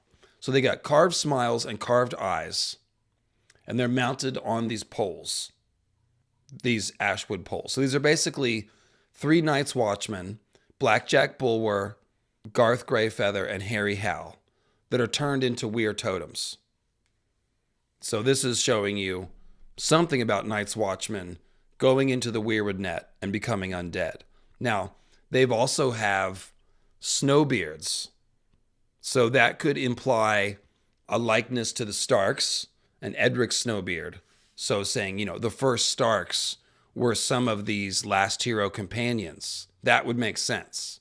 So I think that is the reason why they have snowbeards on top of all that. I don't think that's others' symbolism. The Sentinels are, though. But I guess it's kind of all the same thing. You could say, oh, these are the Night's Watch. These represent the brothers, but their spirits become the others. Oh, what's up with Rickon? Man, I don't have a good answer. I'm not letting you out of here without asking, where is his heart in conflict? What's his purpose? He's the only Stark that doesn't get a POV, and he's so young. His major conflict is that he feels abandoned by his family, and now he's being raised by like feral people on Skagos and Osha the Wildling. So I think his purpose in this story is he's going to come back a kind of feral warg king and show us something about the past. But the fact he doesn't have a POV and the whole Shaggy Dog story thing makes me worry about him surviving. But I don't have a specific theory other than he will come back leading the army of Skagosian, riding the horny goats and all that. Oh, Robb doesn't have a POV either. You're right. I'm sorry. I misspoke. And he dies. So that's what I was saying. Like, Rickon doesn't have a POV either. Not a good sign. Moving on. Knights, King, and Queen. I've already talked about it a little bit, and we did this in the Others Iceberg, so I don't want to belabor the point, but Knight's Queen, some sort of ice sorceress. She's like Melisandre. Knight's King is like Stannis, giving his seed and soul to her. Mel takes his normal human seed, turns it into shadow babies. Knight's Queen seems to be taking Knight's King seed and making the white shadows that are the others. So that's what sacrificing to the others means. The thing is that Craster and his women, they have to give their babies to the others. But this scenario is different because the mother of these children is already cold. Her womb is icy like Adara from the Ice Dragon story. So her children are going to come out icy already. Just like Melisandre probably can't have a normal baby. She only has magic babies now. So that's what Knight's Queen is, seemingly. And one of the clues that the idea that he's the 13th Lord Commander shouldn't be taken literally to mean that it's 13 years, or that he's, after the Night's Watch. 13 seems like a symbolic number, and it's in the story all over the place. He's the 13th Lord Commander. He's also ruled for 13 years. And then Last Hero has 12 friends, so that's a 13 too. And Last Hero, in my opinion, took down Night's King. And some people think he became Night's King, stopping the Long Night by creating an unholy pact with the others to give them babies, which is not a bad theory. Yeah, those 13s, they don't seem literal. They seem like symbolic numbers. He was sacrificing to the others. That means him and Night's Queen were making others. He was taken down by Brandon the Breaker, who might have been his brother, and Joramun. So, again, if Brandon the Breaker is the last hero, or I should just say, if Knight's King and Queen are making others during the Long Night, and 13 years seems like a good number for the Long Night, then Brandon the Breaker is either the last hero or the last hero's companion. And Joramun, same goes for him. That Joramun could be a name that refers to the last hero or to his companions.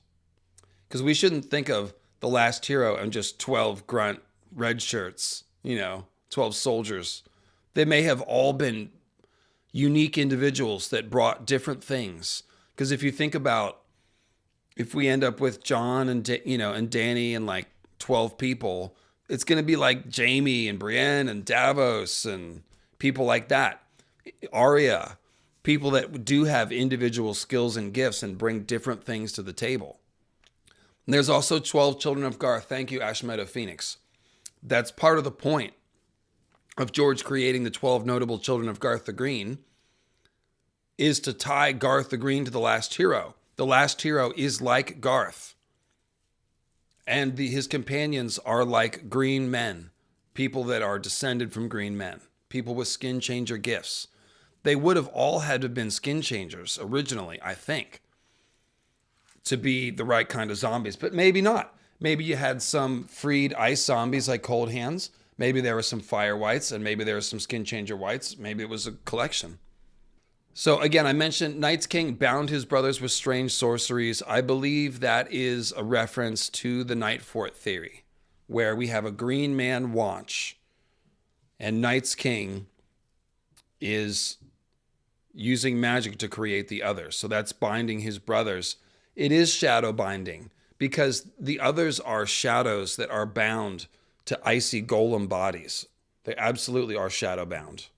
They are shadow beings. And Mel is a shadow binder.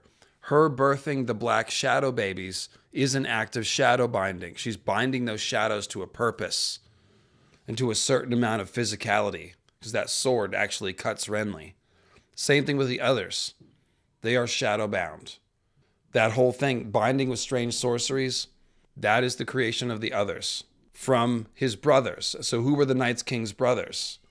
People that became the others. Those were the green men of that green watch. And I'm going to explain that in just a second if you don't know what that's about. But first, let's talk about the Heart of Winter. We'll come back to the Night Fort and the green men, but Heart of Winter needs to be talked about. Bran looks into the Heart of Winter and the tears freeze on his cheeks and he's afraid. And Bloodraven, or the Three-Eyed Crow, says, now you know why you must live. So whatever's in the Heart of Winter is terrifying in a Lovecraftian way. And Bran must live in order to do something with or about the Heart of Winter. We also know that he looks past the curtain of light to see it. So this literally is the Aurora Borealis that Bran is looking past. Now, one of the things about the Aurora Borealis is that those words, Aurora means dawn, and Borealis means of the north. So the curtain of light is actually the dawn of the north. And you can see why it's called that, because it looks kind of like a weird sunrise in the north. So the dawn of the north is the curtain of light. But of course, Dawn the Sword is the original ice of House Stark and the dragon steel of the last hero, which I will explain in the next slide. And this is a clue about that. Think about the Tower of Joy as being like the Heart of Winter. Inside the tower is the Night's Queen figure with her baby. And outside are 3 white knights who symbolize the others. One of them is Arthur Dayne, who has Dawn, the Sword of the Morning. So there is the curtain of light, the dawn of the north, the Aurora Borealis, in the form of these 3 white knights, one of whom has Dawn. And behind the curtain of light, Aurora Borealis, is the Heart of Winter, which is Lyanna and the tower. You like that? That's new. That's new. So the Dawn of the North thing I've connected before, but I did not think about the Tower of Joy. So that's a nice copy. And it implies things about the Heart of Winter. What's in the Heart of Winter? Well, a tower is a tree symbol, and Lyanna is a Night's Queen symbol. So there is probably a frozen weirwood tree. That's the best thing to guess that's in the Heart of Winter, is a frozen weirwood tree. The others are symbolized by frozen weirwood trees and dead weirwood trees, cut weirwood that is petrified and turned to stone. So like in the Eyrie is an ice temple. It has dead weirwood thrones. They're weirwood thrones like a greenseer would sit on, but they're dead. And eventually they'd turn to stone and become stone thrones. Kind of like in the crypts of Winterfell. Then if you go to the White Sword Tower, where Arthur Dayne goes to take naps. The White Sword Tower in King's Landing. It's where the Kingsguard live. In that commander's chamber, there's a big table made out of what? Cut weirwood. And it's a shield. Just like the Night's Watch are a shield. But the main thing is dead weirwood in this icy Heart of Winter symbol. Then we go to the House of the Undying, which is the best analog to the Heart of Winter. It has a cold blue shadow heart in its inner sanctuary, gathered around which are cold blue shadows. So it's very clearly the others and the Heart of Winter.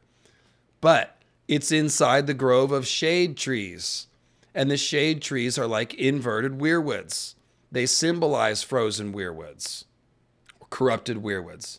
It's a similar symbol.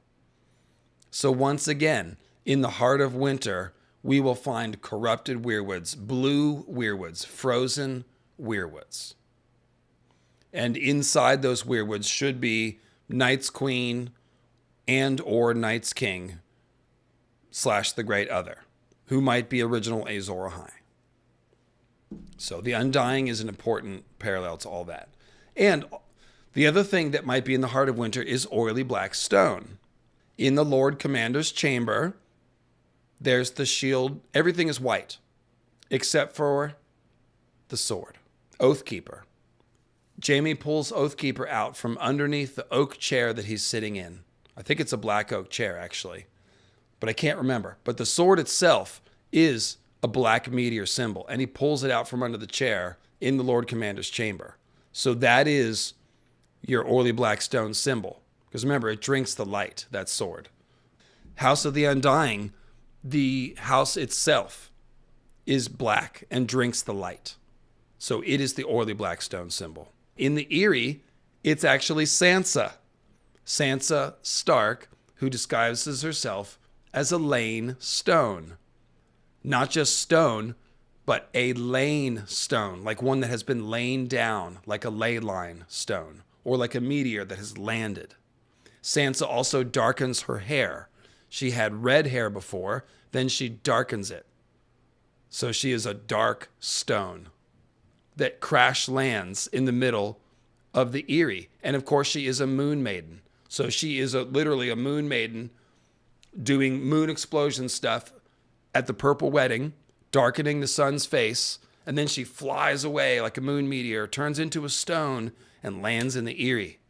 And so Sansa's also a Night's Queen symbol. So there you've got Night's Queen, and you've got a dark stone symbol.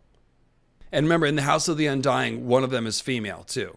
But not all men, the cold spirits.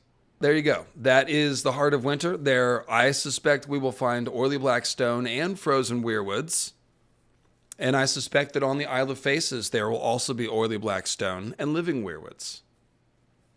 Winterfell Mysteries. We got 2 pages of these, so settle in. So why is there always a Stark in Winterfell? Why must there always be a Stark in Winterfell? It's a big question. And now that there's not a Stark in Winterfell, there is a snowstorm that's emanating from Winterfell. And this was an earlier question. First conclusion that we can form is that the lack of a Stark in Winterfell might be triggering some sort of snowstorm penalty.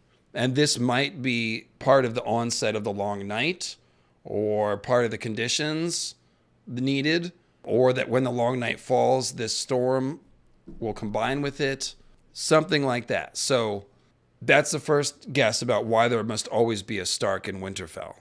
We're also going to talk about the fact that Ned has a habit of offering blood to the Weirwoods, and we know his ancestors did that too. So that might be part of it as well, but I want to keep that discussion for a couple slides to go.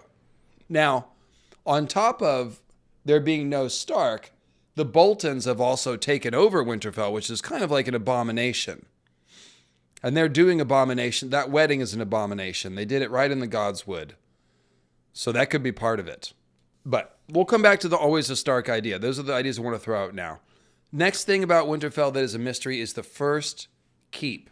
The first keep is the oldest part of Winterfell, supposedly, and it is the only round tower.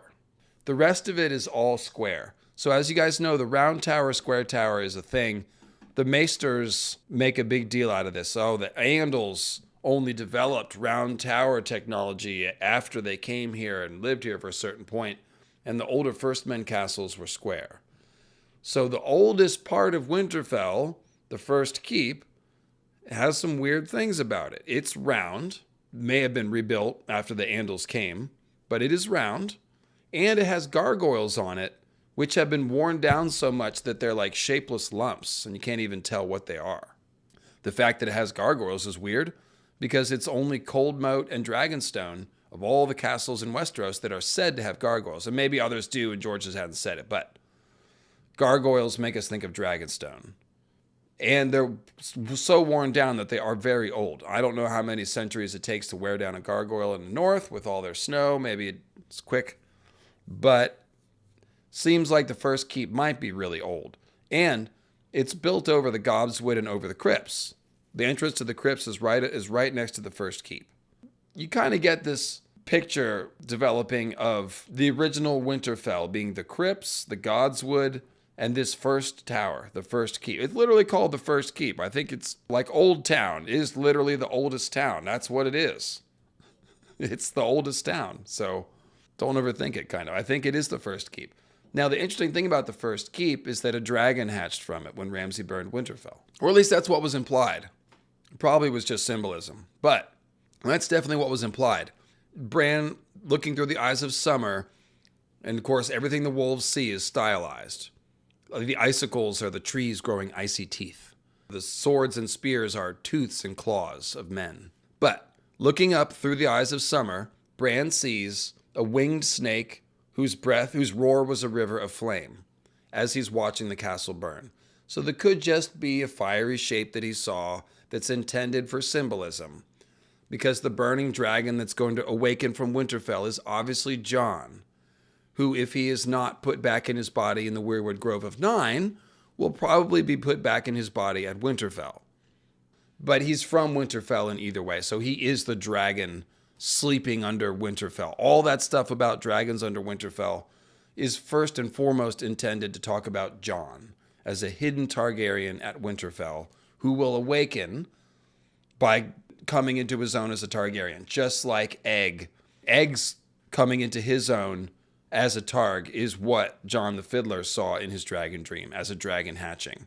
So, that vision of a dragon hatching out of Winterfell is probably symbolism. However, there was a point during the night when a roar and a boom that shook the ground that was louder than everything else. And then when they came out, the first keep was collapsed. It was like half of its side was missing. Bran could see into the rooms and stuff. It was cracked open. Almost looks like cracked open from the inside.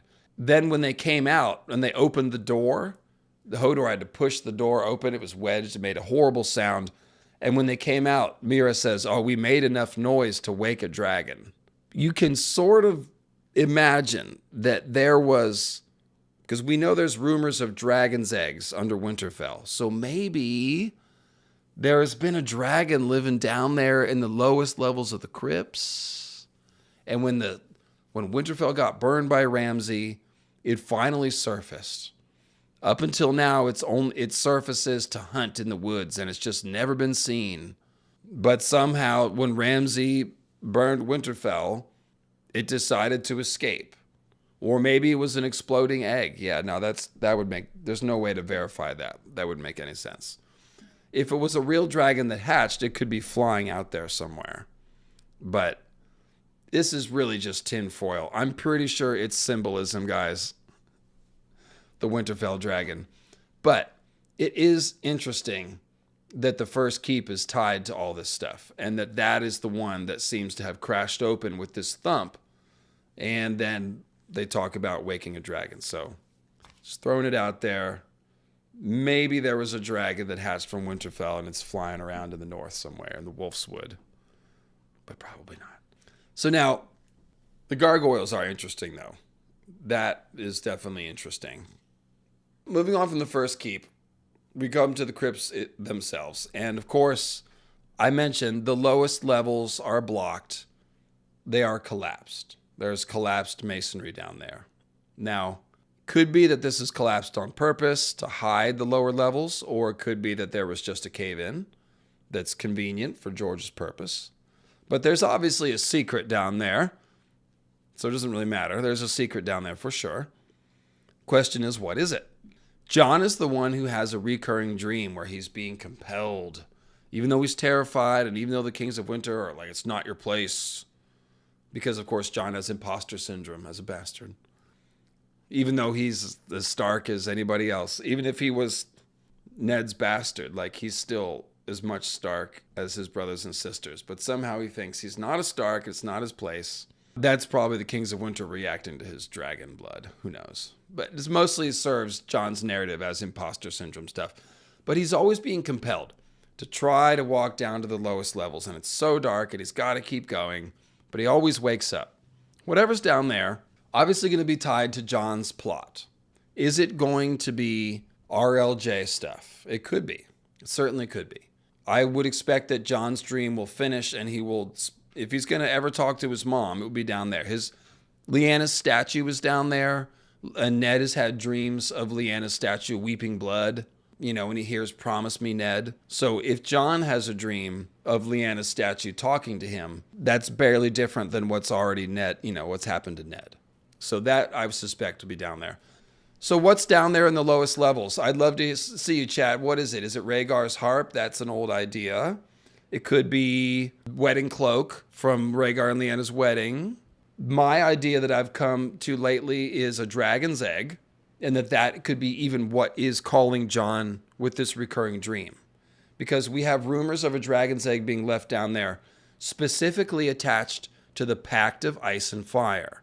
And that was a wedding pact between Jacaerys Velaryon, Rhaenyra's son, and Cregan Stark. And it was Jacaerys' son is supposed to marry Cregan's daughter whenever Jacaerys has a son. Because Jacaerys will be king. And so that Jacaerys' son will be prince in line to be king with a Stark queen. So the Starks, in exchange for helping Rhaenyra next season, will be promised this wedding pact. And this is called the Pact of Ice and Fire. So there is a rumor that Vermax left a clutch of eggs in the crypts. Now, whether or not Vermax got down into the crypts is hard to say. Like I said, wouldn't have fit down the stairwell, but it's strongly implied that the Winterfell caves, well, we know the caves go all outside the castle through the hills. It's an intuitive leap to imagine that there is cavern exits from the crypts that go out into the outside. Maybe down through the lowest level, maybe side passages, maybe secret passages behind sepulchers. Don't rule that out, okay? There definitely could be secrets down there, not just what we see.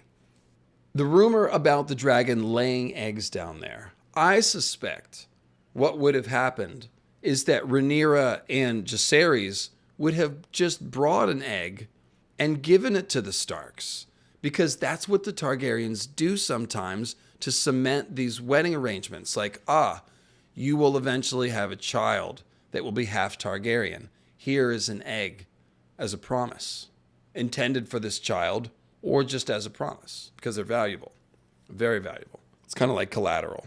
It could have been that the dragon laid eggs down there, because obviously there are hot springs. So the rumor is found a warm place down there and laid some eggs. That makes sense. So either they could have laid eggs, or it could have been part of the actual agreement. So it kind of does make sense for there to be dragon eggs down in the crypts. It's not far-fetched at all.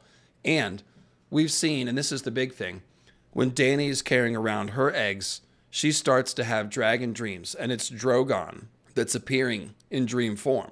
Now, Jon, he can't get down to the lowest levels to finish his dream, right? But something is calling him to go down there. So when he gets down there, there's going to be something that's like, here you are. I've been calling you. Maybe it's just a thing, but maybe it's a dragon's egg. It doesn't need to be hatched, because a hatched dragon presents problems. How's it surviving? How does no one hear it?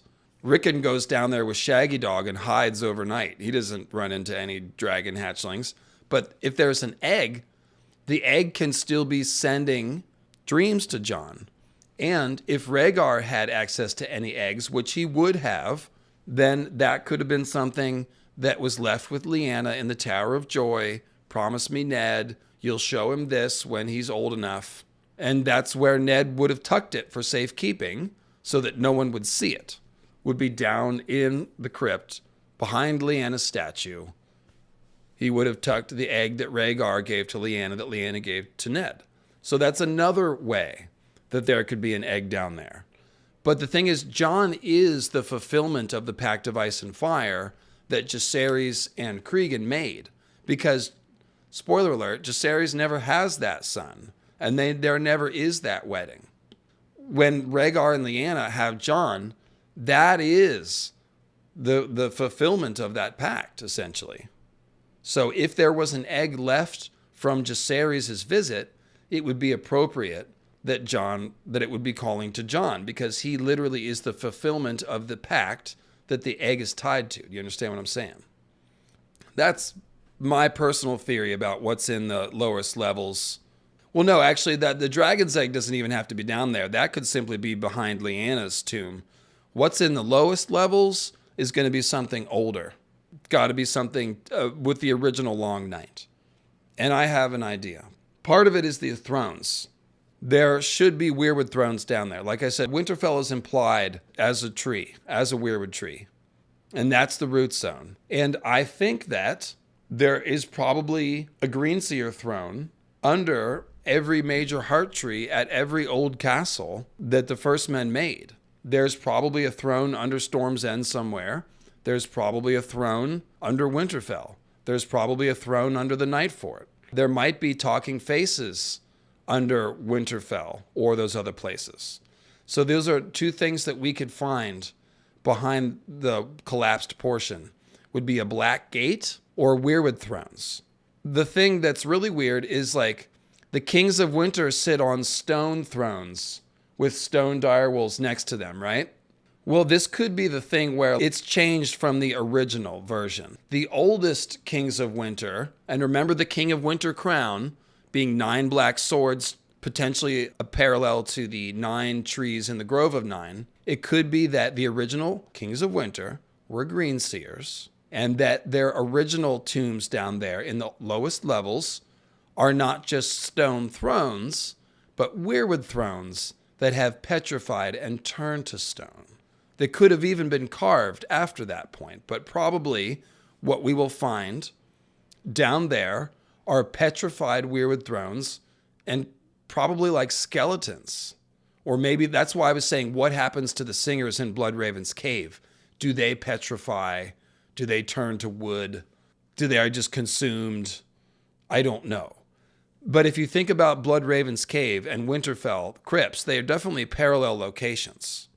I would expect that the underground river may go all the way to the crypts, or the parallel may just be that like there are caves that connect to the outside, just like there are with Bloodraven. I strongly suspect there is a weirwood throne for Bran to sit on, and I suspect the oldest Kings of Winter are on petrified weirwood thrones. And I will mention Eldrick Stoneskin's theory here in a second. Couple things about these Kings of Winter. They have swords over their laps. Iron swords. The oldest ones, most of them in fact, have rusted, and all they are is red stains across the laps. But even the more recent ones have started to rust, and thus they have turned that orangey brown red color. That makes them red swords. And Azor Ahai had a red sword. And Ned's sword is a black dragon sword that gets turned red and compared to the comet. It's the best Lightbringer symbol in the whole story besides Dawn. Ned's Oathkeeper, and it's a King of Winter sword. And so here, these Kings of Winter have red swords. Oh gosh, was Azor Ahai a King of Winter? Yeah, he was. The last hero version of him was, or maybe even a Night's King version of him. He's also kind of a King of Winter too. Iron swords, they are symbols of Lightbringer because they are red, and they're black swords that turn red. So Ned's sword is black and red. It's really just a one-to-one. They're said to be there to keep the vengeful spirits in their crypts. So that's interesting. Usually the sword across the lap is a symbol of denial of guest right. For example, there's 2 times in the story where we see someone sitting with a sword across their lap. One time it's Jaime Lannister. He's sitting on the Iron Throne, challenging anyone to claim it. And his sword is red with the blood of King Aerys. So it's been dipped in dragon blood. And he's challenging. And Ned walks in and faces him down and challenges him. And then Jaime laughs and he gets off the throne. But Ned takes it as this huge insult, and he tells Robert about it all these years later, thinking Robert will be like pissed off, and Robert just laughs. But it's definitely a challenging pose. And then it's even more clear when Robb Stark, who is now crowned as King of the North, he's in Riverrun, and he's sitting on not a throne, but like, a mock throne. And Cleos Frey is brought before him. Robb has his direwolf at his side, just like a King of Winter, and his sword is bared and it's resting on his lap. And it says it's a threat plain for anyone to see. So Robb is threatening Cleos's life, and he's saying, do what I say exactly, or your life is forfeit. And you have to come back as a prisoner when you're done because you're my prisoner.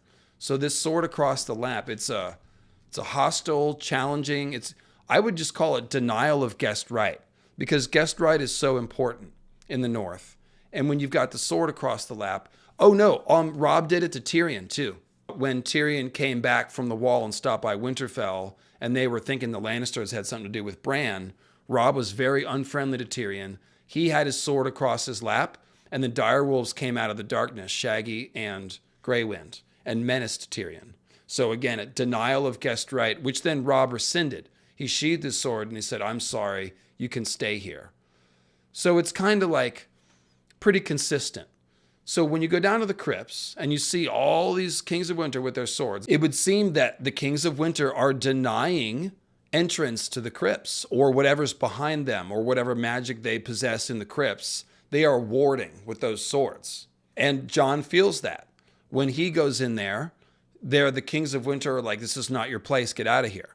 They look hostile to Robert. When Robert comes down there laughing and carrying on and saying Lyanna should have been buried on a hill, the Kings of Winter don't like any of that, and they're like scowling at him. His laughter is echoing and booming, and it's like they're not laughing. Ned doesn't laugh. The thing is that it's said that these swords are there to keep the vengeful spirits in their graves, and it sounds like they're talking about the Kings of Winter. So it's almost like a reverse function, where it's like, oh, the swords keep the Kings of Winter spirits imprisoned. And when Barbary goes down and they see that Hodor has taken one of the swords, they're like, oh, that king's lost his sword. And I think it's Theon that thinks, oh, does that mean the spirit is loose now? So it's interesting that it's like kind of reversed there. But they certainly have something to do with keeping spirits in check, whether it's the spirits of the Kings of Winter or other spirits that are there or other spirits that might try to enter this place. But again, I will remind you that all the Weirwood caves are warded. It probably complements that idea. Like this whole place is magically warded for sure. But these are also, again, these are Lightbringer symbols that these Kings of Winter have. So pretty interesting. Now, when Hodor, like I said, he takes one of the swords. He takes one that's rusty. Hodor becomes a King of Winter. And when they are fighting the Whites outside of Bloodraven's cave, and Bran is piloting Hodor, Hodor is wielding this red sword. Well, first he's attacking trees. He's knocking the snow off the trees. So it's kind of like practice. He's attacking frozen trees, which is what the others are.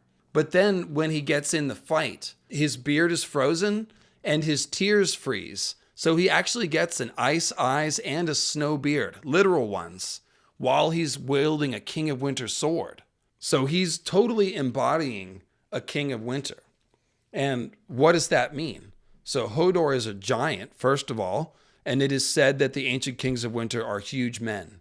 So perhaps the first men descended from green men and giants, or maybe the green men are implied as bigger. So maybe these, Hodor being a giant, maybe that's meant to imply the Kings of Winter as giants. But Hodor's also got a lot of Weirwood tree symbolism. He carries around Bran in a wicker basket, just as Bran will be carried around in the Weirwood cage. His spirit is carried around.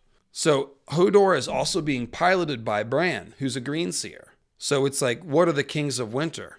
The idea of being piloted by Bran, that could be a reference to like these green zombies that are taking their orders from a green seer. I don't know. I'd hate to think that like green seers stealing bodies is how all the last hero people fought. But I did just want to point out, like, Hodor is doing a King of Winter thing when Bran controls him and fights. Okay, so Matt Diff is pointing out that a couple of the swords are removed from the crypts at the same time that the last Starks leave Winterfell. So maybe there's a link there as far as breaking rules and triggering curses. That does kind of track, because they're keeping vengeful spirits at bay. So, like, what spirits are those? Spirits of Winter? They might not be the spirits of these kings. Or it could be that these Kings of Winter are tied to the others. Some of them were some of these green men that were killed to make the others. That could also be what it's implying.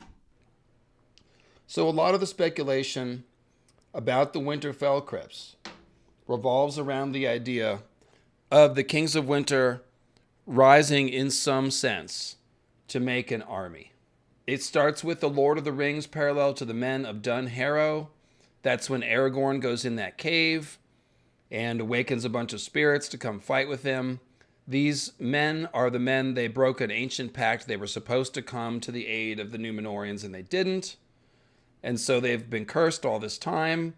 And Aragorn comes and offers them a chance to atone and to be freed from this eternal damnation by fighting with him and living up to their original promise. The Winterfell crypts smack of this. with Jon Snow being a potential Aragorn figure and a King of Winter. So will Jon lead an army of undead coming out of the crypts or something like that? I don't think so. I think that this is symbolism, and I hate to say it, but I really do have a hard time seeing corpses or anything walking out of the crypts and coming up to make an army. Not only is it kind of silly for as far as like it just wouldn't fit with what we see in the story, it's not needed. Like, we don't need specific corpses from thousands of years ago. We don't need that. We're just going to make new ones. And it's the same thing with the swords too. Like, Dawn might be important, but any Valyrian steel sword can become a Lightbringer. I don't know that it's one sword that we need. Dawn might be important because of its icy implications or something like that. But yeah, I mean, like Jon and Dany, they're not really Azor Ahai reborn. They're not like reincarnated. They're new people that are stepping into that role. I really don't think that we need to bring out old corpses to fight. We've got plenty of corpses and fighters in the story. The symbolism here is really important, though. Also, another thing about this is, like, again, Eldrick Stoneskin, his videos are cool, definitely worth checking out, well made. His green zombie theory is basically that grayscale is involved, and that when these people are sacrificed, grayscale is applied somehow, I'm not sure exactly how, and the corpses become stone. And then the weird, the spirits are put back into the bodies, and they're animated stone men. And that these kings of winter are stone bodies waiting to have the spirit stuff back into them, and they're literally going to get up off their thrones. But I just don't see any of that as necessary, for the same reason I was telling you. I don't think we need stone people. We're going to have resurrected people, which is what I think we're really talking about. Because all the whites have stone bodies. Like, they have the blood congeals, and Cold Hand's hands are hard as stone. Jon's body is turning cold. It's like turning to stone. So, and the Weirwood petrifies and turns to stone too. So there's a lot of symbolic implications of turning to stone that aren't necessarily literal, that refer to other things. But the main thing about the symbolism here is the idea of what the King of Winter is and what force that he leads.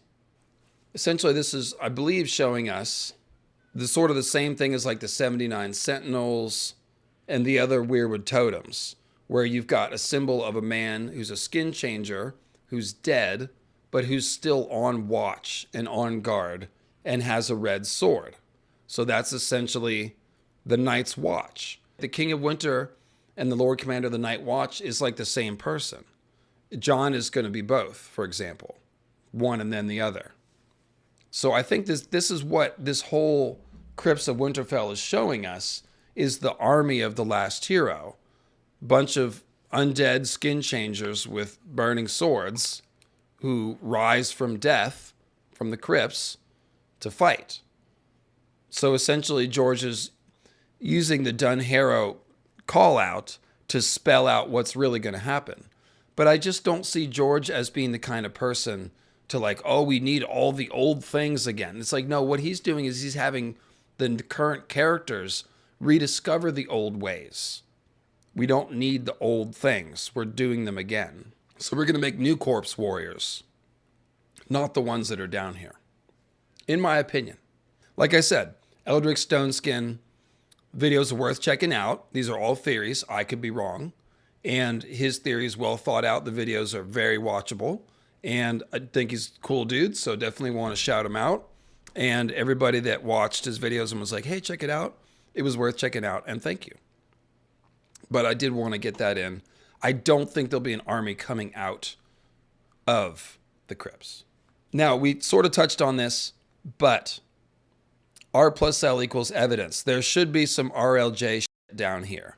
There should be verification of Jon's identity. If it's Lyanna literally telling him, or if it's the wedding cloaks or the dragon's egg, there will be something to confirm RLJ. I guess we already talked about that.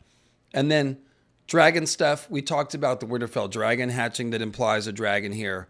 We talked about the idea that there might be a dragon's egg. There's also a rumor that the Winterfell crypts themselves are heated by a dragon, which the Maesters note at least is sort of right in that, like, the furnaces of the earth are also the same sort of furnaces of the earth, geothermic activity, create the hot springs of Winterfell or the volcanoes such as at Dragonstone. I think we pretty much hit that. There's a lot of symbolism that implies dragon stuff might be down here. So I think the dragon's egg makes the most sense, but it could just be referring to Jon's identity. Now, the Starks, as I mentioned earlier, do have the blood of the other. And it dates back to Night's Queen. It strongly implied through parallels that one of those Night's Queen and King babies was somehow rescued. This is a little bit confusing because Night's Queen should be making others directly. But it could be that Night's Queen, she's undergoing a process of transformation. So maybe this child of Night's Queen, maybe this child is somebody that she had before she transformed. Or maybe Night's Queen still does have babies, and that those babies are then sacrificed and turned into others, just like Craster's babies are no doubt sacrificed. Because there's no White Walker daycare. They don't grow up. They're sacrificed. So it could still be that the baby just comes out cold. Like Adara. Again, Adara was born normally, but cold to the touch. And Adara is the little girl from the Ice Dragon. So one of these children of Night's King and Queen seemingly was rescued and became part of House Stark. And again, monster, Gilly's baby, supposed to be given to the others, rescued by a Night's Watchman, and one of the plans is they discuss raising him at Winterfell with Jon and Val's kid, when the plan is for Jon to become Lord of Winterfell. Jon himself, daughter of a Night's Queen, Night's King figure, taken back to Winterfell, raised as a Stark. So there's a bunch of other echoes too. Theon, his mother is Alanis Harlaw, who is a Night's Queen figure with a name similar to Lyanna. And her baby she calls Theon her baby, even though he was 9 when he was taken, is taken back to Winterfell and raised with the Starks. Seems like a Night's Queen baby was taken back to Winterfell and raised as a Stark. And that would give the Starks the blood of the other.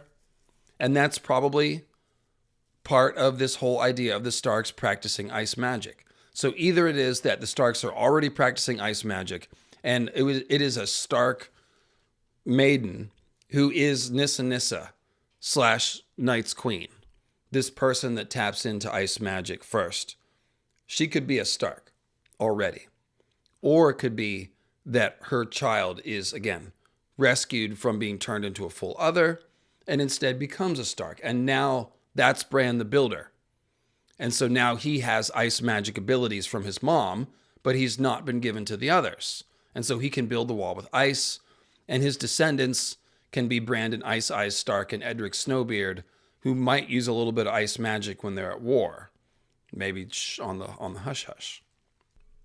Blood of the Other is pretty important. Monster and Jon are parallels, and of course Jon is going to become a monster because zombies are called monsters, like Cold Hands calls himself a monster. So Jon will be a monster, and he parallels monster. The Winter Wolves it's part in Fire and Blood, so I don't want to give too much House of the Dragon spoilers, but that's just the army of Starks and Northmen who come down. They're led by a Dustin, actually, who's got Barrow King symbolism. But they're the Winter Wolves, and they come down from the north and just kill everyone, so that's kind of like the others. I've talked about that, though. And then Bran the Builder I just mentioned. This explains, potentially, how Bran the Builder is using ice magic. Because the wall should be built after the Long Night. That part does make sense.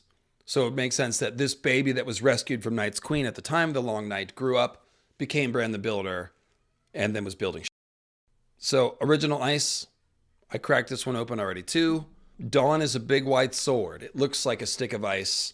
It's called pale as milk glass. When we see the bones of the others as it's melting, Sir Puddles, it's as pale as milk glass. So Dawn looks like the shin bone of another. It's also called Alive with Light, and it's called a pale sword.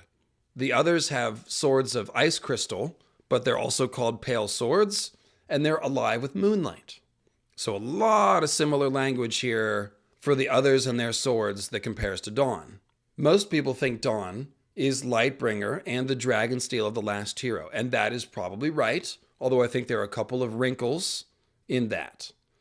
Because Azor Ahai has Lightbringer, he becomes Night's King. Last hero has to steal Dawn from him and then kill him with it. Just as Ned probably killed Arthur Dayne with Dawn and then returned Dawn to Starfall. So I think that's what happened is Last Hero kills Night's King with his own sword, Lightbringer, and that's why it's remembered as a heroic sword and gets into the hands of the Last Hero, and then they take it down to Starfall and give it to the Danes because the Danes are from the Great Empire of the Dawn, and it's kind of their sword. It is remembered as the original ice because it was used by the Last Hero, and the Last Hero is bound to be at least half Stark. It's a sword from the east, from the Great Empire of the Dawn, but it gets in the hands of Night King because Night King is Azor Ahai. And the Last Hero steals Dawn and takes it back from him. This is the pattern that we have settled on, I think, by looking at the parallels. And also it's implied by that name Dragon Steel. It's a joke, like the sword itself is stolen. So Dragon Steel, the Last Hero, Dragon Steel, he stole the dragon sword Lightbringer back from Night's King, killed him with it, pretty sure. Dane Stark. So like I said, Eldrick Shadow Chaser is one of the names for for Azor Ahai that were given. But the thing is that it doesn't match any of the places in the east. All the other names match places in the east. Hyrkoon the Hero, there's a kingdom of Hyrkoon. Nefarian is from Nefer, and Yntar is from Yeti. Azor Ahai is from Ashai.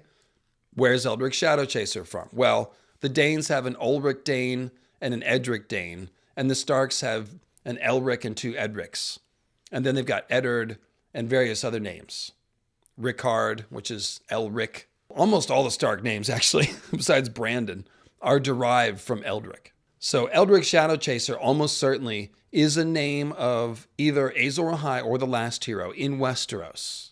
And he is probably connected to the Danes and the Starks. Because again, the Danes are from the Great Empire of the Dawn.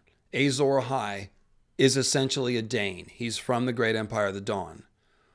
Night's Queen is almost certainly a Stark.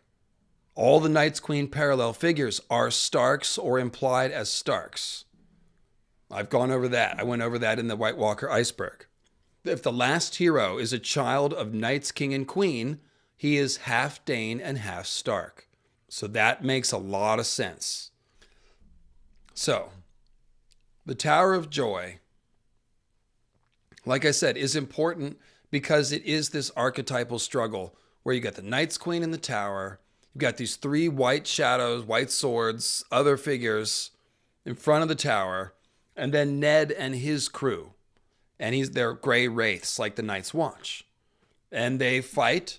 Ned gains control of Dawn. He steals a baby from Night's Queen and King, takes it home as a Stark. He returns the sword. So it's the whole thing is kind of laid out there, at least from the sword fight point of view of the Last Hero. The other thing about the Tower of Joy, like I said, the others are watching too. So it even implies that the others are there. The last thing I'll say about Dawn being original ice is Morning Light. 4 times in the story, there's a sword that runs with Morning Light, and they're all implied as Starks.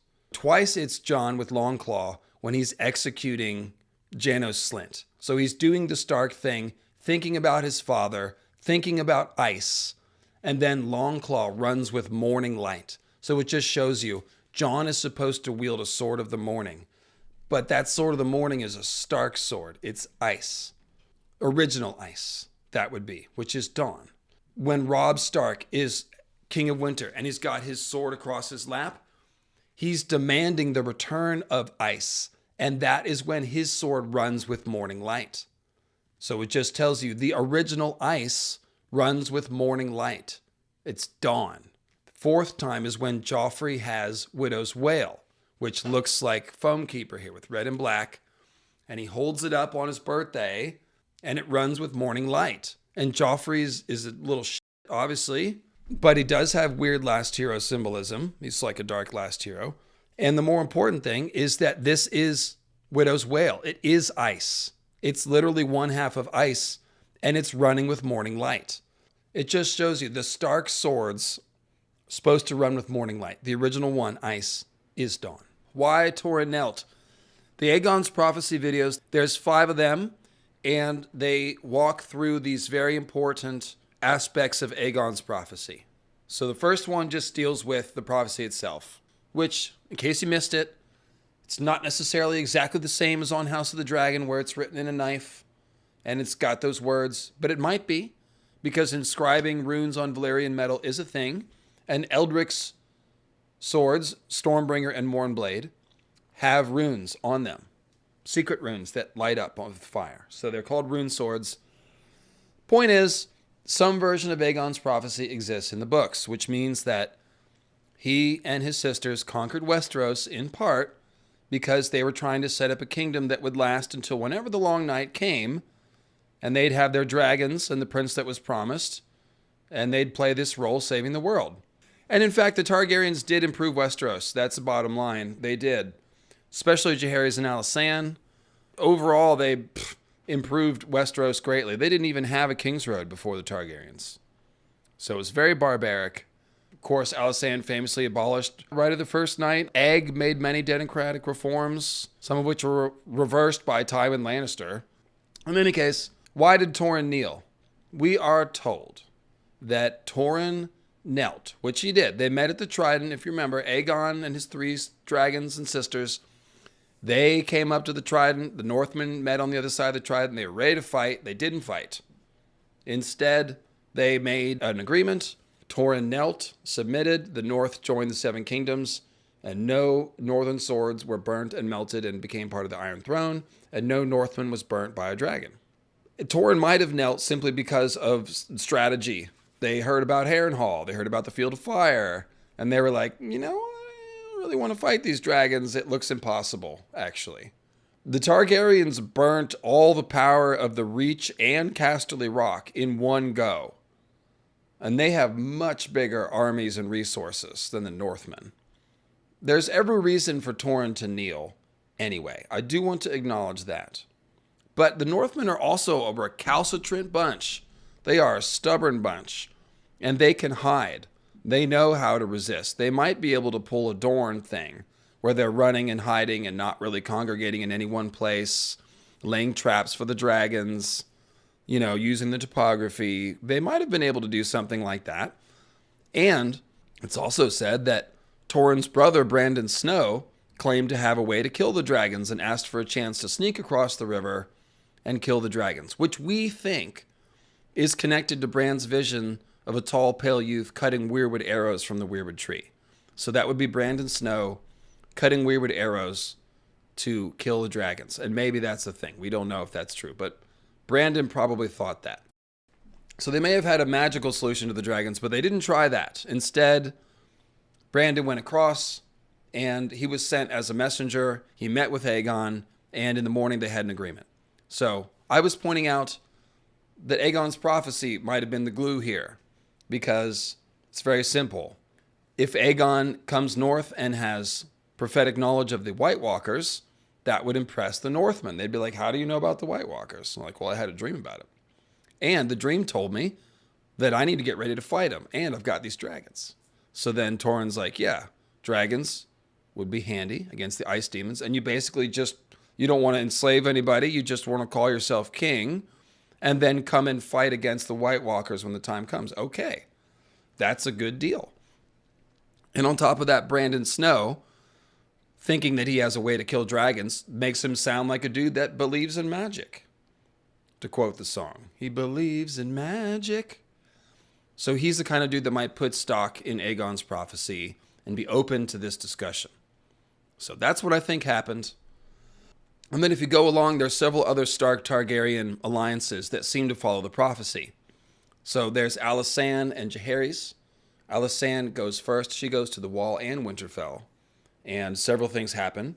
They shut down the Night Fort. Alysanne sells her own jewelry to finance the building of Deep Lake so they can shut down the Night Fort. So she was very personally invested in it. They ended the Lord's Right, which might have something to do with supplying babies to the others. And, of course, the Night Fort has a black gate, which might be the way that babies were smuggled to the others. I'm not such a fan of that theory, but they strengthened the Watch greatly. They convinced Alaric Stark. He basically did whatever Alysanne asked him, and then some, because he's enthusiastic. You got to tell him to stop. You got to make him come up for air. Anyways, you guys know how that went. We've gone over the Alaric-Alysanne dynamic before. So Alysanne, she got the new gift. They gave the new gift to the Night's Watch. They doubled the lands that the Night's Watch had. So Doomsday prepping. Alysanne and Jaehaerys definitely preparing for the long night. Definitely involving the Starks. This would be a follow-up on Aegon's prophecy. So they're talking about it again just a couple generations later. So the Pact of Ice and Fire is talking about a Stark Targaryen baby that needs to be born, which ultimately turns out to be Jon. So it's good chance Aegon's prophecy would be talked about here, especially because they've made such a big deal of Aegon's prophecy on House of the Dragon. And on season 2 House of the Dragon, Rhaenyra, who knows about the prophecy and whose son Jaehaerys is now her heir, presumably she would have confided this now to Jaehaerys, and he's going to Winterfell to try to make a pact. So it is very possible that Jaehaerys will bring up Aegon's prophecy. Okay, so then the last thing is Rhaegar and Lyanna. We already talked about this a bunch. Prophecy would have been at the heart of it. It would have been a combination of Rhaegar talking about the prince that was promised prophecy, which we know he was talking to Elia about, as well as Rhaegar having specific dreams about Lyanna, as when they went to the, at the tourney at Harrenhal when they found each other. But we've already talked about that in Lyanna's stream and in part 1. So that's just to say the Prince Aegon's prophecy runs through all of this, and we should expect Jon and Dany to be talking about it too before it's all done. So the first 3 Night Fort legends: the Rat Cook, Thing in the Night, and Dany Flint. So the Rat Cook, he has guests over and he cooks the children of his guest in a pie, but that wasn't why he was turned into a rat. He was turned into a rat because he broke guest right. So it's like, yeah, you can cook your enemies into a pie, but you have to follow guest right. So Rat Cook is turned into a giant rat with big red eyes, and he's consumed to eat his children. So this is Weirwood talk. Weirwood's obviously white with red eyes, and they eat their children in the sense that, like, the descendants of Greenseers who are in that tree, their descendants also go into the trees and get consumed by them. And some of them might even be sacrificed to the trees. That's the Rat Cook eating his children. It's basically the Weirwood eating generations of people. And the guest right thing goes back to Azor Ahai, like he's violating guest right by breaking into the Weirwood. That doesn't sound like Ratatouille. The Thing in the Night, the Apprentice Boys. So the thing that came in the night, that's the one that's followed by the Apprentice Boys. So that's kind of like the Wild Hunt, where the Apprentice Boys are enslaved and then they have to follow in this procession. It's very like the Wild Hunt. So it's kind of just implying that stuff is going on here. It would essentially be the Night's King enslaving. So the Apprentice Boys, remember, the boys at the Watch, they're green boys. So these are green boys that are being enslaved into the Wild Hunt. So that could refer to like Cold Hand stuff or Night King stuff. And then Dany Flint is a horrible story. A young woman who tried to join the Night's Watch and was raped and murdered. And I've never been able to figure out what that's about. The raped and murdered part is what I don't understand. Because it's like, well, Arya joins the Watch. She has a Flint grandmother. Daenerys, like, Flint is a stone that sparks fire. So Dany Flint, you could think of Daenerys. But it's pretty obvious that she's not going to join the Night's Watch and get raped and murdered. Like, that's...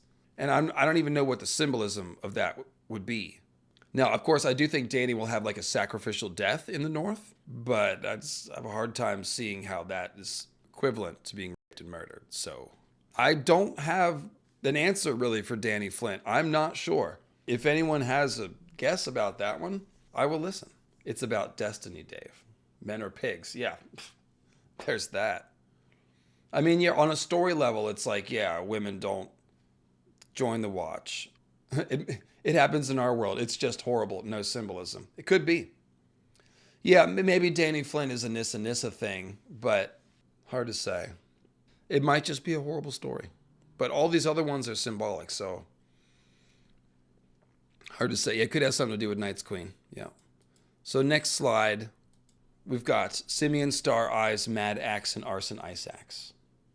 So Simeon Star Eyes is a really interesting one. He replaces his blind eyes with blue star sapphires, just like Aemond One Eye does. And he has a spear with blades at both ends that he spins so he can chop two people at once. And he goes up to the wall to see the Hellhounds fight. That's what we know. So, first of all, Simeon is the name of one of the 12 tribes of Israel, the 12 sons of Isaac, or Jacob rather, that became the tribes. The 12 tribes of Israel probably in Ice and Fire would correlate to the last hero's dozen. Because remember, Garth and his 12 children are likened to the last hero and his 12 group. So, kind of makes sense as far as like implying the last hero's 12, likening them to these 12 tribes, these 12 brothers. So Simeon is the name of one of the tribes. So that's just potentially a clue that he's a holy warrior, that he is one of the last heroes group. He's at the wall, which makes sense. He's watching the Hellhounds fight, and the Hellhounds fighting is just the Starks versus the others, essentially. And the last thing is that the Star Eyes, he's got blue eyes. So he's got essentially ice magic in his eyes. But he's one of the last heroes group. Well, Simeon Star Eyes, probably Simeon Stark, and probably someone wielding ice magic. Simple as that. He could be like Cold Hands, or he could be an ice magic wielder, straight up. But once we've opened this door that other people can use ice magic, we have to consider that Simeon Star Eyes literally might have been an ice magic user and not an other. That's what I think, is that he was an ice magic user and a member of the last heroes group. Now there's also astronomy symbolism with him and that spear, because he becomes like a tree or like the cosmic axis with his spear whirling around him like the stars, or like the two moons if you prefer. Okay? And with his star eyes, that could be like the blue version of Weirwood eyes. So there's a little bit of cosmic axis going on. Really, I guess the star eyes, no, forget the Weirwood thing. That would just be the North Star, right? Because the North Star in Ice and Fire is a blue star, the eye of the rider of the ice dragon. So Simeon Star Eyes, his whirling pole, those are like the moons whirling around the planet. And at the top of the cosmic axis is the North Star, and that's where his eyes are. Oh yeah, Simeon as in ape-like, as in Sun Wukong, who had the spear. That's interesting. And of course, Sun Wukong symbolism is being used for Tyrion. That's Simeon Star Eyes. Okay, so then Mad Axe. Mad Axe, he walks the halls, dripping his axe, dripping blood. What's the rest of his story? He walked the yards and climbed the towers to butcher his brothers in the dark. He took his boots off and prowled the halls of the night fort silently at night and murdered his brothers. The only sound he made came from the blood dripping from his axe, his elbows, and his wet beard. Oh, Bloodbeard. So this is a reference to the Bloodbeard mythology. And it's also Weirwood stuff because he's got the bloody hands. Took his boots off, so he's got the bare feet. And he's murdering members of the Night's Watch. So he sounds like Night's King enslaving, is like sacrificing those other green men at the Night Fort to make the others, essentially. Dripping blood to feed the Weirwood, exactly, which is no doubt part of this. Simeon means animals that know. That's interesting. That's interesting. So then we have Arson Ice Axe. This is easier. I decoded this a long time ago. Arson Ice Axe. So arson is when you set a fire, and ice is ice. So it's like fire ice axe. So the axe is a weapon of ice and fire, and it's stuck in the ice of the wall. It's pretty straightforward. So there is something in the wall that is like a weapon. Not sure what it is. Could be referring to Jon Snow himself. Probably that's the answer. because his body is going to be stored in the ice cells, and he is going to be an ice and fire warrior. Remember, armored in black ice, sword burning red. So Arson Ice Axe, he was tunneling through the wall, and they snuck up on him from behind and sealed him up, so he's just stuck in there. And Jon is the dragon locked in ice. That's his whole symbol, is as a dragon thing frozen in ice. A dragon person hidden at Winterfell. That's his whole symbolism. So, Arson Ice Axe, that's basically Jon. Jon, who is Rhaegar's son. Our son. Rhaegar's son, Ice Axe. Ah, that's a new one, too. That's a new one. Rhaegar's son, Ice Axe. Oh, that's nice. That's nice. What do y'all think of that? Boom. Boom goes the dynamite. RLJ confirmed. Confirmed. All right, moving right along. Let's get to the important stuff. The Blackgate. It talks, guys. It talks. That's the first thing. It's one of the weirdest things around. Why does it talk? And it's not a carved face and doesn't bleed.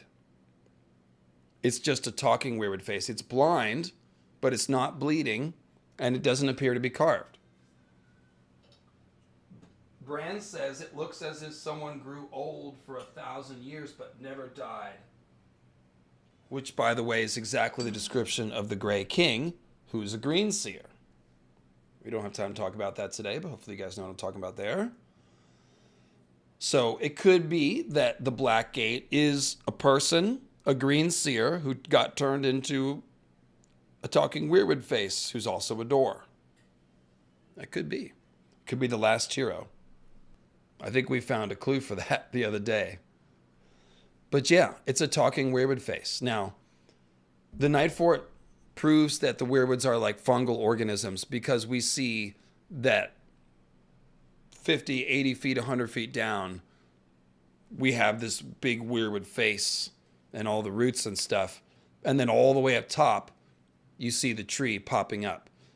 So we already talked about the, like, are there Blackgate faces below the other weirwoods? Quite possibly. Or maybe this is unique. These are like fungal organisms, the weirwoods. More of them is underground. The top things are like mushroom caps. George even colored them like Amanitas mushrooms. And then he's got them growing out of Bloodraven's face to show you that these are mushroom-like things. The weirwood paste is psychedelic, etc. So it's all right there. We've talked about all this. But the Night Fort is the proof. And Bloodraven's cave also has a similar thing where we see you go deep, deep, deep, deep down, and the roots are just thicker and thicker. So this might be a baby gate. It might be where the baby snows are given. Night's Queen's baby snows. And we talked about how there was a castle called Queen's Gate that got renamed Snowgate. And maybe that is a clue that baby snows of the Night's Queen are given through a gate, like the Blackgate. Hard to say. If this is all happening before the wall, then it's not so much that this tunnel is needed to go under the wall. There may be other magical properties from it. Or it could be that this is where the babies are born from. Even something weird like that, because Night's Queen, she might not, I don't even know if she's a physical woman. She might only exist in the Weirwood net, and it could be that her and Azor Ahai are having spirits in the Weirwood net and the others are popping out of the Weirwoods. This could be a baby gate in a couple ways, but it is the Blackgate, and it proves also the timeline of the Night Fort. This is clearly something that was not planted here. This is something that's huge, that's growing here. Probably the Night Fort was built around this place. I'll also point out that, like, remember we talked about at White Tree, there's a burned baby skeleton in the Weirwood mouth, right? Well, Bran is a child being given to the Weirwoods. And so here is a Weirwood mouth, and Bran is being given to it. So it's kind of a similar thing. And of course, Bran is giving himself to the old gods. He's becoming a green seer. He's giving up whatever other future he might have had. So yeah, he is being fed to the Weirwood. So we see that can mean a few different things. You know, Craster gives his sons to the wood, and that means they're becoming others. Bran's becoming a green seer, and he's fed to the Weirwood too. All right, so let's talk about this Green Man Watch that I've been mentioning here and there. This is the theory that I've come up with in the last couple of years I'm probably the most excited about. Because I had the green zombie thing forever. But it's just a matter of the idea that the last hero's companions are resurrected. But from who? Like where? Who are those people? Okay, so the Black Gate has older oaths that it accepts. We see Sam give a stripped down version of the Night's Watch oath, and it's just the first 6 lines about being a watcher on the walls and a light in the darkness and live and dying at your post. It doesn't have marrying people and fathering no children and all that stuff. It's just the strict promise of defending the realms of men. So it kind of shows you that some of that other stuff was added later, but it also shows you that there is this Black Gate is very old because it is looking for an older version of the oath. Cold Hands is the one that showed Sam how to open the door. So Cold Hands is reciting the older version of the oath. Cold Hands, by the way, speaks the old tongue, which is an indication that he is very, very old. I mentioned earlier, Night's King, 13th man to lead the watch. So if he's at the time of the Long Night, it implies the watch existed before the Long Night. Who were they? Well, watching the Watchers. The Watchers are the Weirwoods. They are called Watchers. So are the others, by the way. But we also see that a Green Man Watch is placed over the Weirwoods on the Isle of Faces. So we've got this idea that green men watch over Weirwoods. And there's like an order of them, a sacred order of green men formed by a pact that watches over Weirwoods. The Night Fort Weirwood, there could be other talking faces, but there might not be. That might be a unique thing. It is said to be the first castle on the wall. And it's probably older than the wall, but one would assume it is the oldest castle. It probably is a significant thing. It's the biggest and oldest castle. It's got this Weirwood face. It's where Knights King and Queen created the others. It's a very significant place. Is it possible there was more than one Green Man Watch, not just on the Isle of Faces, but also here, around this very significant and unique Weirwood organism? This could be the watch that Knights King took command of and then murdered to create the others. And that's indeed the story that I believe that we're being told. So again, we talked about the Green Boys, how the Night's Watch are implied as green boys that are resurrected. So it's like, oh, well, the oldest castle on the wall is the Night Fort. So the origins of the watch are at the Night Fort, where green boys become, sacrificed for various reasons.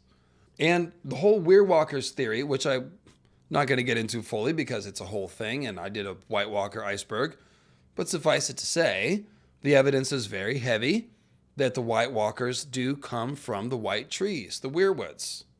They are Weirwalkers, that they walked right out of the white trees. When they say a shadow emerged from the dark of the wood, that's like the id of the Weirwoods. That's where they come from.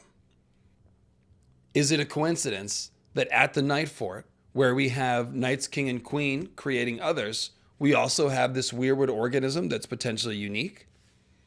No. Those things have got to be connected. The creation of the others should involve Weirwoods and Weirwood magic. You can see how this all could fit together. There's a Green Man Watch at the Night Fort. Azor Ahai comes along, takes control of it, corrupts it, does blood magic, forces his way into the Weirwood net. It creates the others here.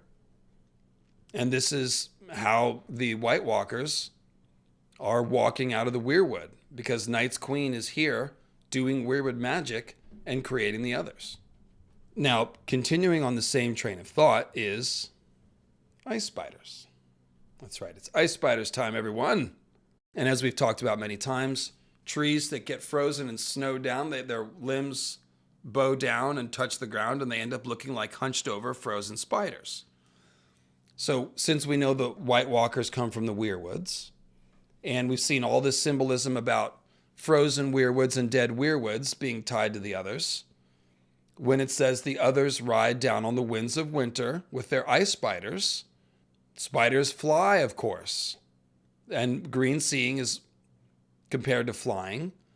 And since frozen trees look like frozen spiders, the ice spider is a great metaphor to express the idea that the others ride down on the winds that come from their weirwoods. They are powered by the weirwoods. They use the weirwoods to invade Westeros.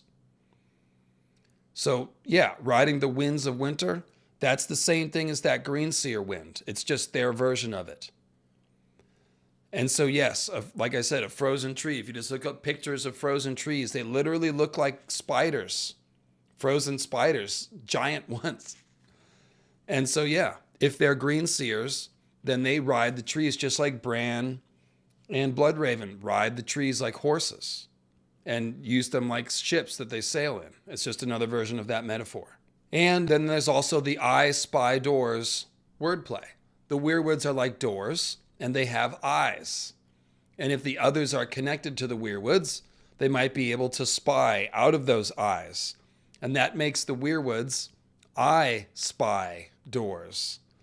And that's what we see in the Eyrie, a symbolic ice temple. We have a weirwood moon door.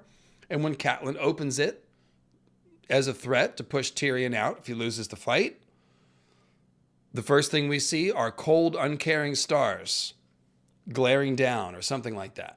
So it's like, oh, what's behind the I spy door? The eyes of the others watching. And it's a door of death as well. So, yeah. I spy doors, ice spiders. It's all about the others using frozen weirwoods. How do they invade Westeros? Riding frozen weirwoods. And by the way, the spiders might be real too.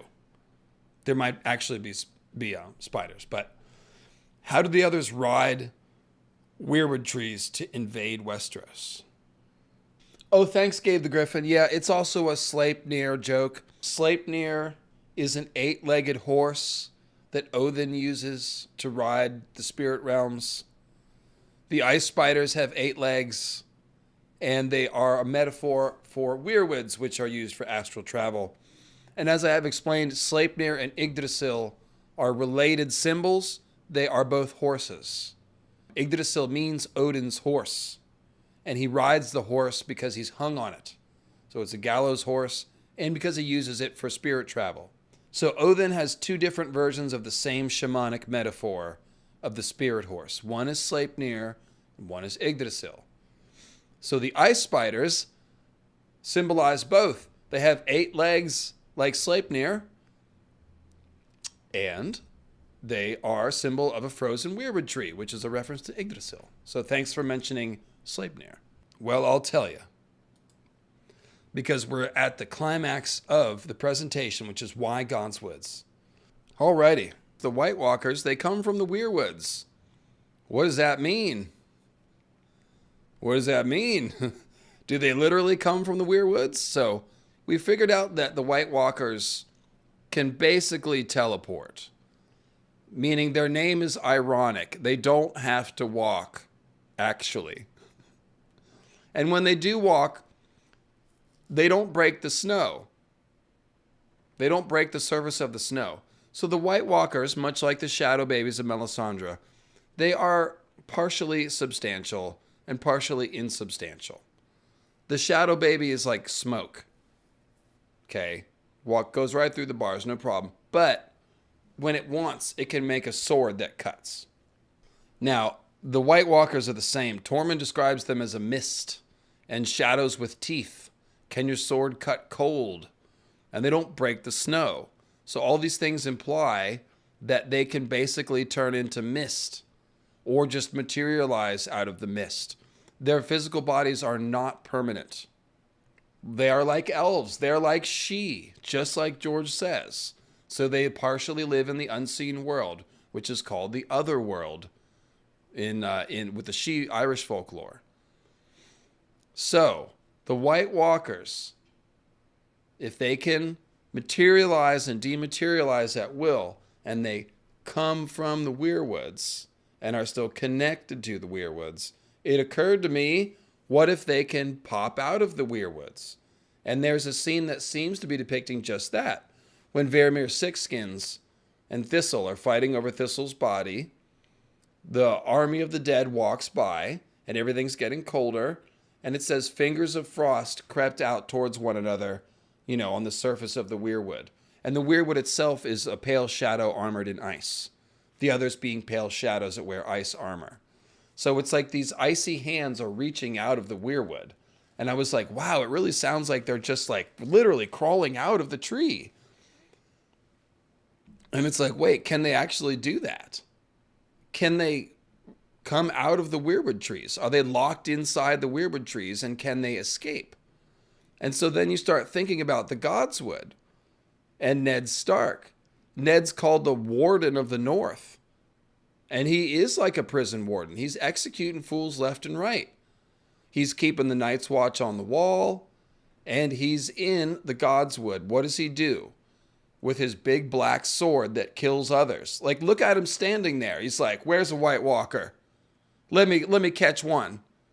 Let me catch a SOB. I got my sword ready. Okay?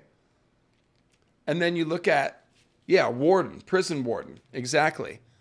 And that warden symbolism extends to the Night's Watch. The Night's Watch walk atop a giant wall, exactly like prison wardens, looking down on the wildlings, whom they keep penned up behind the wall. So they are like prison guards, both the Starks and the Night's Watch. And the Night's Watch are keeping the others penned up north of the wall too. And we know they're going to get out. They're going to make a break. So this warden stuff is real. The idea of the Night's Watch and the Starks, they are keeping the others at bay. And so we get back to this idea, there's always got to be a Stark in Winterfell. What does the Stark in Winterfell do with his big dragon sword, which used to be Dawn? He offers blood sacrifice to the Weirwood. So the question is, what do you get in return? Anytime you offer blood, that's blood magic. You kill someone to work powerful magic. So here we have all these sacrifices. I know you can see the blood dripping off the sword into the pond. And Bran Stark, the Greenseer, tastes the blood of the people sacrificed in this pond. So we know this blood literally feeds the trees, which are oozing blood. So what's going on here? This is the question I was turning over last night. What do the people, all these Northmen who offer all this blood to the trees, what do they get in return? Well, there's a couple ideas. If these weirwood trees are prisons, and remember the weirs, the fishing weirs are prisons for fish. They are traps for fish. And Azor Ahai trapped in the weirwood net, just like Lucifer trapped in the frozen lake, right? There's a lot of trapping and prison stuff going on with the weirwoods. So when they're offering blood to the weirwoods, all these Northmen and the Stark in Winterfell, one of the things they could be doing is strengthening the wards. And of course, George is a huge fan of Robert Jordan. And in his story, the Dark One is sealed up in a prison. And they talk about the seals to the Dark One's prison breaking. Wheel of Time is what we're talking about. And these seals to the Dark One's prison are weakening and breaking and stuff like that. I think the Weirwoods are basically part of the seals here that are keeping the others at bay. And offering the blood to the Weirwoods could very well be strengthening those bonds. Because again, magical wards is a big part of resisting the others. Bloodraven's Cave is warded. The wall itself has a shadow ban, a ward that no shadow can pass. And the fact that it's at Storm's End is so important because Storm's End isn't Winterfell. It's way far away. But it's an old castle of the First Men. So what did they do? They built it around a godswood and some caves, and they put magical wards on it so that no shadows can pass. So we have to assume all the oldest First Men castles are the same, that they are all shadow banned. That doesn't come from nowhere. So these shadows, these bands, this could be a thing where they are strengthened by all this blood magic. Now, slightly different, darker version of this idea is that they are feeding the others, and that this is part of some pact with the others, as well as giving them children north of the wall. All these Northmen are feeding the Weirwoods with blood, as they're giving strength to the others, actually. I favor their strengthening the wards idea, but it could make sense. Just because Bran can taste the blood doesn't mean the others can't too, I guess is what I'm saying. So, yeah, what are they getting in return? That is a huge question, because they're feeding a lot of blood to these Weirwoods. And now that the Starks are gone, there's a snowstorm happening. So is that the beginning of these cold spirits being able to come out of the Winterfell Godswood? So this is what I'm saying. Like, not only are they strengthening the wards, these Weirwood trees are like a double-edged sword. Yes, you get powers from them, but they're also tied to the others. So we've got to keep them under watch. That's why I said watching the watchers. If the blood wards aren't satisfied, if the blood isn't given, the bonds aren't strengthened, then eventually the others will be able to come out of these trees and invade Westeros. Now, we might need the wall to fall first. I do think that is true, because the wall is this giant barrier. It's even a psychic barrier with Jon and Ghost. So I don't know that the others can circumvent the wall by just teleporting out of the Weirwood. I think the wall's got to fall first. But the fact that there's a snowstorm emanating from Winterfell, now that there's no Stark, shows you the trend that this is on. The Godswood is freezing over. We might get to a point where, yeah, these wards are broken, and now the others can literally just start pouring out of the Weirwood in the Winterfell Godswood, which would be a sick way for Winterfell to fall, if you ask me. So the wall obviously is going to fall. We talked in the White Walker Theory Iceberg about how. I'm banking on more moon meteors, obviously. I think the others also need Jon's body. I'm not sure how all that's related, but they definitely need his body to lead the invasion. They need the long night to fall, and they need Jon's body. That's what they need. So we'll see what's going on with these wards here, and if there's something that happens in the Winterfell Godswood. But essentially, these Godswoods, like, why are the castles built around these trees? That's the question. Why did the first men build? So there's a couple reasons. One, it could be that in order to create a Shadowban ward, you need Weirwood magic. So you can really only make them around Weirwood trees. Remember, once Stannis and Melisandre took Storm's End, Melisandre ripped up the Weirwood tree and burned it. And she also wanted to rip up the Heart tree at Winterfell. So that could be a thing where, like, she thinks the Shadow wards are anchored to the Weirwoods. So that could be a reason why they're built around the trees. And then the continued feeding of the blood to the tree maintains the ward, the ban. That's all makes kind of sense, right? But I think it's more twisted than that. I think that basically these are all prison guards. The first men built castles around the Weirwoods, I think, because they are part of the prison that keeps the others penned up. And if they do not offer blood to these trees over time, it weakens the bonds. Something more like that. And once the wall falls, you might have White Walk. The invasion of Westeros might not be in a line that sweeps down. Because remember, the whole kingdoms of men and armies are wiped out.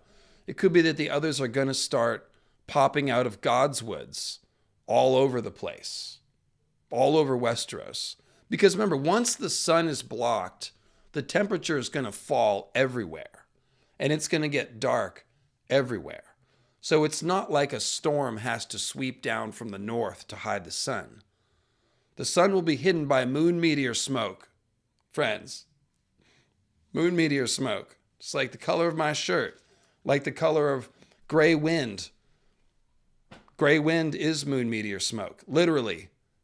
That's what he is. He is smoke dark. Just like the Valyrian steel is smoke dark. Because the Valyrian steel Swords are symbols of meteors, so they're the color of smoke. And Grey Wind is a hellhound, the color of smoke with burning eyes. It's all the same symbol. The meteor smoke is coming, folks. Like a gray wind. And so the temperature will drop everywhere. It'll be dark everywhere. So then the others, theoretically, at that point, they can start popping out of Weirwoods anywhere and killing people. And I think that's what's going to happen. Because wouldn't that be more exciting? It's like we've been waiting for the invasion of the others for 30 years or whatever it is. Are they really just going to white walk their way down slowly like they did on the TV show? The army of the dead does have to walk, but the White Walkers, I don't think they need to do that. So that would be a very upsetting and frightening way to have the White Walker invasion just be way gnarlier than we ever thought. I hope George does it, and I hope I'm right. I'm not convinced that they can pop out of the Weirwoods, but I kind of think maybe they can. So yeah, the purposes of the Godswoods, it's definitely having to do with offering blood to the Weirwood. So it's either for the purpose of maintaining wards, or a pact with the others, or some combination of that, I would guess. They could also be, I guess, essentially keeping the Weirwood net alive.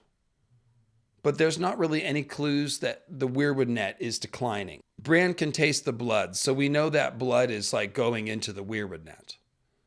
But the blood sacrifice to the trees has really, really cut down. So it's kind of like, we should see the Weirwood net be weak, if so. But what we're heading towards, like magic has become weaker, and the long night is heading towards us. So, yeah, I think maybe the others are gaining strength as the blood sacrifice is lessening. That's what it appears to me. So I did talk about who built the wall. You know, Edric Snowbeard Stark built the walls of Winterfell, and I think that's a symbolic parallel for Eldric Shadow Chaser, the last hero, having built the wall, or maybe his son, Bran the Builder, if that's how that goes. So I really don't think the others built the wall. That, to me, doesn't make any sense, that the others built the wall. I just can't. It doesn't fit with the story to me. The only reason people think that is because they're the only ones we see using ice magic. But Night's Queen implies other people can use it. And like I said, magic doesn't belong to anyone in this story. So anyone should be able to use ice magic. So there you go. Any chance Euron takes a dragon and breaks the wall? No. But there's a chance Euron will call the comet that will break the wall and then take a dragon up north. So, kinda.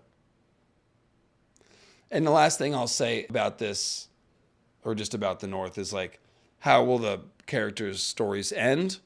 I do think Arya will do something like the show, where she will sail west there, because, like, I mean, that's a Nymeria thing to do. So I think that's the meaning of her wolf being named Nymeria. Possible she'll end up in her wolf, running around with the wolf pack, but I think that's probably how Rickon will end, is in his wolf running around. Jon, I believe, will be the one who leads the others back into the Weirwood net. Bran is taking the download. I believe Sansa will have her powers awakened by Bran, and that she will be skin-changing birds, ravens. I think her bird symbolism all points to that. So I think she will have a role with sort of reuniting the Stark clan at Winterfell. She's just not going to be doing catty bitch stuff like on the TV show. God, that was terrible. The thing I want to mention is Jon. I have a live stream called We Should Start Back, and it is sort of a backwards and forwards reading of the prologue of A Game of Thrones, which seems to be a chapter written with a mirror-like action where it gets to the middle and then it repeats the same pattern on the way out. So it's like a flipped mirror with a central point of symmetry. And that means you can read it forwards and backwards. And we did that on a live stream. And I think it gave us the end of the story, which it looks a lot like Jon as Waymar kissing Dany goodbye, laying down in the snow, being resurrected, and then fighting with the others, winning the fight, and dispersing them back into the trees. That is essentially what happens when you read it backwards. So it kind of makes sense to me also that Jon would do this, because he is foreshadowed as a Night King figure. He is going to be whited by the others and then freed from bondage, but that's going to leave him like with a cold body and magic fire inside. He's going to be all messed up. So kind of like Frodo can't live in the realm of men anymore. Jon will end his life in the north. Maybe he'll be the new Cold Hands. That used to be what I predicted for Jon. But really it's about, I think he's going to lead the White Walkers back home. And so to go back to the Crypts of Winter, the Crypts of Winterfell, the Kings of Winter kind of look like the others also. Like it's this army of, like I said the others are associated with dead Weirwood, and dead Weirwood turns to stone. And so we got this stone army, these Kings of Winter. Well, it's like Night King is King of Winter. He's the one that uses winter as a weapon. It's kind of implying like the Stark role as King of Winter is to lead the others. And that's why the Starks act like the others sometimes. But when they lead the others, it's not like, oh, they're going to lead the others to invade Westeros. Jon may do that for a minute when his body is stolen. But at the very end of the story, I believe that Jon will become king of the others and lead them back into the Weirwood net that Bran vacates. So I'm not sure how he does that exactly. It may probably be Jon and Dany doing that. Because remember, Dany is foreshadowed to free the Whites from bondage. So if Jon's leading the spirits of the others back into the Weirwood net, this all sounds like the same action. That's what I got for you on Starkberg. Are you not entertained? This just occurred to me. So the Wolf's Den is a prison. It's a Weirwood prison. It was built by Jon Stark. So it's his prison. And then Brandon Ice Eyes is the one who comes down like an other and retakes Jon's prison. So yeah, that might be more talking about Jon leading the others back to their home, essentially. It kind of makes sense. The Weirwood prison, that's their home. The Wolf's Den. And remember, I said the others are definitely like wolves, just like the Starks. That rocks. We got a bunch of new stuff today, man. The Wolf's Den is all in a Dance with Dragons. The jailer, whose name is Garth, by the way, so it's a Garth prison, tells the story of Brandon Ice Eyes in the Wolf's Den. It's very exciting. I'm pretty sure I did a chapter reread on that one. Do I think Jon will Nissa Dany? No. The only scenario in which I could see that would be like Dany is ice frozen or enchanted and the sword stabbing freezer from that enchantment. But no, the whole point of the Nissa Azor Ahai story is that Azor Ahai is a bad guy and that he broke the moon by committing blood magic to gain magic power, which is the opposite of the heroic ideal of the story, which would be self-sacrifice. So no, I strongly would be against repeating we need to. That's how we got here. That's the original sin, is the invasion of the Weirwood net, which came with the murder of Nissa. So we need to undo the harm from that, not repeat that. We need like an inverse, Yeah, Dany having to take out Jon would almost make more sense because we know Jon's going to be so enchanted and, maybe that's how he's freed from enchantment, or maybe that's how he goes leads the others at the end. Sword stabbing can be a transformation thing too, if it's a magic sword. But yeah, Dave and Dan learned the wrong lesson from Azor Ahai, I sometimes say. They looked at the Davos quote and went, yup. Yeah, Davos is like, oh man, I could never stab my wife. I must not be the stuff of heroes. And Dave and Dan were like, we're heroes. God. Yes, violence against women, very clearly something George is speaking against in the story. As well as the way that war chews up the lives of young men. He spends equal time on those things. So thanks, guys. It's been a fun stream. I'm glad y'all watched the whole time. It's always fun for me to entertain you guys from my living room. You guys know how it is. It's dorky, but it's fun. It's fulfilling. And sometimes we learn something. So cheers, and I'll see you with the Moat Cailin very soon.